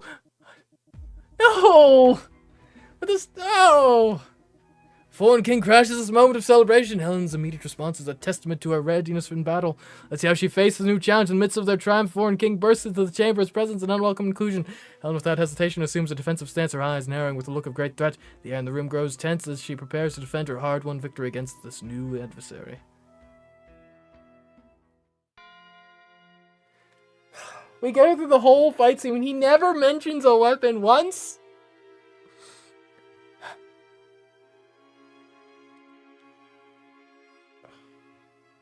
Man, I want to give it one more go. I know, like, technically we're supposed to be an FTL right now, but I'm enthralled. We'll do FTL, don't worry. We'll just after this. Okay. Alright, tell a story. Man, the Alexander story is good. I suspect you're... Okay.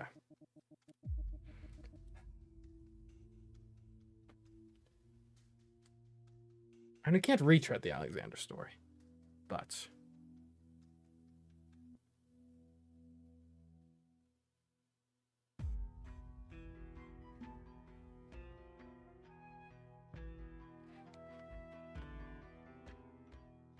My king, surely one as regalious as yourself, knows of the exploits of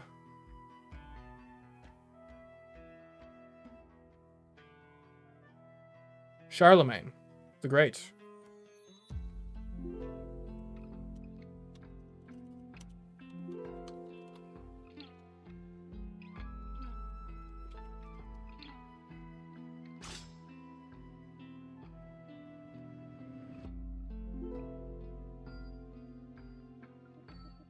Charlemagne, you say, the Frankish king.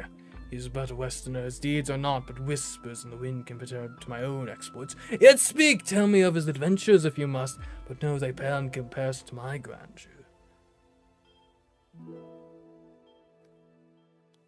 I would say so too, my liege. However, do not underestimate those westerners.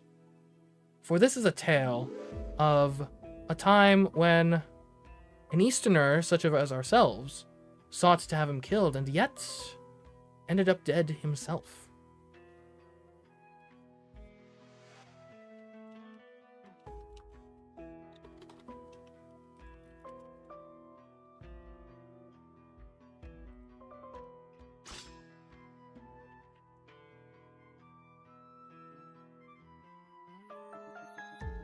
Easterners are divine, superior in every way. But I am curious, who dares to plot against Charlemagne and meets a sorry end? Proceed, entertain me with this fool's tale, for surely his demise will be amusing.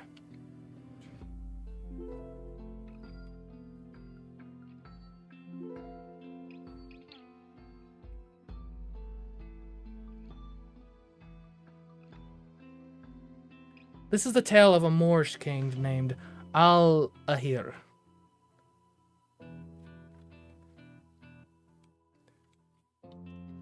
Al-Sabir. Safir. Sabira. Sure. I don't know. I don't know.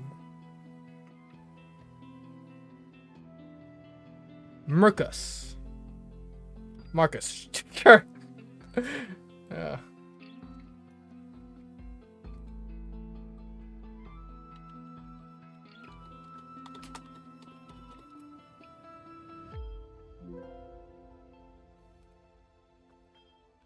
Amir.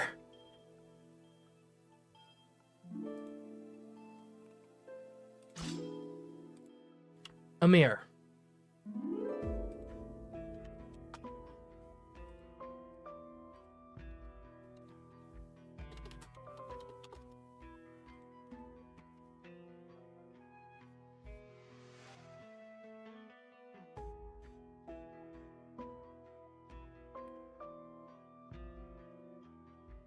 He had aided Charlemagne in one of his conquests, and was promised a favorable trade deal in compensation.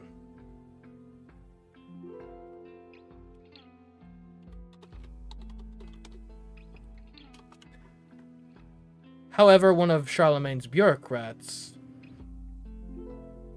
neglected to see through their end of the bargain.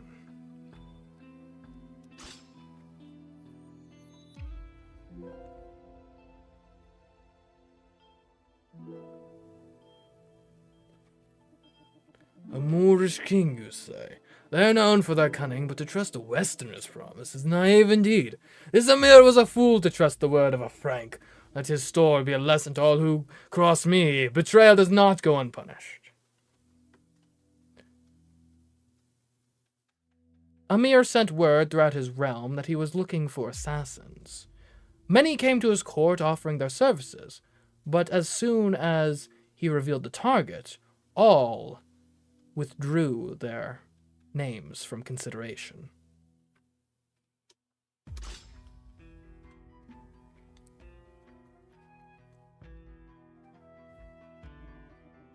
Ha! The fear of Charlemagne's name is like a disease, spreading weakness through the hearts of the men.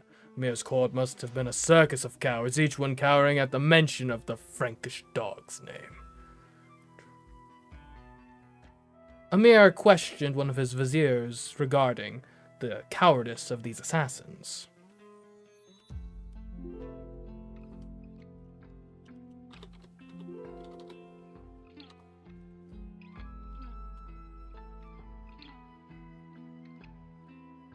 He said that there was a legend that Charlemagne could not be killed until his empire was realized.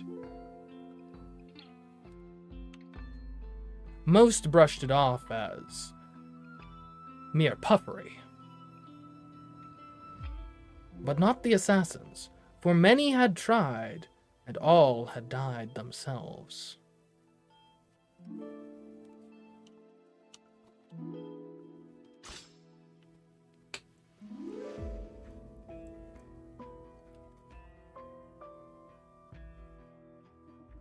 Legends are the mutterings of the feeble-minded. Charlemagne's invincibility is a fable, no different from the fairy tales the commoners tell their brats. Amir's ignorance is as laughable as the superstition of his assassins. Let his folly be a warning to all who believed in such nonsense. Amir was skeptical of the veracity of the tale, but he knew no assassins would take the job. So, he committed to do the deed himself. Over the course of the next few weeks, he gathered the supplies he would need.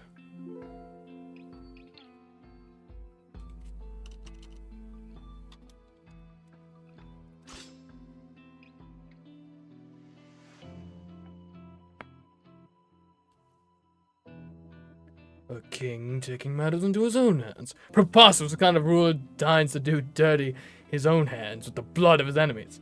Amir's foolishness grows with each word you speak. You will no doubt meet a fate befitting a man who forgets his place.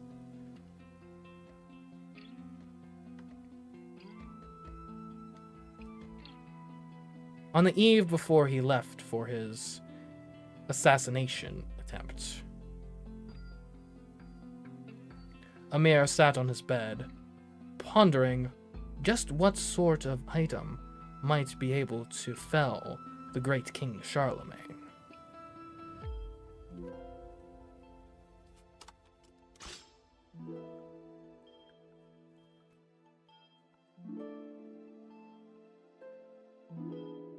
Pondering the death of a king, such thoughts are beneath the ruler's dignity. What fool ponders when he should act with swift and sure violence? Amir should have been searching for the steel in his own spine rather than some mythical weapon to slay his foe.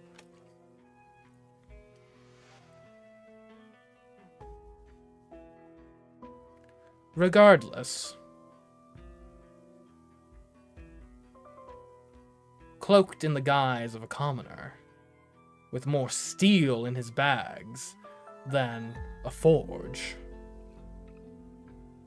Amir set forth towards Frankish realms, all on his own.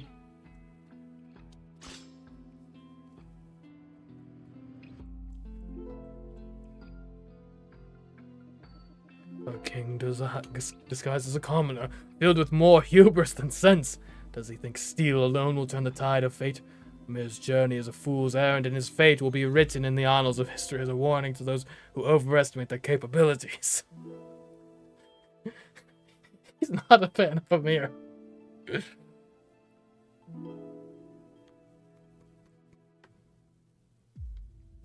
Unfortunately, he found that when he got to the border of the land of the Franks, he was disallowed passage by a knight.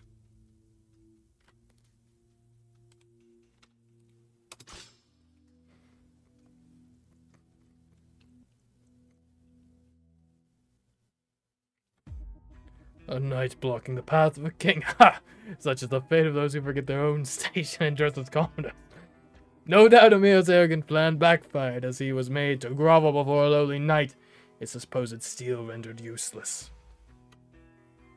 The knight asked for a toll for any travelers wishing to enter Frankish lands.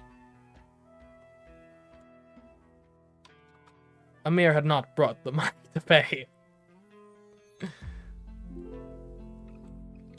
The money to pay.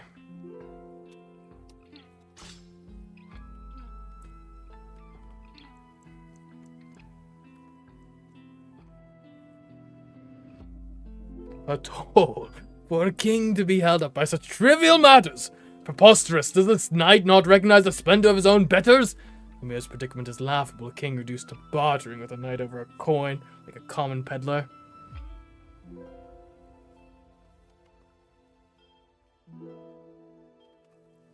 Amir begged the knights to let him pass.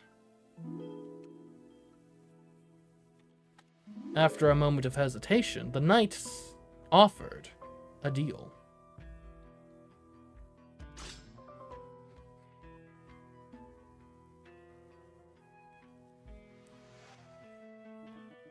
Begging, a king reduced up, bleeding like a street urchin.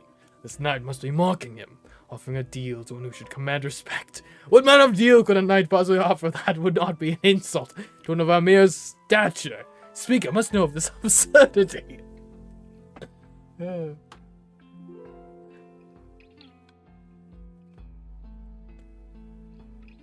knight offered that if Amir could best a champion of the knight's choosing in single combat, it would demonstrate Amir to be a man of great strength worthy of respect. The sort of man who deserved a place in the realm of the Franks.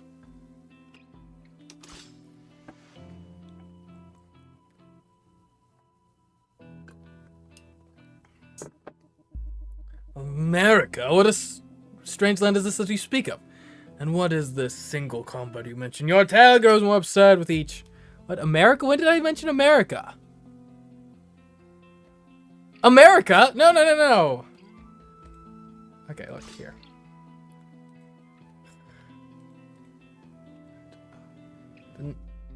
The knight offered if Amir could best a champion of the knight's choosing in, let's forget single combat, in combat, in a duel, it would demonstrate Amir, not Amir, Amir. Okay.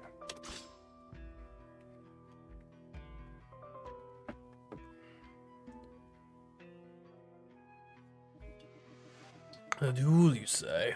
A test of strength to gain entry. This knight has a peculiar sense of honor, but it matters not.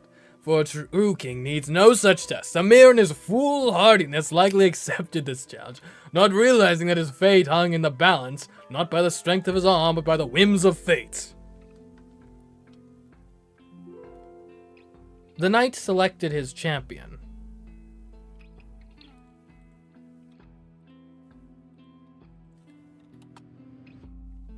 Joshua, the strongest and mightiest lumberjack in all of Europe.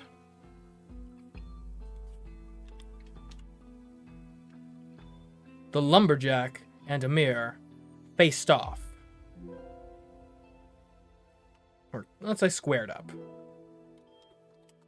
Squared up.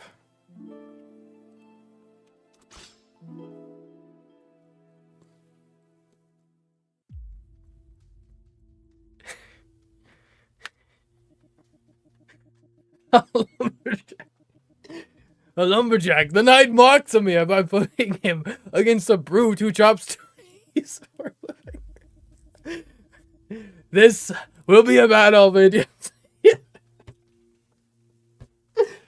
I'm losing it. No doubt Amir in his arrogance thought himself superior to this Joshua, but let's see if his sword play is as clumsy as the lumberjack's axe. Okay.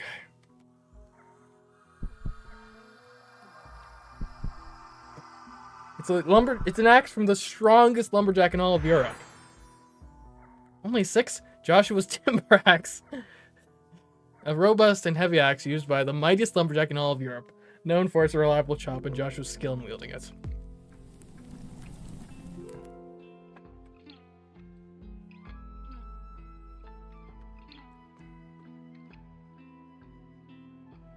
The lumberjack's swings were mighty and clumsy.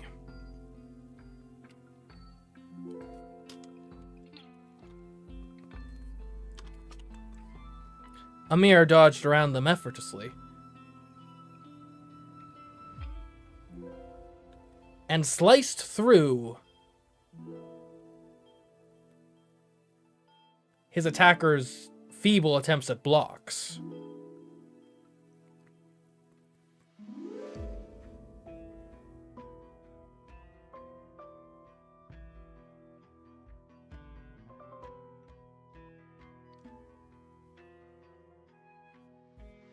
With a bejeweled heirloom.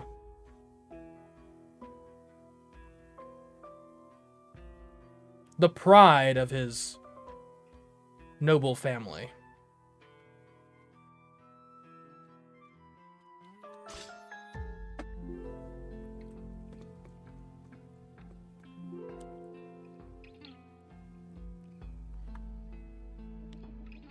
A bejeweled heirloom.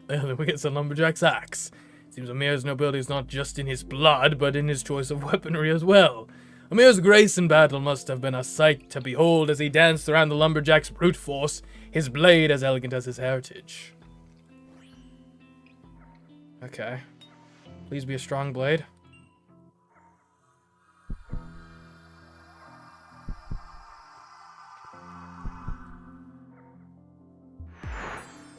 A 6, Amir's bejeweled heirloom. A gracefully crafted sword adorned with jewels, symbolizing Amir's noble heritage. Its elegance matches the swift and precise strikes of its owner.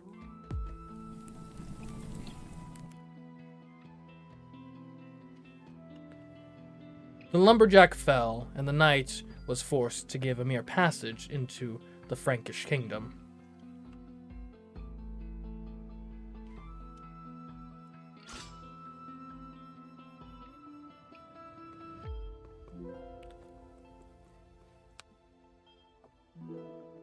Forced to yield by King's skill, the knight had no choice but to admit the might of Amir's blade.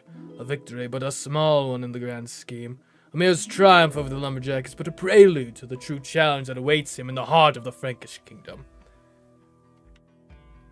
And so Amir made his way to the court of King Charlemagne.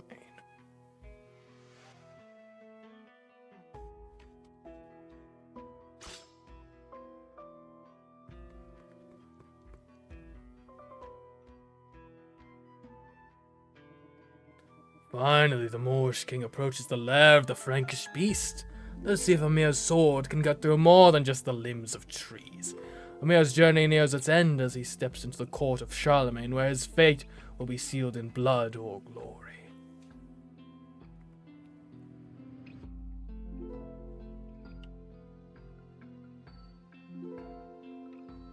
He greets the Frankish king cordially as a guest. But something seems off about the great ruler.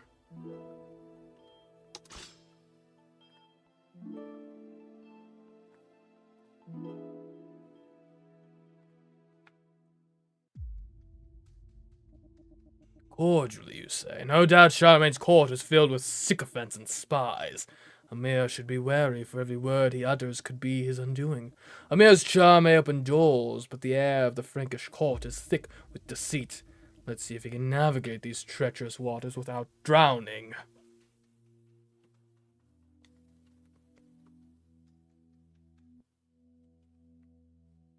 Charlemagne has an air of arrogance about him, but it doesn't seem unearned.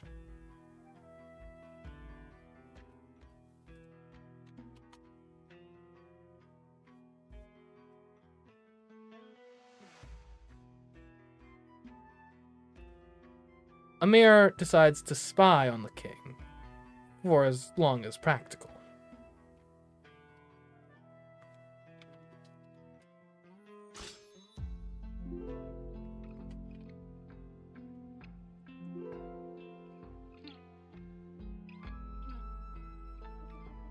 Spying on a king.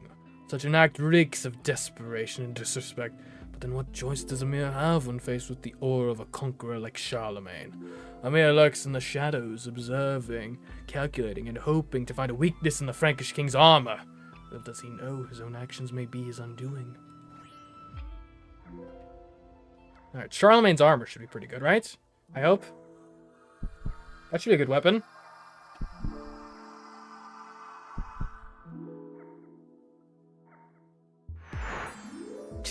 Charlemagne's impenetrable plate. A masterwork of Western craftsmanship. This armor is said to have no weaknesses. Its thick plates, unyielding to any blade.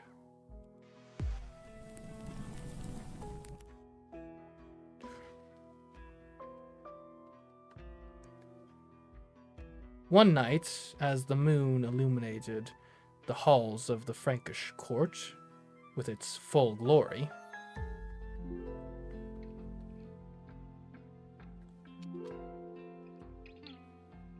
Amir spied Charlemagne taking a walk in the courtyard. However, in an instant, the king grew several feet taller, and his hair grew out long and thick and mangy. The man had become a wolf in an instant. Amir cowered back inside the palace, hoping what he saw was a mere illusion.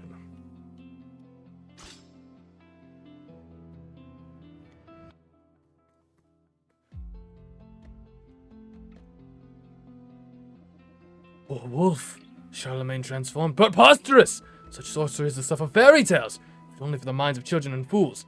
Amir's terror is understandable, for to witness a king become a beast is a sight to shake the soul. But to cower? Well, that is not the act of true king.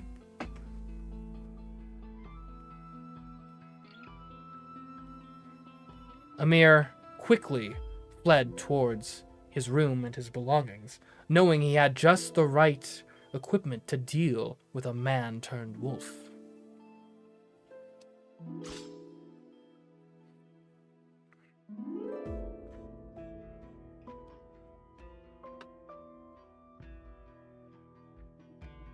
Equipment for a beast. What sort of weaponry could possibly be designed for such a fantastical creature? Amir's panic must be clouding his judgment. Amir races to his chamber, heart pounding, hoping his precious steel will save him from the jaws of the Wolf King, but it will be enough to survive the night.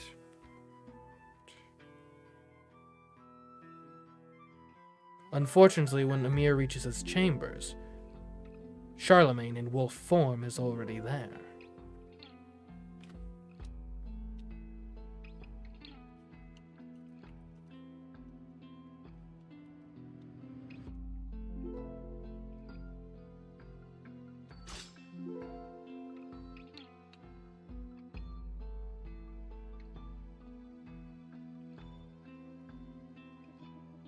Already there. The Wolf King moves with the speed of the night wind. Amir's plan is unraveling faster than he can grasp his own sword. The Wolf King, Charlemagne, awaits, jaws ready to snap as Amir's fate hangs in the balance. Will he meet his end at the hands of a beast? Will he find a way to triumph? Amir lunges for his bag, searching for not an item of steel, but one of silver, to withdraw and attempt to lodge into the Wolf King's heart.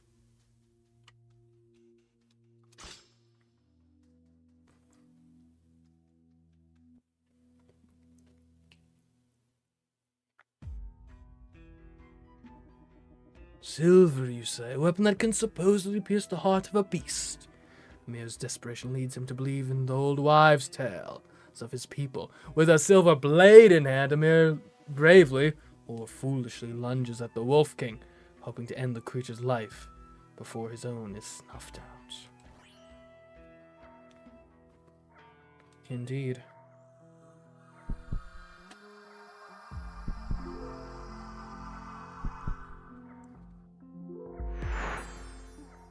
Beast Heart Piercer.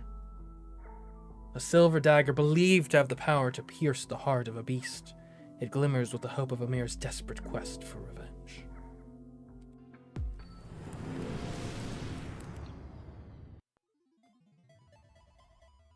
Here we go. Fight time.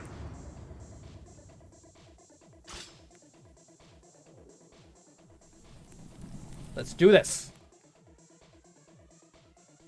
Welcome to France. We start with but the humble Joshua's timber axe. For every life you've chopped, here's justice's bite. The timber axe crashes down, embedding itself in the king with the might of the forest. By the trees, such unyielding force!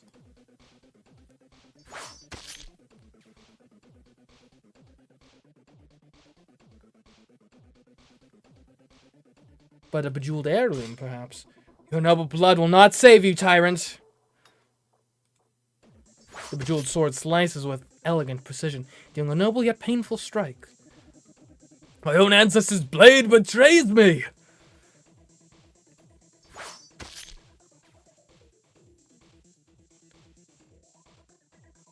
Do we go? Let's go with the... well, I guess we'll do it in order. Charlemagne's... well, I kind of like finishing with the impenetrable blades. Or the Beast Heart Piercer. For Amir's hope, feel the justice's bite. The dagger finds its mark, piercing through the king's cold heart with a beacon of justice. Oh, my heart! Beast fury.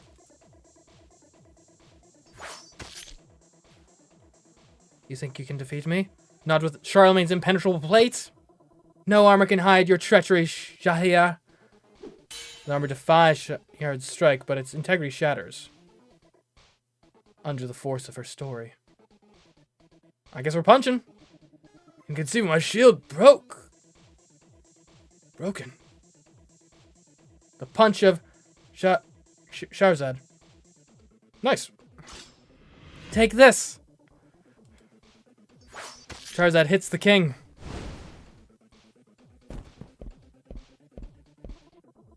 How does it feel to have a blade slice across your skin, your majesty? We endure this pain every day, watching our loved ones, our friends become sacrificed to your desires one by one. We've endured this fear for 1,000 nights. Now pay your crimes with your blood. Shahrazad, you madwoman, I knew you had ulterior motives. I should have cut out your tongue and fed it to the dogs the moment you stepped into the room. Guards, chop this madwoman into mincemeat. I can't hear you anymore. This is the world of stories. My sister was so young and you still wanted to lay your hands on her? Feel this helplessness and despair. Me? Despair? You're the one who should be despair. You bitch, you can't kill me, Shahrazad. You think you can harm me for real? You never can! Watch carefully. This ends now. Your crown that forged in blood will rot away just like you. Your reign began with a story and it will end with... Kill me, you. I am immortal, and you will die in confusion. I'll peel all the skin of your sister with my own hands and force your father, the traitor, to eat her piece by piece. You can only watch.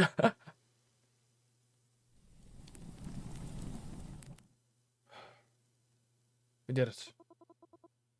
It's finally going to end. Why does it feel like I've seen this scene before? Sister, father, are they safe? I need to leave now. What's happened?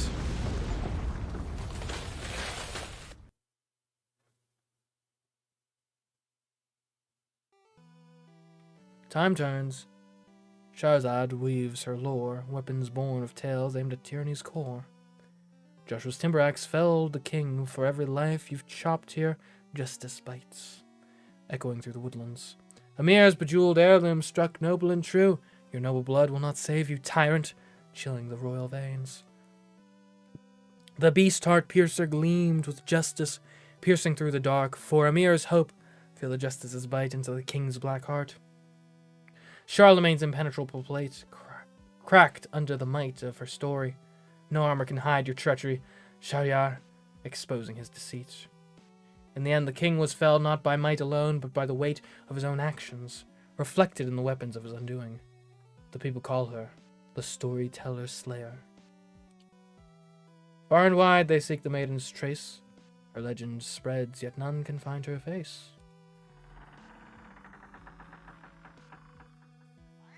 We meet again, Shahrazad. You've been through a lot on your journey, haven't you? It seems the king may have become wary of your power. Have you noticed his flesh is constantly regenerating under some kind of force? The punch of Shahrazad has broken through this night, but to truly transcend the boundary between life and death will need more time. Shahrazad, we will meet again in the depths of time. They are waiting for you. Those who have already perished will grant you even more power. So I'll be waiting for you on the other side of the story. Alright, documented story, nice. Okay. Man, this game is fun. It, exactly is my, right up my alley. So all of our stories so far: the gardener's betrayal and the vizier's daughter's arrow, the siege of Malta's uncloaked hero, the bronze ring's treacherous voyage, weaving, and the Moor's fool. What's weaving?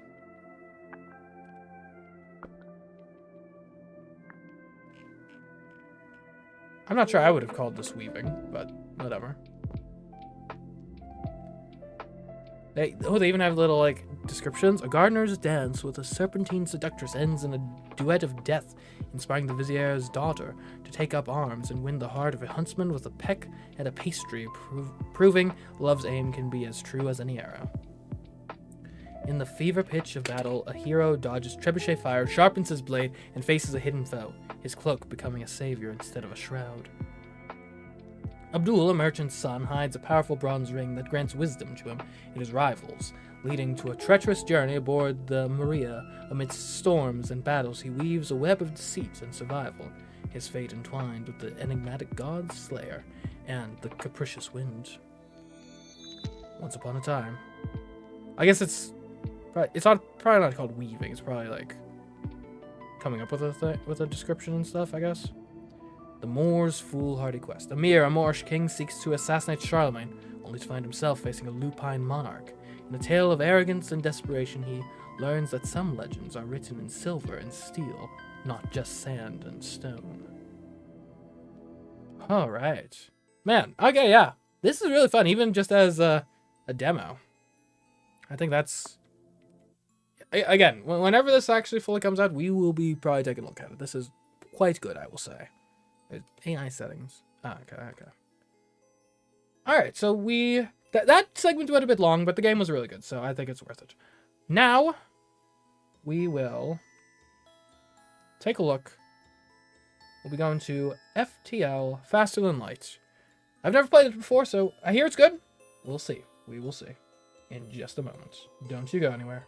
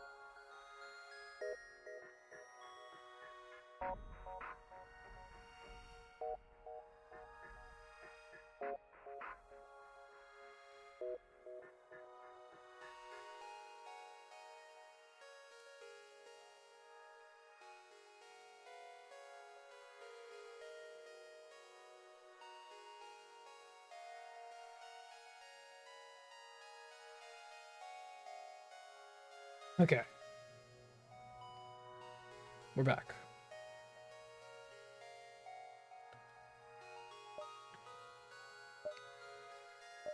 Okay, yeah.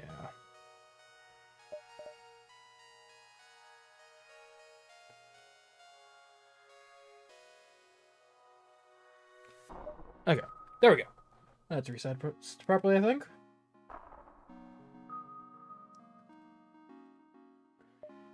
All right, we're gonna try out FTL, Faster Than Light, which I guess probably means the game's called Faster Than Light, but well, whatever. I've heard good things about this game. I've seen a bit of gameplay of it. I've never played it myself, so this should be interesting. Anyway, what do we got here? I guess, we have a ship. Seems we only have one type of ship. Oh, this is a ship lift? Okay.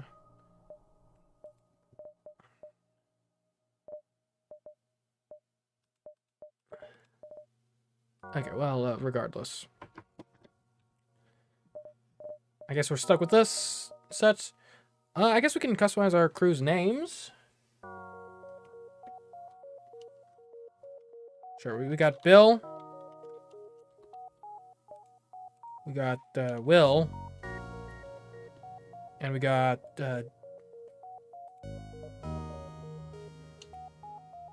Jill. There we go. Bill, Jill, and Will. On a galactic adventure.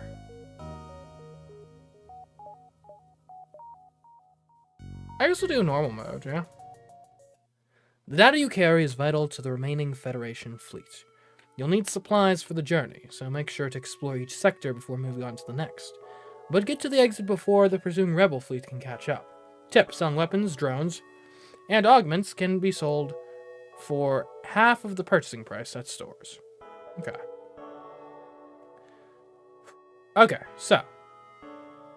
What's Bill doing? Bill is piloting the ship. Cool. Jill is in weapons. These are our weapons. We have... So this is our power allocation, so okay. That makes sense. Do we need anyone? Okay, I guess little silhouette things tell us if we need anyone in a given sector. So, like, we could benefit from having someone on shields. I guess. I guess we jump. So that's where we're trying to get to. We could, chill over here in this nebula. That sounds fun. You find 2 heavily damaged ships floating nearby.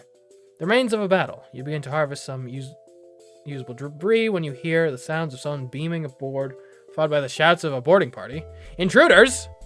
Okay, we can pause. Will!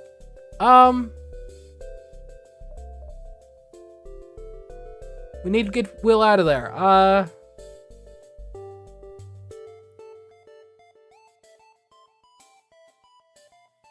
Okay, our medbay probably heals our dudes, right? So if we go to the medbay, like, if we all go there, maybe we can fight them off in the medbay. I'm not sure if that's how that actually works, but maybe.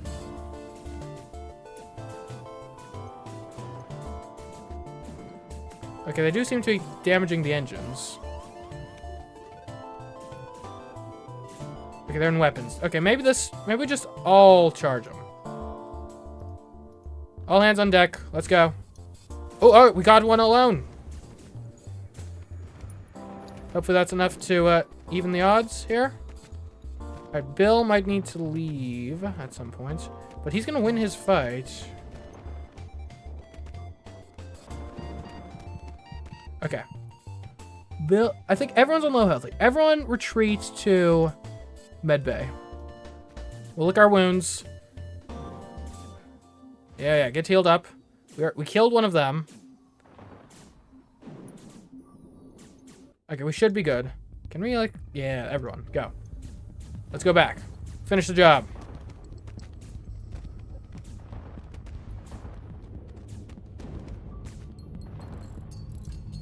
Okay, now we just gotta repair every... Oh, oxygen is damaged. That's no good. Jill, help repair oxygen, please. That seems kind of important.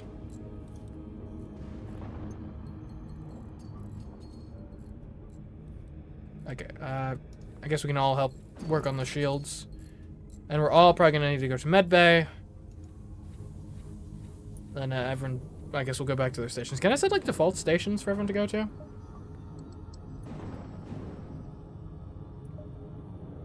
Save your crew. Okay, that seems pretty good. Get a hotkey for that. Okay, so who's who? Do they have different... Okay, they do have different skills, so... None of them have, like, anything. So I think... Jill, you're our pilot. Will, you're on weapons.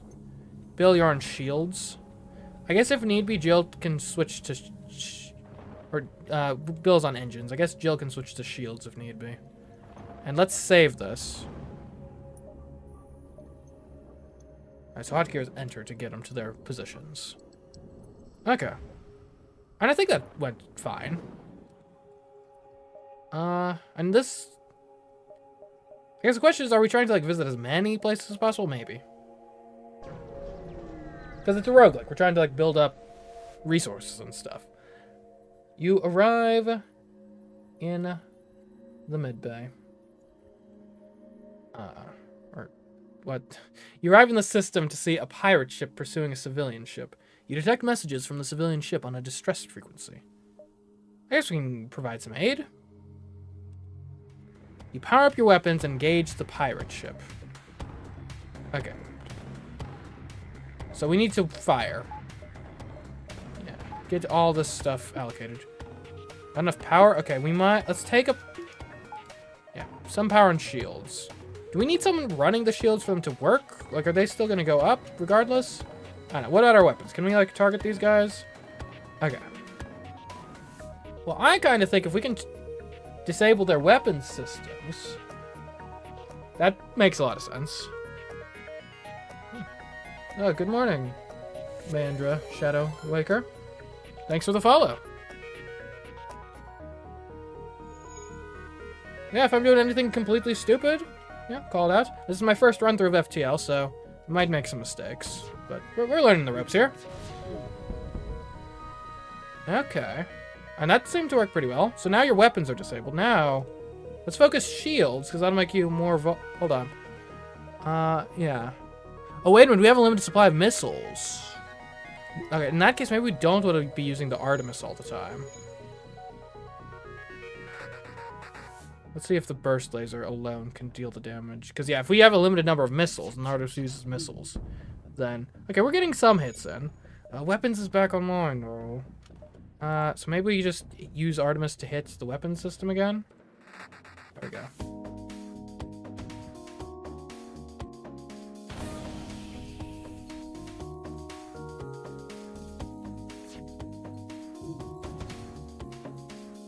Five ads?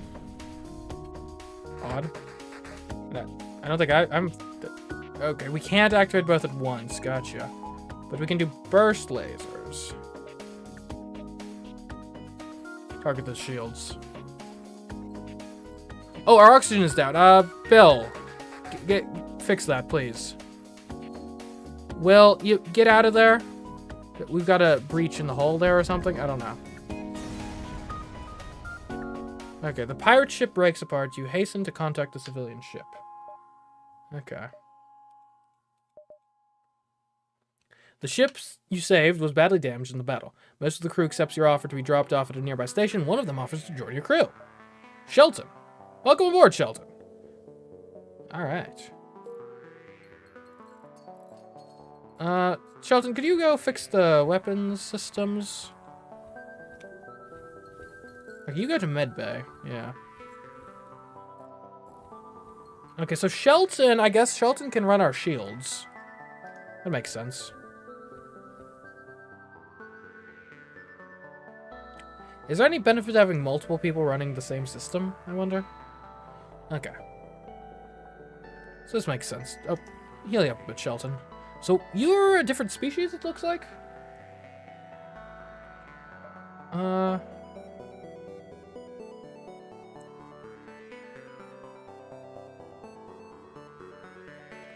Okay, I'm not sure. Well, there must be a way to, like, look at it.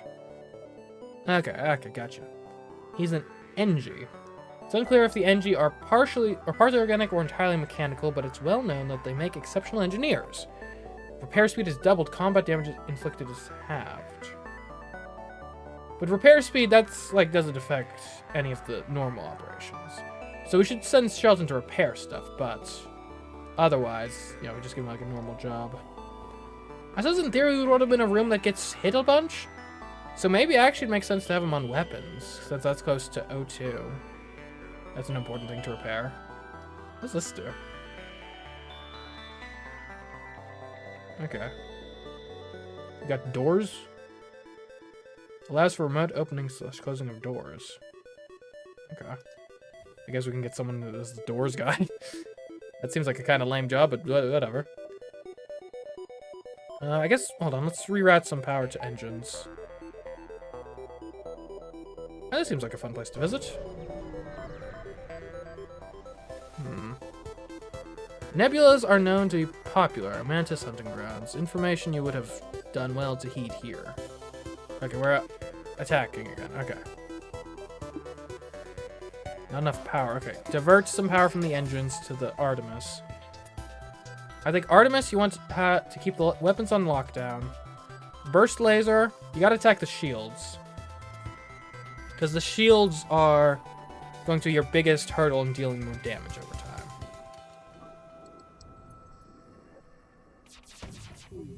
Okay, the opening salvo. Not great. Get to work. We do have one of their weapons down. Okay, Artemis is the only weapon of ours that's up. Which is fine. And that should help us. Oh, okay, wait. So I need to target every time. Turn on auto fire. Okay, that might be what we're looking for. Let's just keep those weapons on lockdown. Okay. The ship explodes, leaving behind a substantial collection of useful scrap materials. Alright, so far so good. We do need to get some healing going. Let's set this as our new default, though. So you two are hurt. So you two, Bill and Will, get in the med bay. Everyone else is fine. Getting those stats improved, maybe? Slightly? Jill seems really bad at her job, but whatever. You want some tips? Ask. I have about 10 minutes break left. I mean, I do kind of like the idea of sort of discovering the game as I go, but if there's anything crucial that I should know. You find yourself surrounded by a group of mysterious alien vessels. They hail you, and apparently have some valuable technology for sale. Like, we can hire crew. I don't think we necessarily need a 5th crew member right now. It probably makes sense to repair our hull, though. Yeah. So we can buy missiles here. That's pretty expensive. Well, 4 missiles for 6 scrap? Yeah, that makes a lot of sense. Okay, that was 1 missile for 6 scrap. Okay, well, that was not as good a deal as I thought. What else can we buy here? No, sell? We could sell our stuff. I guess we're not buying anything else here. Yeah.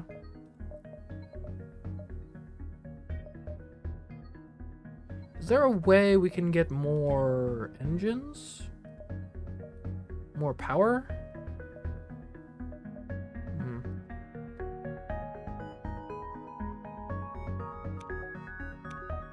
Oh, I could. Okay, that changes the priority of the weapons. That makes sense, yeah. So then if our power gets cut, it's the Artemis that's gone instead of the burst laser by default. Okay. I mean, there's not really anything else we can buy. I guess we'll jump. Maybe we went to the store prematurely. You detect an automated rebel scout attacking a small refueling outpost. We intervene to defend or avoid. Yeah, we'll intervene. Okay. Ooh, is that a drone? And again, I think we gotta target the lasers here. Or... yeah. Okay. Yeah, there we go.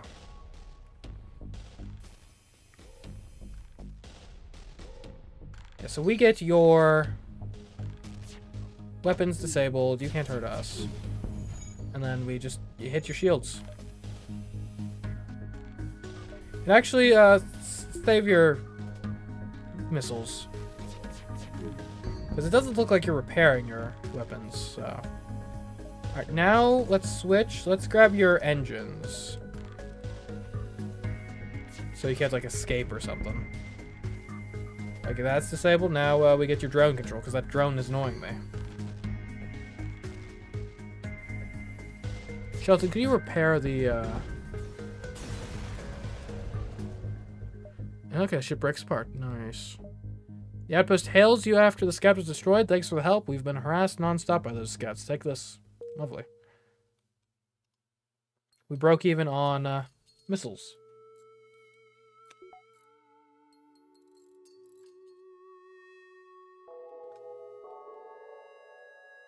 If you don't use it, why power it? Fair point, fair point. Well, let's jump. So we're getting pretty close.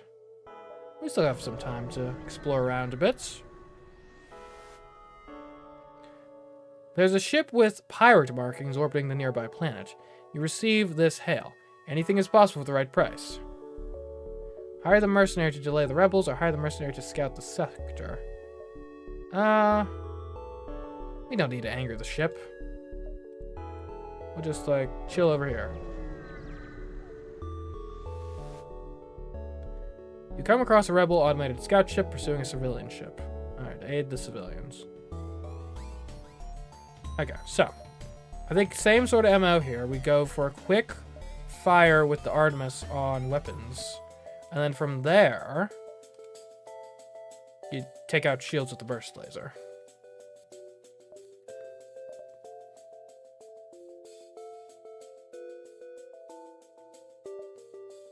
Close all doors. Open all doors. Oh, is it? Are shields been disabled? That's annoying. Okay, probably don't need the Artemis. Okay, there we go. Okay, we lost one missile in that fight. Never mind, we broke even. Apparently the ship that was being assaulted was a science vessel. They thank you for saving them and offer a small reward. Lovely. Alright. And those rebels are... I guess we'll go here? We're taking a sweet old time. Thank you for the well wishes. We'll do our best here. You are immediately contacted by a settlement. Hello, travelers. Your ship seems to be outfitted for combat. Care to take a bit of mercenary work? Maybe. A space dock is under assault from the rebels. Although the dock is technically illegal within their laws, it's very important for our trade. We'll pay you in fuel and scrap if you promise to save them. Sure. They transmit the space dock's coordinates added to a quest marker. Lovely. Can we get there? And we should be able to get there and back in time, I think.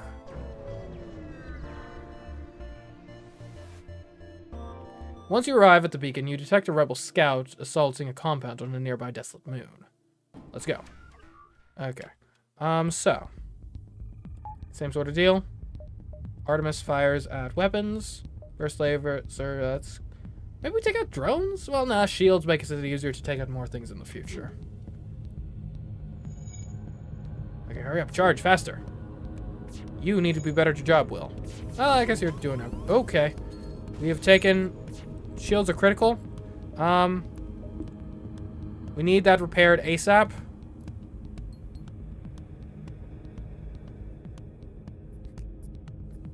Thank you, our lord. Yeah, we're trying to aid the Federation, like the good civilians we are. Or I guess we're not civilians, but whatever. Okay, shields. You gotta keep those shields on lockdown, I think. As long as the weapons are out, I think shields is our next priority. Okay, weapons are back online. So maybe we take a pot shot at the weapons. I do want to preserve our missiles, if we can. Because they are a limited resource. Yeah, we're trying our best here. This is actually my first run through of FTL, so hopefully we can do alright. It's not gonna matter what we hit next, because our next thing kills the ship outright anyway. Our shields are doing some good work. There we go. Alright, ooh. 14 scrap and 5 health points repair. Nice. Thank you. I don't know what we did to anger the rebels, but they were ready to kill us. I'll show you our goods and patch up your hull. Okay, anything... We can buy some weapons. That'd be good. So we can do the Hull Laser 2. This powerful counterpart to the Hull Smasher Mark 1 fires more projectiles per shot. So it takes 3 power, charges in 15 seconds. It does do 3 shots per charge. 1 damage. 2 times damage on systemless rooms. Interest. Oh, okay. So we don't want to use this to deactivate systems. Wait, this is your first ever FTL run? Yes, it is. Oh, they have multiple pages. That makes sense. So what does this do? 2 power, 12 seconds. 3 shots per charge. So similar sort of deal. I do kind of like the idea if you pair the burst laser with the hull laser. Right, both of them going on the shields.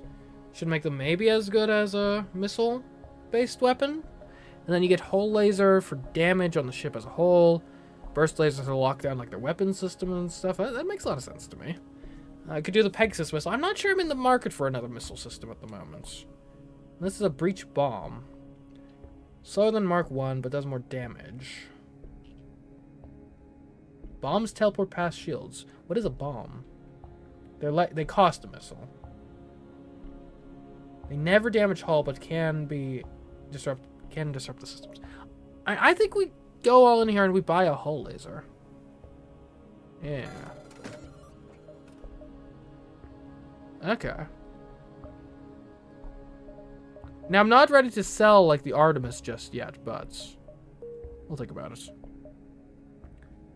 We're gonna need more power. Is there any way to upgrade the power of your ship?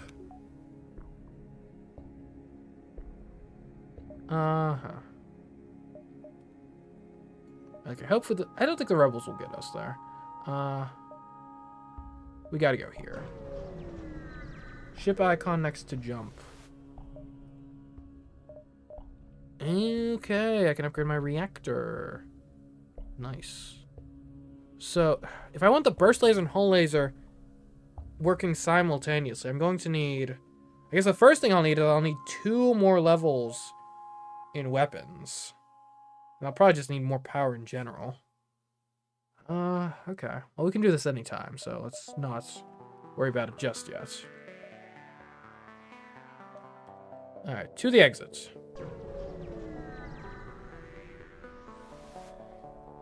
You've arrived at the long-range beacon. When the FTL drive is charged, you can jump to the next sector.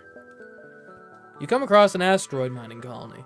They message you immediately, saying, "Greetings, our supplies of mining explosives have run out ever since the rebels blockaded the system. Do you have any extra explosives?" Missile weapon. Off to solve their problem by launching a missile. Give them requested 5 missiles. And 1 missile is better than 5. Let's launch a missile. While I appreciate your enthusiasm, we have certain protocols for the use of explosives around the workplace. Launching a military-grade weapon into our mines isn't exactly what I would call union-friendly. Dang unions. Okay, fine. I'll give them 5 missiles. We are trying to pivot off of the Artemis anyway, so I think this makes sense. They thank you and offer to have their engineers try to upgrade your reactor. Okay. Alright, reactor upgraded by 1. Not sure 5 missiles is a fair trade for that, but we'll take it. To the next sector! Alright, now are we going to go to Zoltan controlled or Mantis controlled? Well, I'm looking at this map and I see top side, we can go like civilian cluster systems all the way. Bottom side, we're going like enemy, nebula. So we're going to go to the Zoltan controlled space. Oh, I just realized fuel is a resource. We should probably pay more attention to that. You're far from Federation home space here in Zoltan territory, and it's not clear whether the authorities will have any goodwill remaining. Still, you have to push forward. Okay. Ooh, a distress beacon. Someone might need help.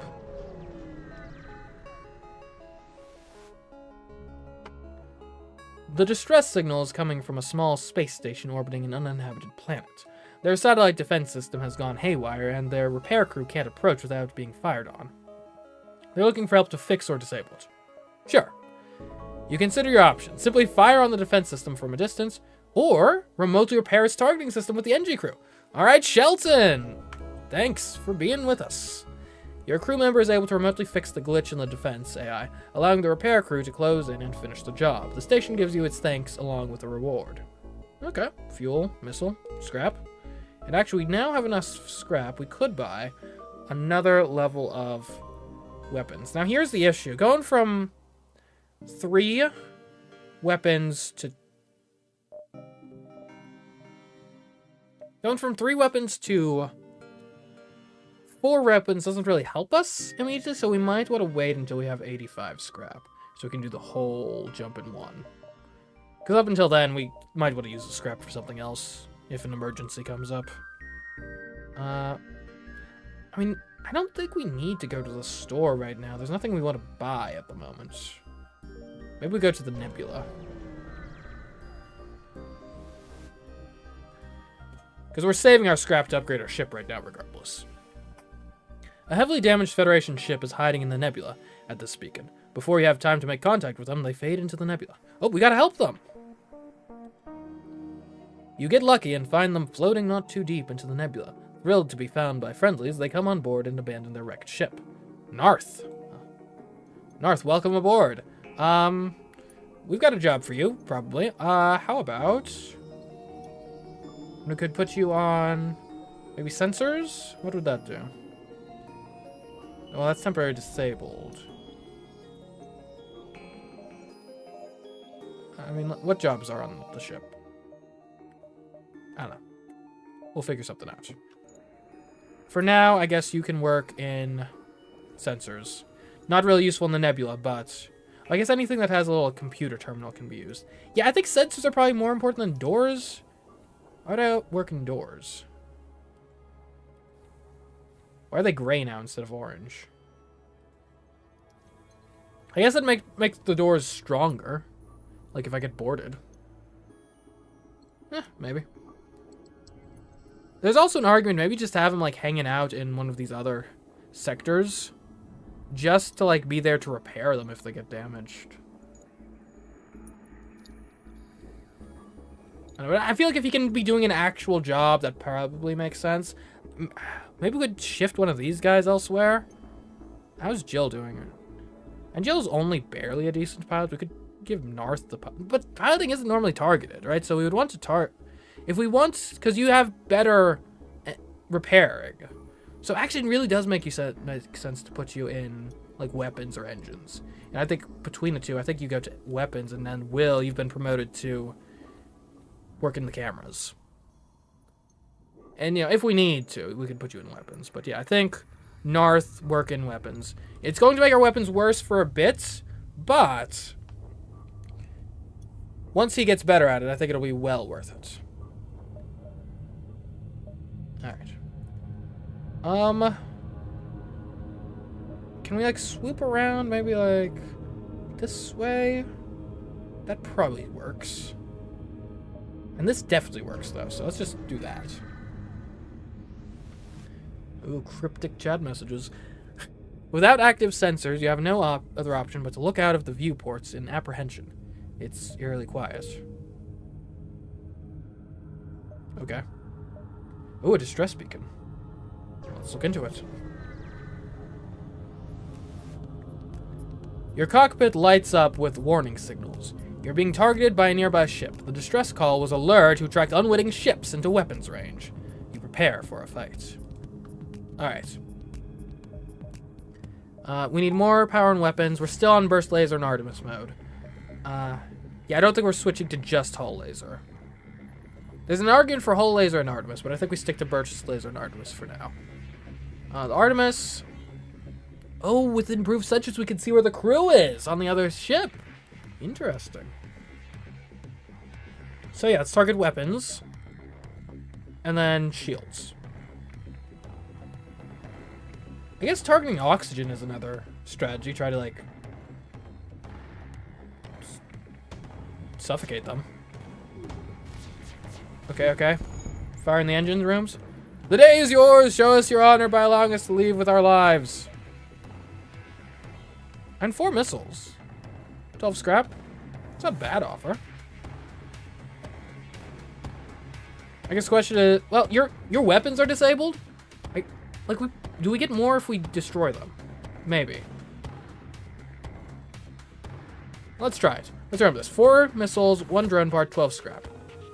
Okay. I don't think we need the Artemis to fire anymore. So we'll just save power on that. Let's switch burst laser to weapons. We got 2 folks in there. Okay, we got a big fire in the engines. Will, go help with that.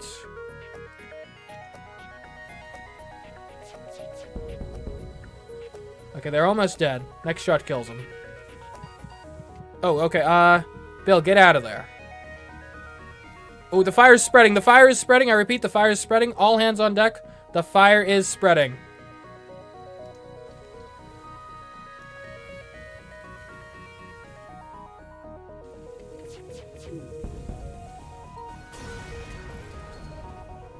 Okay. We got more scrap, less missiles, some fuel though. So it seems like it's different, not necessarily objectively better. Okay, fires are out. All's well. Alright, Jill, or I guess everyone take your positions again. Actually, hold up. We need, everyone go to healing, please. But everyone in tip-top shape. Shelton, what are you doing? Is there only room for 3 in medbay? I see. Yeah, we need to redo our defaults, but so we go here. Narth, you're supposed to be in weapons. Will, you're supposed to be on sensors. And then we'll set that as our new defaults. There we go. Okay. I think that was mostly successful.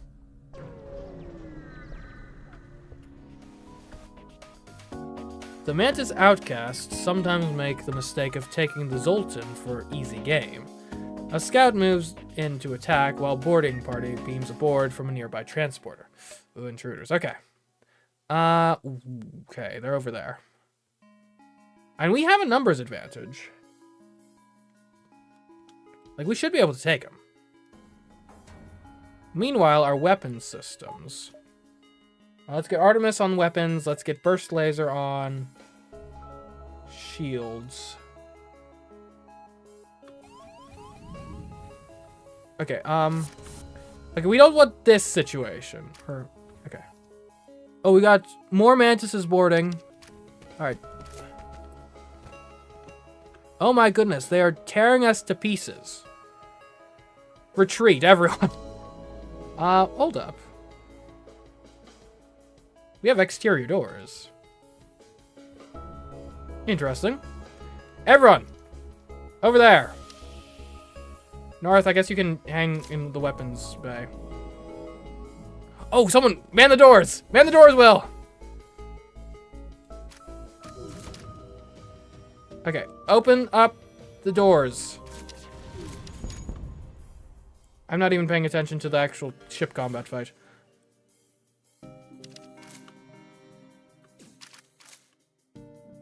North, I don't think you're winning that fight. Just go to engines. Be safe. We're opening the doors. Okay, so they should suffocate, I hope. Maybe. That's the idea, anyway. They are in a 0 oxygen environment.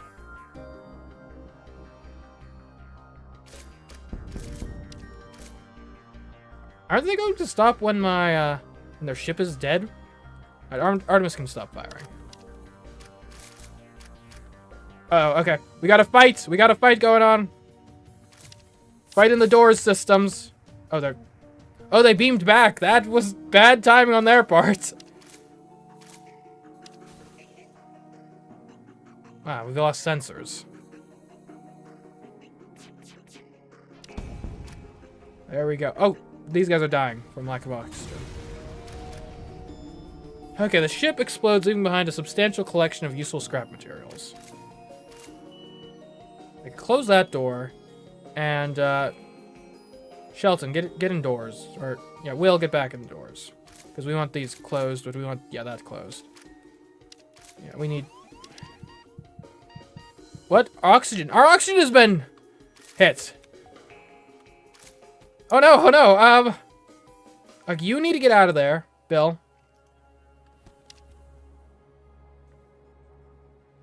Alright, close this, close this. You two see if you can sneak into medbay. He's nearly dead. Go. Retreat. Open the doors. And this whole ship is about to be, depressurized. We need oxygen repaired. So they probably left oxygen, so you need to go in there and repair that immediately. No, not that way. Not that way. Oh, they're back! Shelton! I think Shelton died. Okay. We're all gonna die. We're all gonna die. It's over. We need to get to oxygen. Oh no, it's over, guys.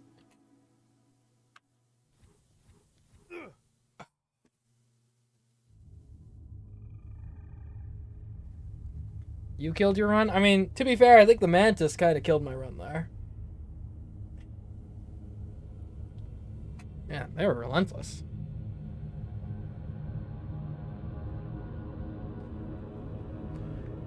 Okay, we got time for one more restart.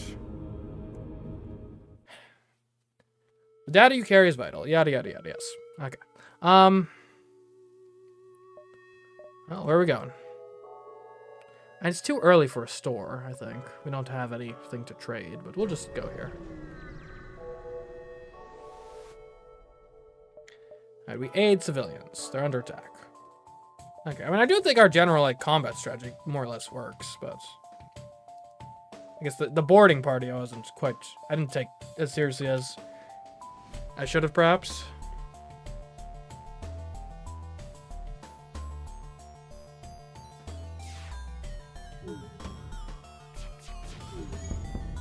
Okay, weapons disabled, so we can give the Artemis a break. I guess keep shields offline. Oh, and autofire, yes, yes. If you think about it, FTL is kind of like an auto battler, in a certain sense.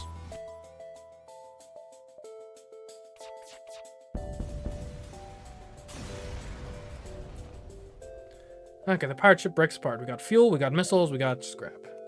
No, not really. Well, just in the sense you got like the weapons on timers and whatnot.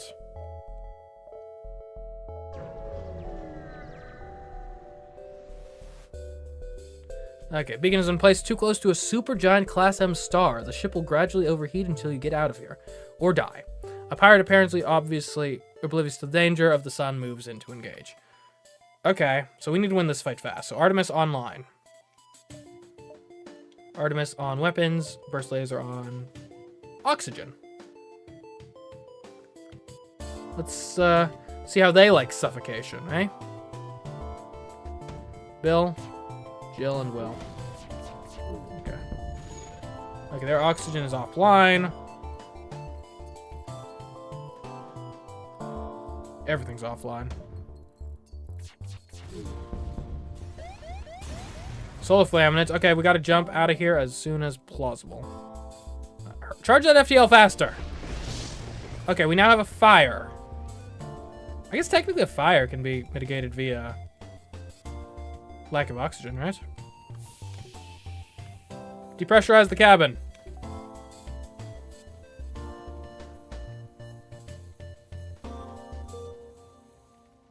Okay, I guess we'll jump. Jumping with the doors open, that doesn't seem like a great idea, but we'll be fine.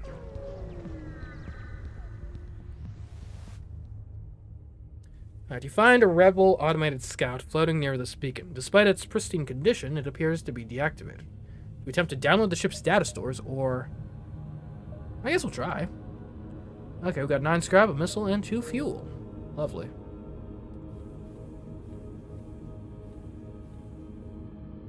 Alright, we should probably save our crew locations.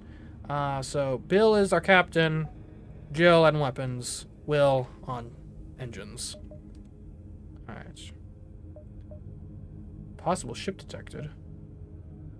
Oh, because we got the data. I see. Okay. Your arrival is greeted by numerous computer alerts. The nearby automated rebel scout has used a local satellite to deploy a virus to disrupt your shield system. Hopefully it won't cause any further problems before you can destroy it. Okay. Target weapons. They don't even have shields. Yeah, I gotta disable those weapons as soon as we can. Bill, Will, and Jill. Any more ills around? I don't know. That was all the names I could come up with immediately. Okay, don't fire again.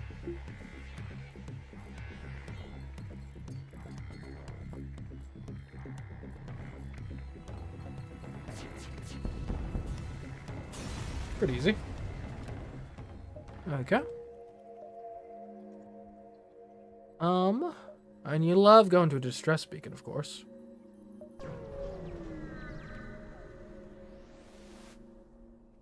The distress signal is coming from a small space station orbiting an uninhabited planet. Their satellite defense system has gone haywire, and the repair crew can't approach it without being fired on. We will help. You consider your options. I will fire on it. You fire a few volleys from a distance, and it's clear the defense system is no match for your weapons. However, the station does not seem happy with your solution. You salvage what you can and jump before there's trouble. We got a shield charge booster. Okay. Boost the ship's shield recharge rate by 15%. That seems pretty good. We don't need to rush the exit. Nebulas are fun. But let's go this way because we can actually chain some stuff. You detect a rebel automated ship nearby. It does not engage and seems to be patrolling around a long-range sensor station. Let's get it. I guess we'll attack weapons and drones. Because you seem to use drones as a means of attack.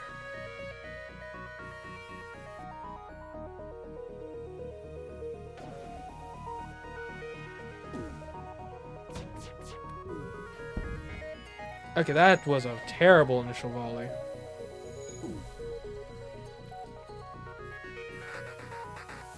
Oh, oxygen is down. Oxygen is down. Someone fix that, please. Okay, we needed the drone system. The drone is the real damage dealer here.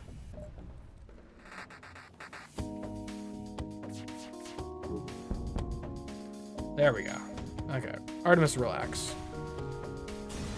Oh, there's a fire. Okay, Will, go heal yourself. Jill, go fix this.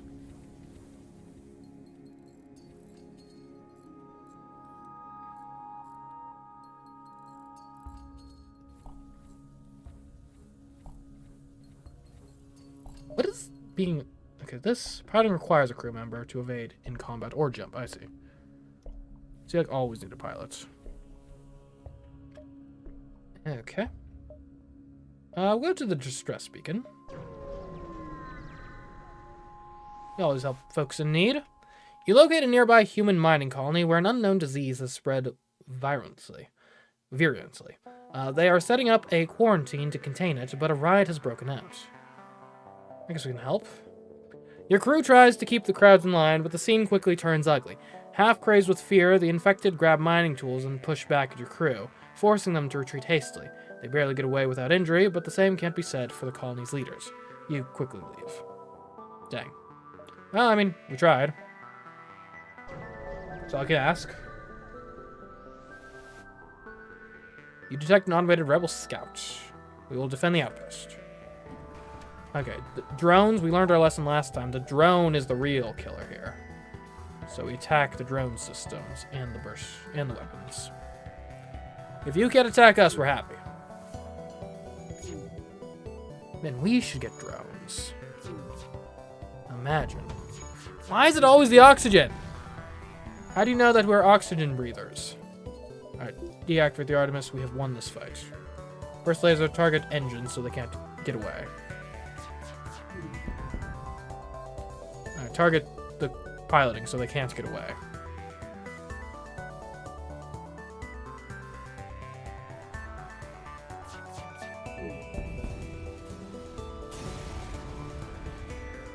Okay. Not bad. Not a bad haul. And the outpost gives us stuff too. We could use to repair the hull a bit. Guess we'll have to go to a shop in the next system. We've explored like everything nearby, so I think it's time to exit. You've arrived at the long-range beacon. When the FTL drive is charged up, you can jump to the next sector. You have jumped into the aftermath of what seems to have been a brutal exchange between several ships. Wreckage drifts by your screens, and you can still see the remains of the dying ships, sparking and breaking apart. It's hard to determine who the combatants were without closer investigation. Might as well. As you approach the wreckage, a mantis ship screams into the systems, either sensing prey or to finish the job its fellows started. Okay. Do you have a teleport? You don't have teleporters. Good. Alright, Artemis on weapons. Burst laser. Get the oxygen. Hit him where it hurts.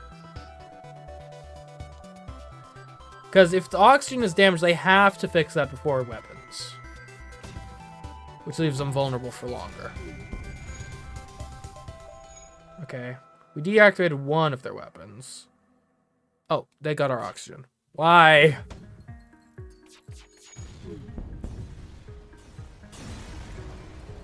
We are running low on missiles. Which is concerning. Here, help out with the oxygen. Alright, everyone back to your places. Alright, to the next sector. Okay. I like this upper path here. Civilian, civilian, civilian, nebula, civilian. Like, we can avoid enemy rebel-controlled territory completely. We go to Zoltan-controlled space. You've entered Zoltan territory. This species is not renowned for giving anything for nothing, but you can always be assured of fair hearing. I think we head up the store first. We've got some repairs to make. Why avoid enemy nodes? They sound dangerous? Like, isn't that kind of the sensible thing to do? The Zoltan are fascinated by the species and have set up something of an alien knick-knack shop here. Why not take a look? Okay, you're selling drones. I don't think we have the capability to use drones. Firstly, let's fix the hull. There's no reason not to. We could buy drone control. Do you want to try to be a drone build? What drones do you have on offer here? You got a combat drone, a beam drone. Okay, so this comes with a free... Yeah, let's give drones a shot. Why not? The drone parts are just burning a hole in our pocket otherwise. Okay. We now have drone systems, which might be useful. Okay, drones. So a combat drone. Powerful drone that continually attacks the enemy ship. Okay.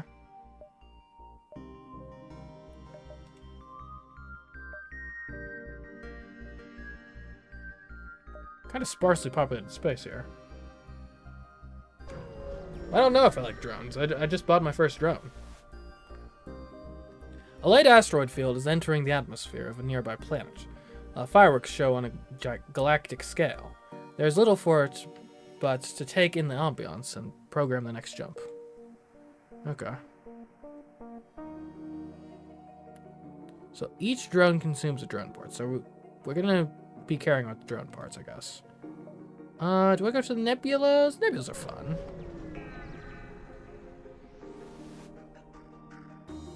This nebula turns out to be the hiding place of a terrified rock crew taking refuge from the Zoltan border police. They don't seem prepared to risk your leaving with their coordinates and open fire. Guys, we're... Okay. Artemis, weapons, burst laser, shields. Take them down. Take them down, boys.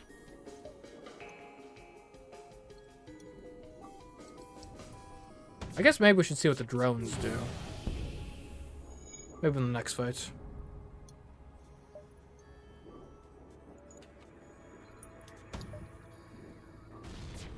I guess maybe we could take a look, see if there's any more specifics on what it does specifically.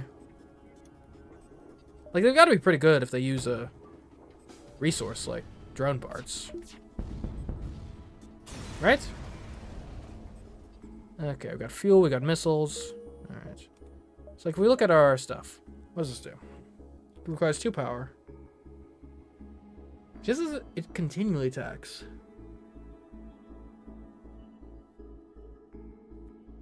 Okay. I guess I don't really know what continually means in this context, but I guess we'll find out. A heavily damaged Federation ship is hiding in the nebula at this beacon. Before you have time to make contact with them, they fade into the nebula. Let's find them. Your search is hopeless. Your sensors can't pick up anything in the nebula. Dang. Well, that's rough. We go here. You discover a number of Zoltan civilian ships fighting off pirates.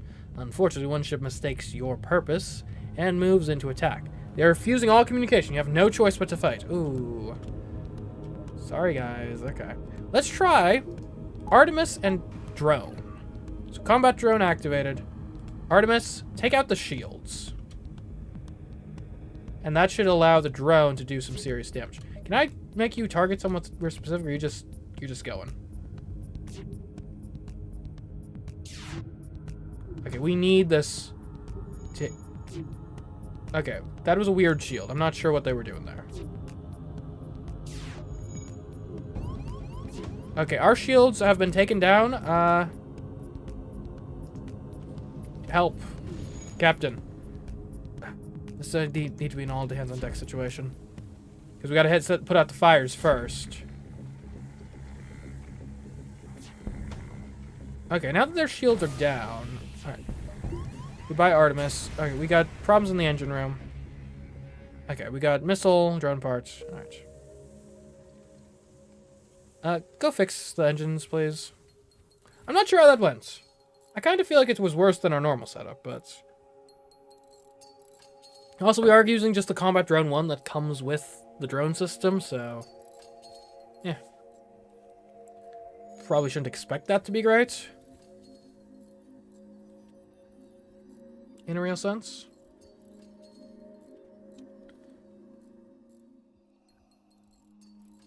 Okay, back to your jobs.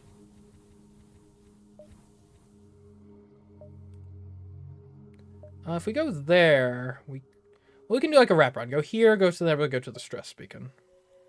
Maybe we can even, yeah.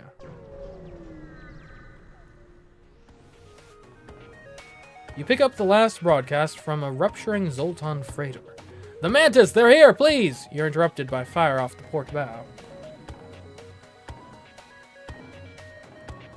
Okay. This is Mantis we're dealing with? Let's get serious, let's just do our normal weapons setup. Burst lasers on... Yeah, shields. We need to hit these weapons quick.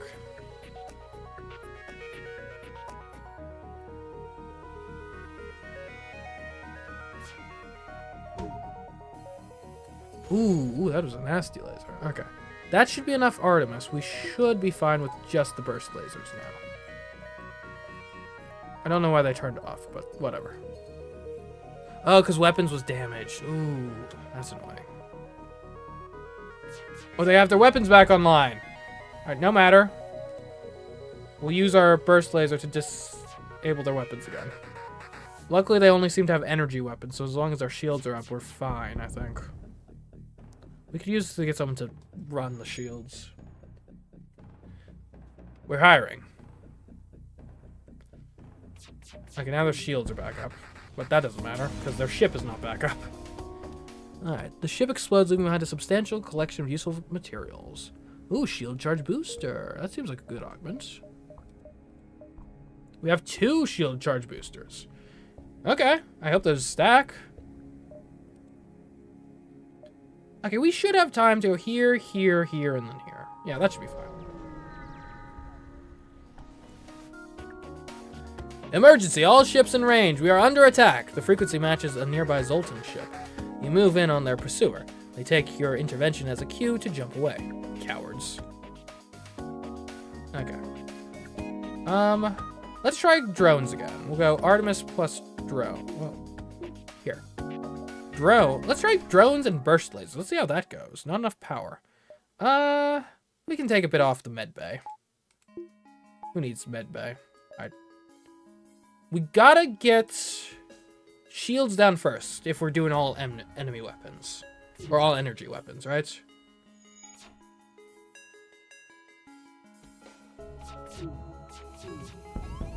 Okay, now that the shields are down, we can shift our focus to weapons. We might also want to repair the oxygen. Sensors can wait. Please don't kill us. We'll give you everything we have. Is that everything you have? I feel like you've got more.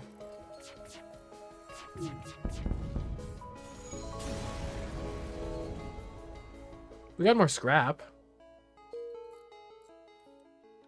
I'll get those repairs going. Let's go. Okay, you get back over there. How are skills doing? Okay.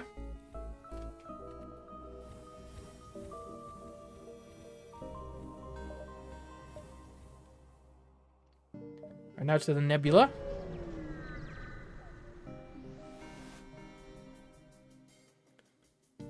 Okay. It's worrying that the rebels have penetrated so deep into uncharted space, even if it is only an unmanned craft. It arms its weapons. You should do the same. Okay.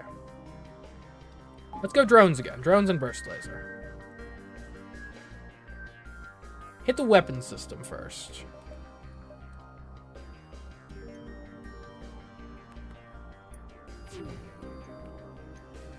If they can attack us, then we're golden. Yeah, so the issue with the drone right now is it does one shot at a time, which normally all that is going to do is disable shields.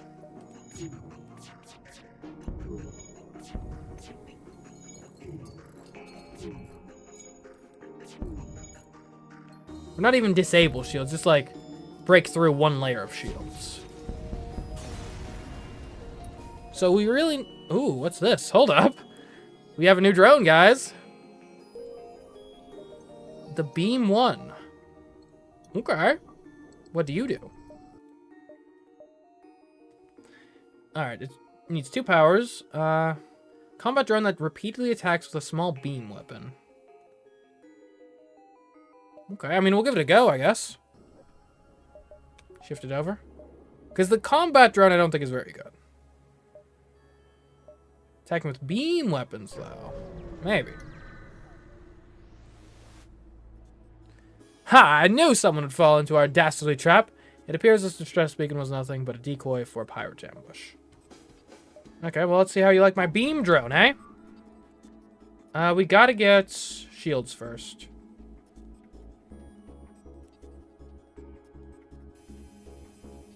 Okay, so they have like an extra shield layer, it would seem. It's kind of annoying.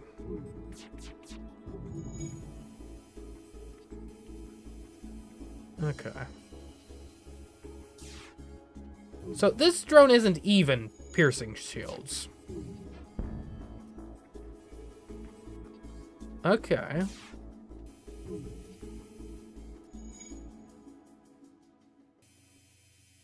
The enemy ship appears to be powering up. Its FTL. It's trying to escape. You're trying to escape? You know what? I'll accept your offer. Because they might just flee regardless.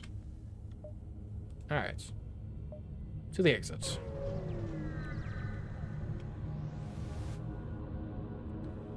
You've arrived at the long-range beacon. When the FTL drive is charged up, you can jump to the next sector. You come across an asteroid mining colony. They message you immediately saying, "Greetings, the supplies of mining explosives have run out." I guess we can just give them the missiles. They thank you for your generosity and offer some scrap in exchange. Didn't really seem like the market rate for missiles, but whatever. Let's go. You want to try the nebula? We could try the nebula.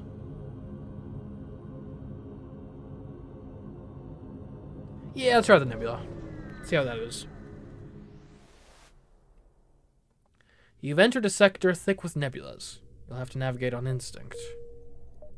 Okay, I really wish there was a shop somewhere, but whatever. We'll go here first. You see a small station fitted with hundreds of repair drones. You receive an automated message. We don't know who you are, and we don't care, but this is the right place for some ship repair. How can I tell how much damage my hull has taken? Like, what does each bar represent? Is each bar, like, is this... So, hold on. 1, 2, 3, 4, 5, 6, 7, 8, 9, 10... I guess, give me 10 damage repaired? Okay. We didn't waste much. Good. Thank you for your business. No refunds. Perfect. Who needs a shop? That was... Oh. Well. Maybe we'll go to one regardless. I think it was a good deal for repairs, though, right? As you wait for the FTL drive to charge, you half expect to be ambushed at any moment. However, no attack comes. Alright, to the store. What would getting so... Can anyone man the drones? Would that help me? There is only one other ship at this beacon, and it is showing heavy damage. You receive a message on your console. Greetings, traveler. We were crippled by a band of pirates and are now forced to sell our remaining valuable equipment to acquire the necessary supplies to get home. Okay, so you're selling drones. Boarding drone. Breaches through the enemy hull and wreaks havoc. Interesting. And boarding was pretty annoying before. I don't think we need another beam drone. We could get new weapons. What else we got here? Ooh, FTL recharge booster. I don't think that's really that helpful.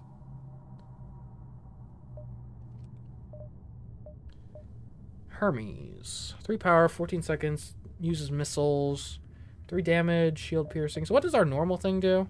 Our Artemis is 2 damage. So that would be an upgrade over the Artemis. Right. Power 1, charge time 8 seconds, 1 shot per charge. Ion weapons can disable systems without causing hull damage. We got the heavy ion. 2 power, 13 seconds. I'm not sold on any of these. Like, boarding seems fun. I'm not sure if we can build a whole strategy around boarding drones, though. Like, it depends on how sturdy they are, I guess. I don't know, I'm not sold on anything here. I think we save our money.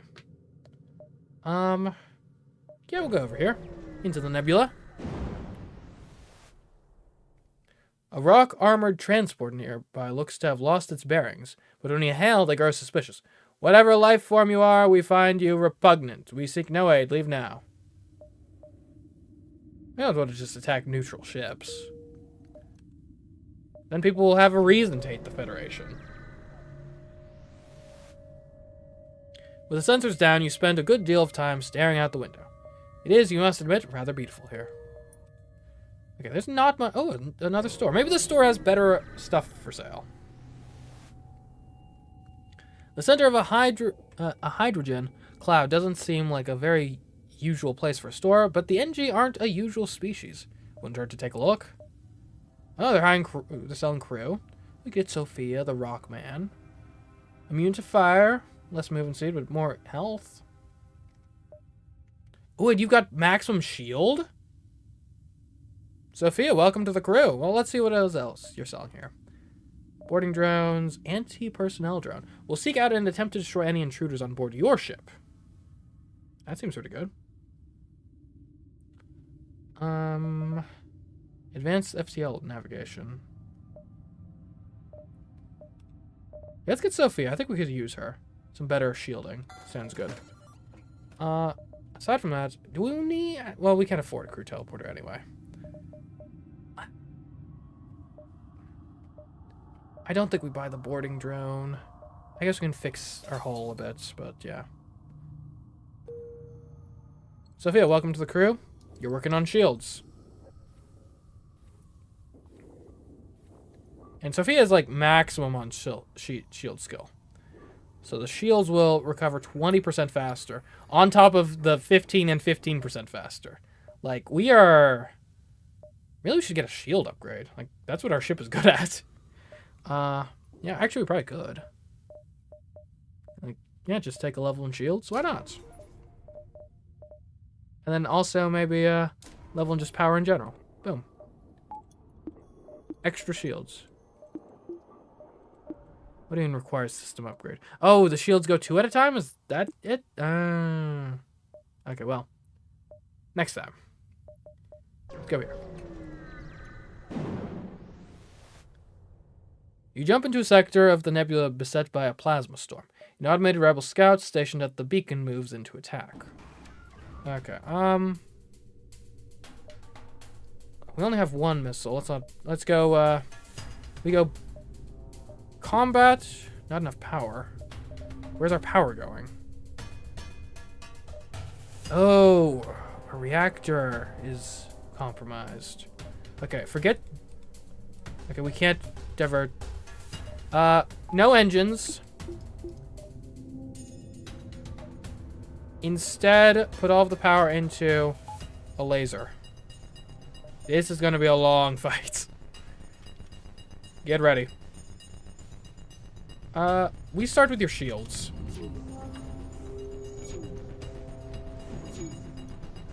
Like, we charge our shields fast enough that I don't think you can damage us regardless. Okay, you can damage us a bit, but it's fine. Okay, we didn't hit you at all.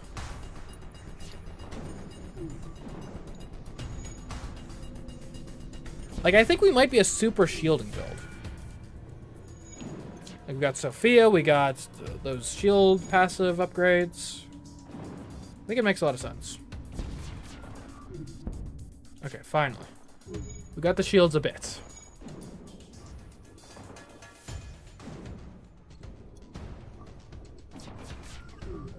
I will suffer soon enough. Well, the thing is, though, the shields, they don't protect against physical weapons. So we would need some way to counter that weakness in our game plan. Okay, weapons are down. Let's get the drones now. Like, our shields come back online real quick.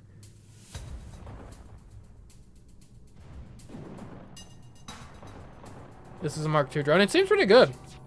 Like, if our shields weren't as amazing as they are, then it would be dealing some serious damage.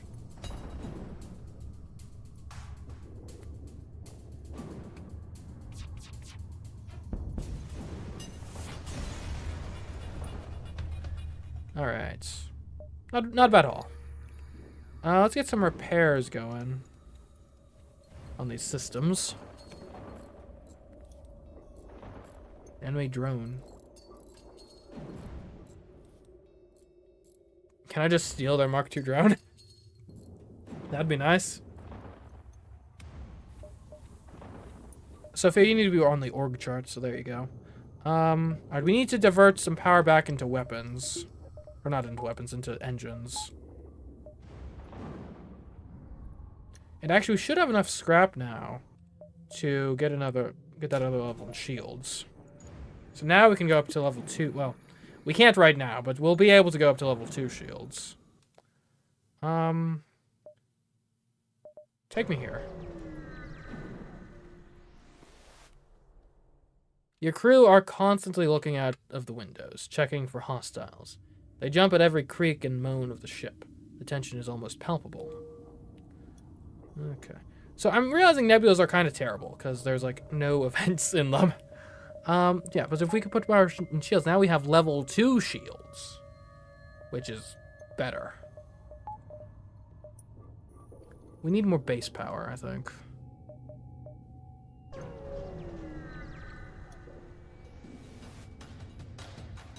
You see a small station nearby and feel the shudder of shots ringing through the ship.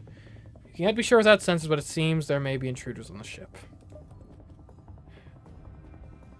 Everyone, stay calm. Stay in your stations. Well, actually, Sophia's going to be pretty good at combat. Everyone gather in medbay. Okay, everyone gather right there. Oh, there's 4 of them. Why are there 4 of you?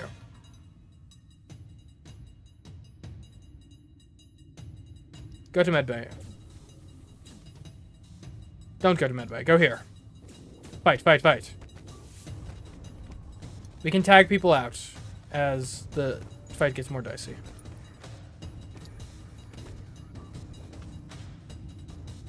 Okay, Bill, go to medbay. Will, go to medbay. Everyone go to medbay aside from Sophia?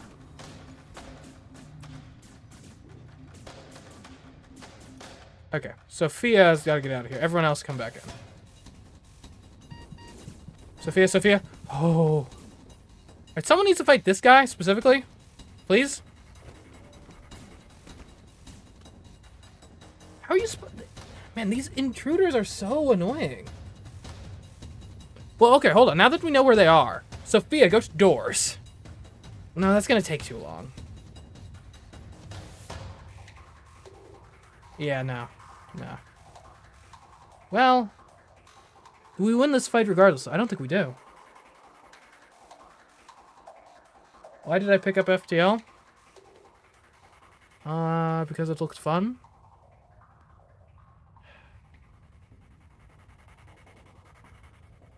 Like, you win this fight. And then we can retreat. Maybe we retreat Bill early. Okay, Bill's got to get out of here. Will's got to get out of here. Jill, go to doors.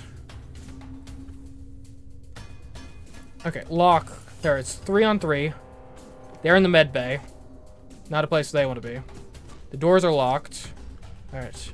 Now we heal up. Okay. Some crowd control.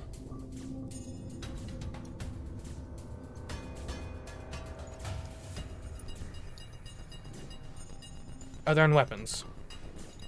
Yeah, good luck with that.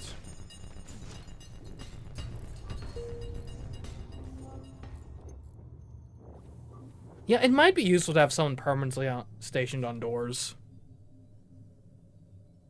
Like, I'm not necessarily going to do a bunch of crazy things to, like, depressurize everything, but just having the enemies not immediately have free reign of the ship.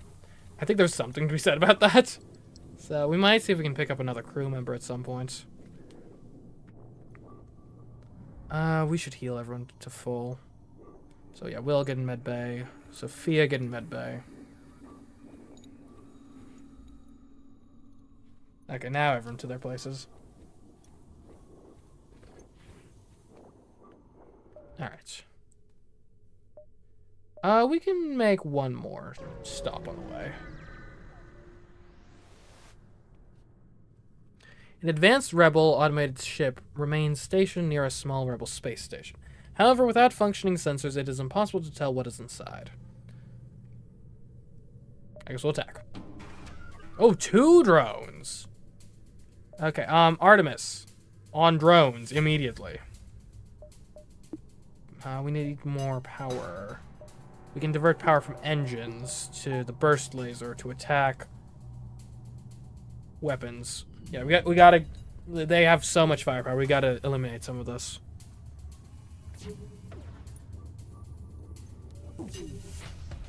Okay, shields has been hurt. That's bad. Go on, guys. Did we missed on all of our attacks? And now everything is damaged. Okay, we got one of their drones offline. Okay, weapons offline.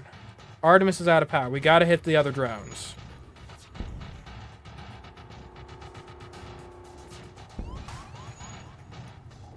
Hull is not looking great. Keep missing. Luckily, I don't think they can hurt us now. They just don't have the firepower for it. There's gonna be a lot of repairs to be done after this fight, though. Okay. Both drones are deactivated. You go to end or start fixing our oxygen. Yeah, we might want the oxygen repaired. I think that seems slightly relevant. Oh, their weapons are back online. Oh no, oh no. Okay, get back to your stations. I think I'm more afraid of the drones than the weapon systems. They seem to have like an auto repair function on this ship. Okay, drones offline. Let's get back to weapons. Obviously going to shields is a good idea because because shields. Okay. Got a lot of scrap. The station is a storage site for various resources. You salvage everything possible. Alright, let's get some repairs going. I gotta power up engines. We need more base power. We're gonna need to repair our ship too, but... What do engines do in a fight? Gives extra evasion. Okay. Alright, everyone back to your places. Alright. We're gonna be kind of limping out of this system. There's nothing here save for vast swirls of gas reflecting rays from a distant sun. Lovely.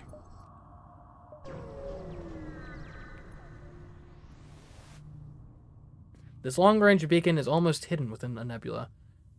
When the FTL drive is charged, you can jump to the next sector. Okay. Let's go to the NG homeworlds. Then we'll have to go through another nebula. You have arrived in NG space. The Mantis have been threatening the NG core worlds, but you should be able to stock up for your journey. Okay. Yeah, this is more my speed. Alright, let's go this way. Your sensors have picked up a refugee ship drifting through the system. No doubt one of many fleeing the rebel advance. It doesn't appear to have detected you, or else it is trying to avoid notice. We'll hail them.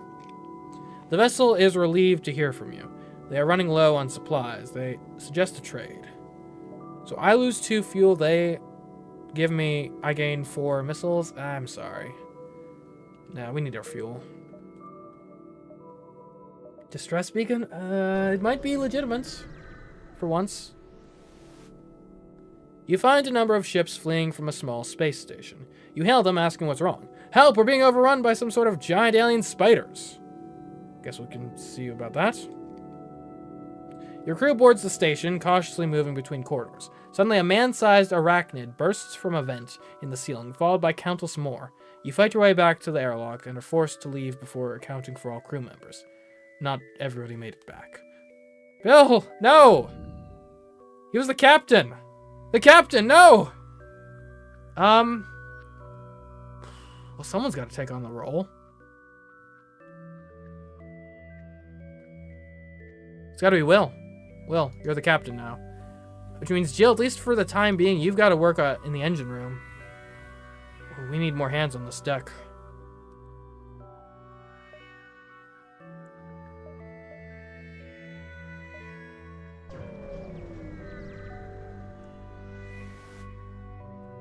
You make contact with an isolated NG science station, who are staying put despite the likelihood of Mantis invasion. They suggest you trial some experimental technology. Thanks. A store. We can't really spend much scrap, but we do need... we need crew, we need repairs. It's not great. A message arrives. Your scrap ours, our weapons for you. You're about to raise the shields when you realize it's just an NG trader looking for a trade. Okay. No crew, unfortunately. But, yeah, fixing the hull makes... we gotta get that done at least.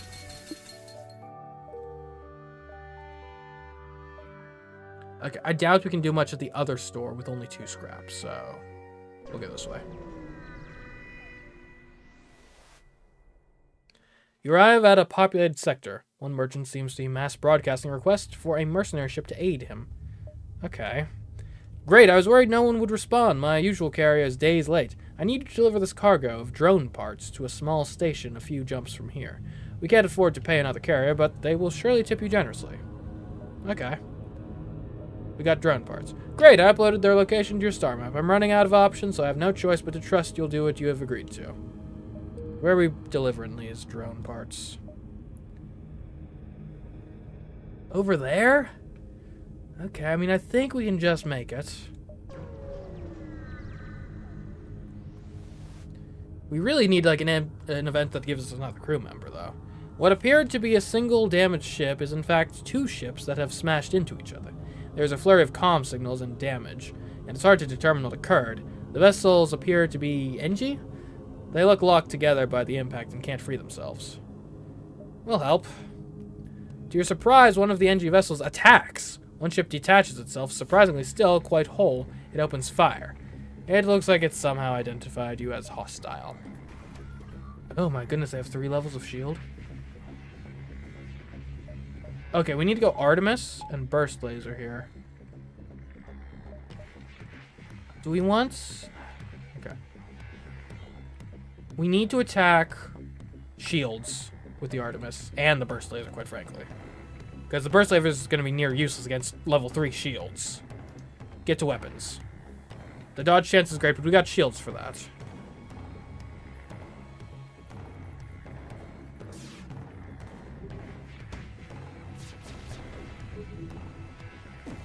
Okay.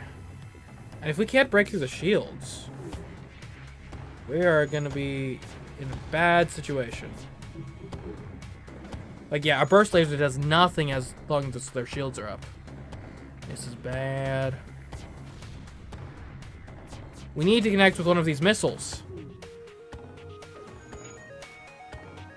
I don't think we've even hit them.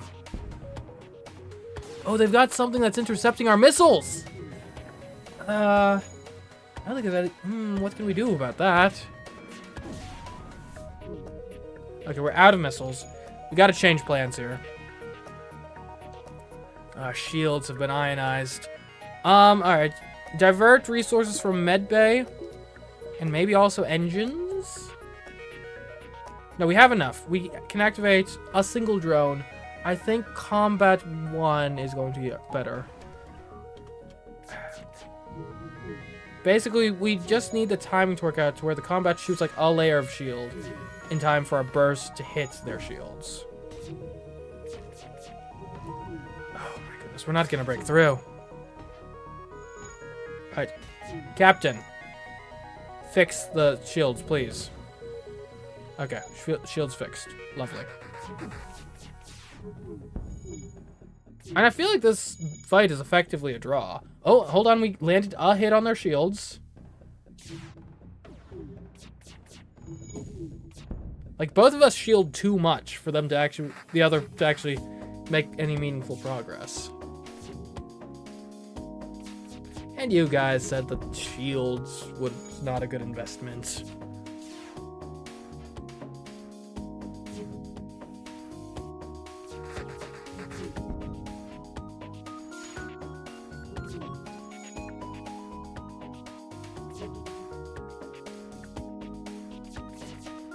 I think we will eventually win this fight. It'll just take a while.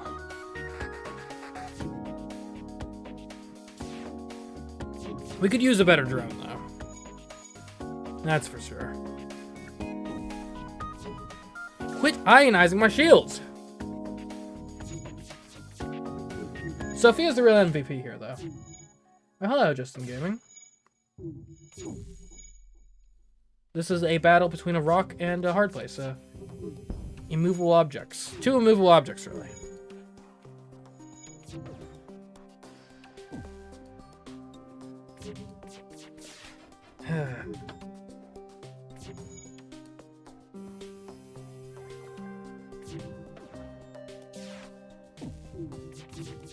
I mean, we could jump away, but I don't... Like, we're not losing this fight. We're just not really winning it. There's a difference.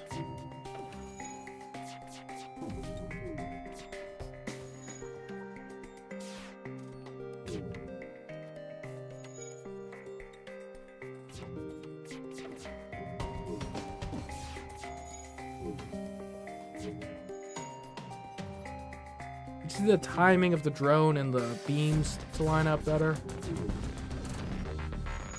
What if I turned off auto fire? Hold on. Turn off auto fire. Hold on. Like, will you charge when you know to have... Okay. We wait. Alright, now we go. That might be the way to do this. Actually time the shots of the laser. No. There we go. Okay, okay. Getting some micro in.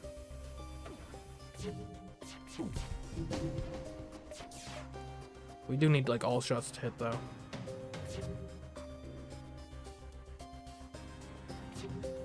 Okay, wait. Now. Oh, you can't miss! You can't miss like that! I guess Jill's getting a lot of combat experience, at least.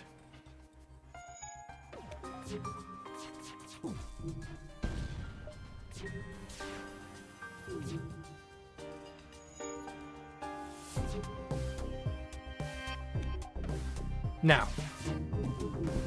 Okay, we got a level of shields. They keep repairing it. Why are they repairing their shields so effectively?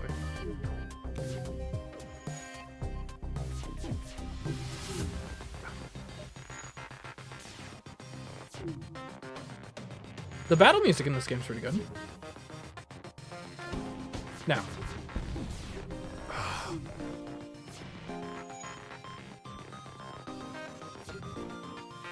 Ready, and... Not yet. Hold. Fire.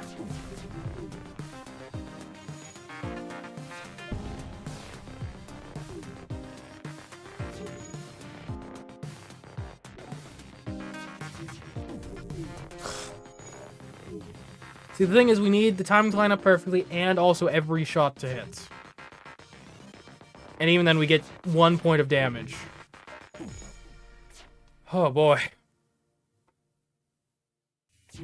This is something of a wake-up call. Our weapons suck.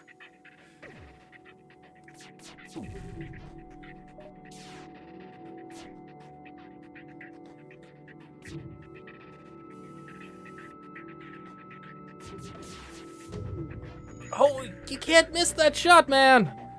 Jill! Come on! Do better!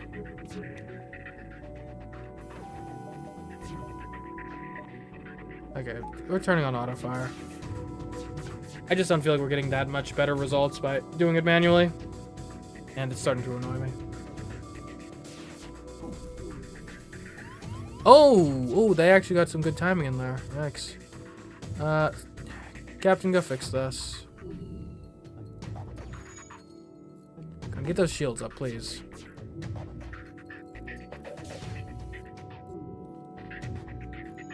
Like, eventually one of our ships will die. Probably not mine, I hope. We got Sophia in shields. She's doing a good job in there.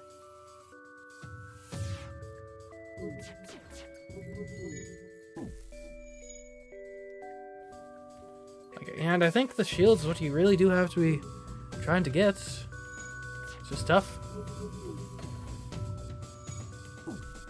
This might hold the record for the longest fight in FTL history. I don't know. Seems like it. Alright, back to piloting, Will.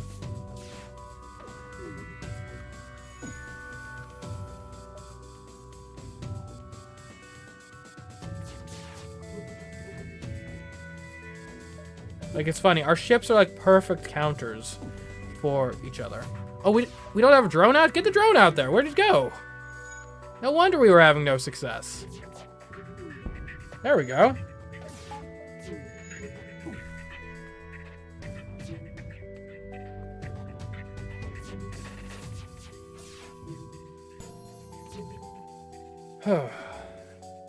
Little by little, we chip away at them.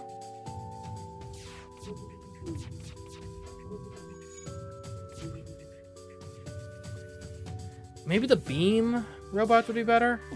No, but the beam, like, doesn't hurt the shields as much as the combat one, does it? Okay, well, combat one got a hit in. That's good. Shielding would have been better than hull, but that's fine.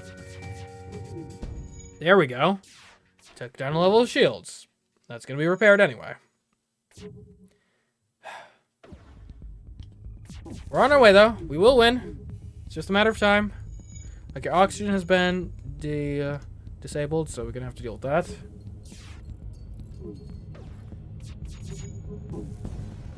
Oh, finally. That was a fight. With the ship destroyed, the remaining NG ship hails you frantically and explains the situation to you. Apparently, you interrupted the equivalent of a consolidation of two ships that were using each other's parts to construct a new vessel. The NG were not truly hostile. Their targeting computers had not finished adjusting. There's nothing to be done about it now. You leave the remains for the surviving ship. After all that, we didn't even get anything out of it. Oh, man. Fix the engines, please. Our crew grinded up a lot of skills. I guess. Like, I assume yellow bars are good, right? Yeah. Sophia's maybe almost up to level 2 in shielding. We'll be even more unkillable.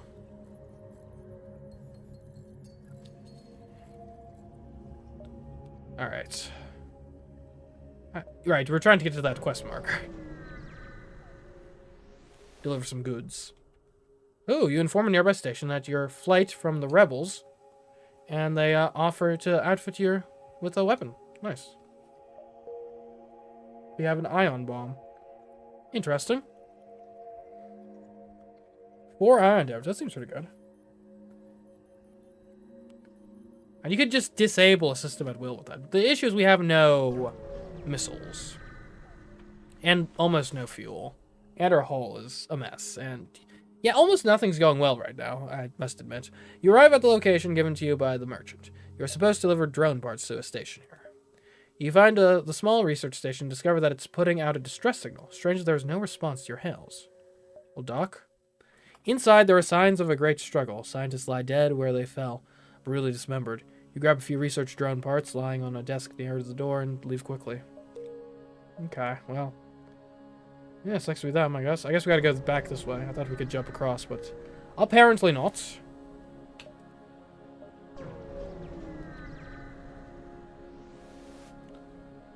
You receive a message from a nearby station.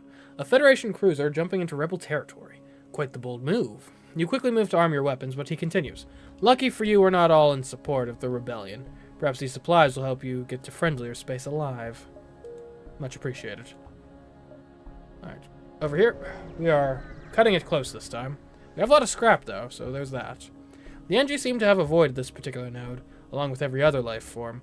You keep your eyes peeled for reasons why, but spin up the FTL without events. Alright, let's get out of here. Cutting it close in many regards here. Low on fuel, low on hull, low on time. You've arrived at the long-range beacon. When the FTL is charged, you can go to the next sector. You pick up an automated message from a nearby space station.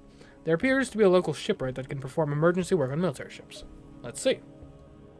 They offer to upgrade your sensors subsystem in exchange for some scrap. That seems like a fair trade. You let their team on board. After a short time, they finish their work. Okay, we have better sensors now. Lovely. Okay, next sector. Oh, back to a nebula.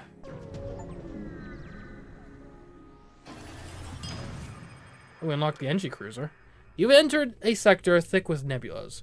You have to navigate on instinct. Congratulations, by making it to the 5th sector, you've unlocked the NG playable ship for future playthroughs. Nice. Okay.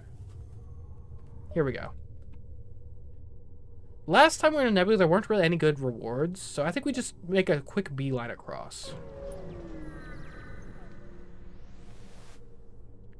As you wait for the FTL drive to charge, you half expect to be ambushed at any moment. However, no attack comes. We are out of fuel.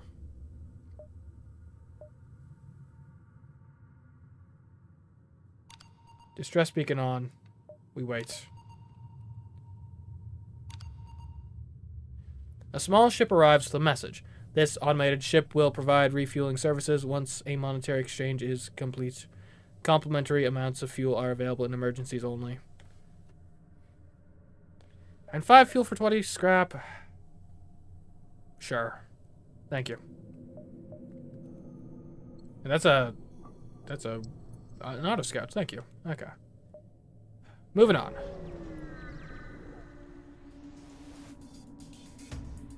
Nebulas are known to be popular mantis hunting grounds. Information you would have done well to heed here. Okay. They have a teleporter. Kind of feel like we need to take that out pronto. But you gotta get the shields. You gotta get the shields. I think we go combat drone here. Burst laser. Maybe also in Artemis, if we can shake it. Just come out swinging. Artemis on shields. burst laser on teleporter. Combat drone exists. Oh, please. Oh, no, we got... They've boarded us. Okay. Captain, to the doors. Jill, distract... Oh, my goodness. Jill, get the heck out of there. Go to medbay immediately. Our door's locked. Open. Suffocate them. Alright, how's the ship combat going? Actually, pretty good. We are out of missiles, but that's fine. Burst laser pivots to working shields. Alright, they are working hard at breaching our doors. Why? Oh, our medbay is not being powered. Okay, shields taken down. Lovely. Now, burst laser. We need to take out their weapons if we can. Alright, they are attacking our weapons system. I think they died. Ooh. Alright. Materials. Lovely. Alright. Repressurize the cabin.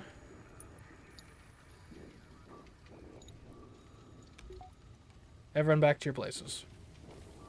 Actually, Jill, first, yeah. Repair that. Oh, Will, you're the captain, don't forget. Have been ever since Bill. Well. Oh, we got a fire? Why do we have a fire in the engine room? Sophia, go help deal with that. Oh my goodness, we have fires everywhere.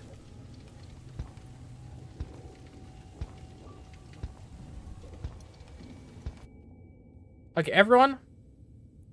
Hunker down in drones. We're just opening all the doors. Aside from these.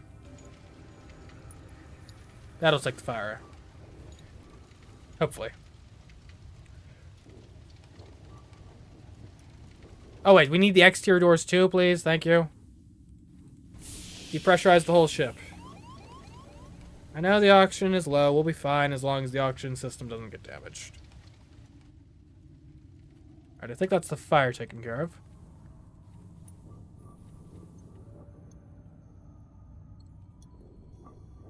Sophia, how's it looking out there?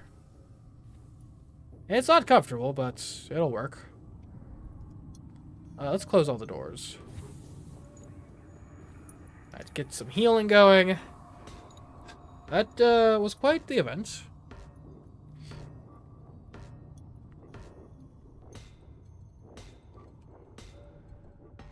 Jill to engines.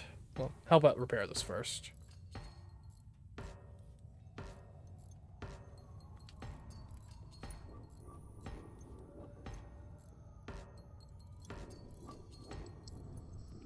Alright, engines, shields.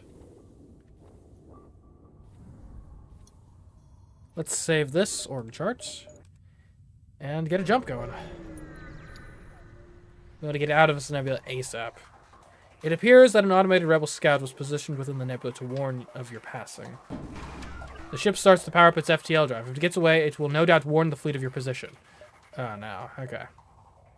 Combat drone. Burst lasers. Target the shields first. They have a lot of drones. Once shields are down, we gotta go for engines, I think.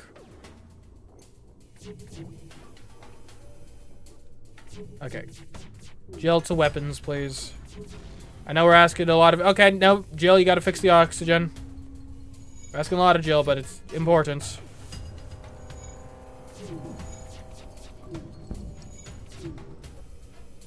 Sophia, please, please, we need these shields online. We need their shields disabled. Okay, they cannot steer. They cannot steer. Jill, weapons. We need to be firing this laser more frequently. Alright, their shields are down. Let's get the engines. We cannot let them escape. I don't think they can without steering, but yeah. Alright, it breaks apart. Alright, Jill, could you please fix the engine rooms now? And Jill is really the hero of this voyage. What, Sophia leveled up her shielding skill? Almost. So close, so close. Probably by the end of next fight, Sophia will be a level 2, or maybe it's technically level 3 shielder. I don't know if it starts at 1 or 0. A store. That would be lovely right about now. Thank you. A transmission from the nearby planet indicates an outpost below, which offers supplies to travelers. You send down an away party to check it out. Okay.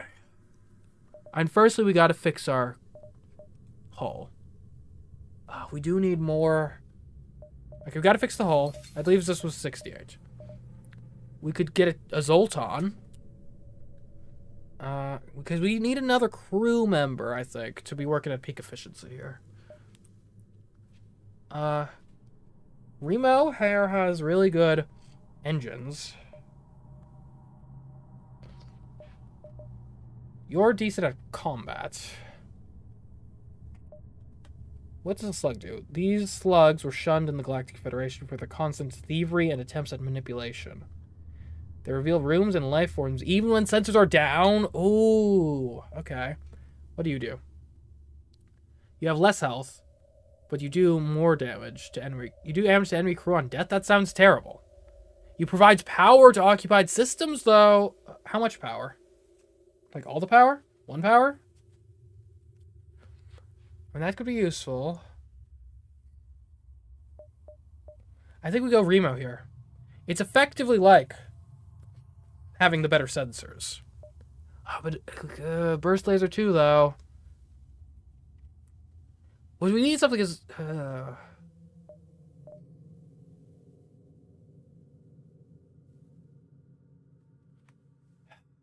beam weapon? We need crew. Give me crew. Like, all the fancy tech in the world doesn't mean anything if you don't have anyone to man it. I also bought them out of fuel. Remo, welcome. You are our new engines officer. Congratulations. Jill, you're back in your comfort zone.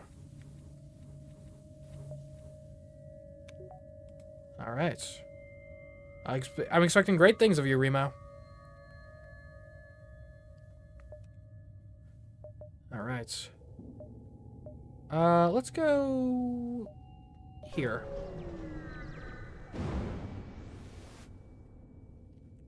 You jump into a sector of the nebula beset by a plasma storm. An automated rebel scout stationed at the beacon moves into attack. They're cloaking? How do I even fight that? I mean, we're gonna have to compromise somewhere. It's gonna be health. You're out of here. Can we shoot? Can we even... Like, we can't even target them. What are we supposed to... Okay, now we can? We need to get their cloaking offline, I think. Because we can't hit them, and that's bad. Oh, they've got missiles. Can we... Alright, if they're attacking with the missiles, let's take off a level of shields to get our burst laser going. We need... well, we need shields down first. So our burst laser could actually be effective. Alright, cloaking has been damaged. Artemis. We wait on Artemis. Okay, you know what? We don't wait on Artemis. Attack their weapon systems immediately.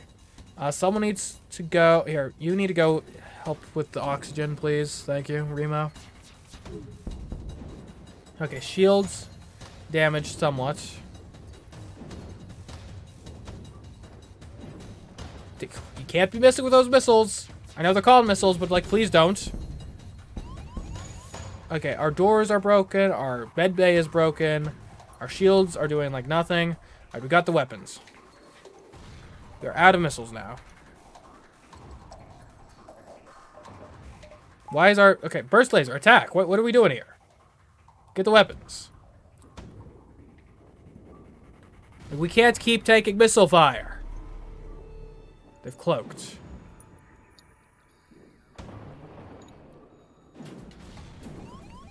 Oh my goodness. Oxygen. Here, help, Jill. They're gonna suffocate us all.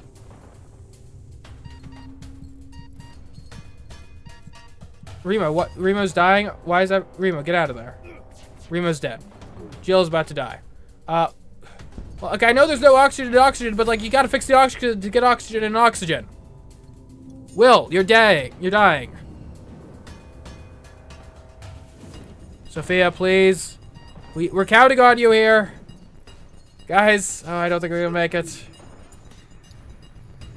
Okay, Sophia is alive. Somehow. Sophia is not going to be alive for long. Why is the oxygen not working? Why don't we have any power to the oxygen systems? Dang.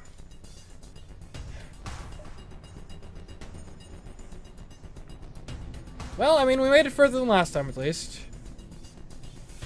Alright,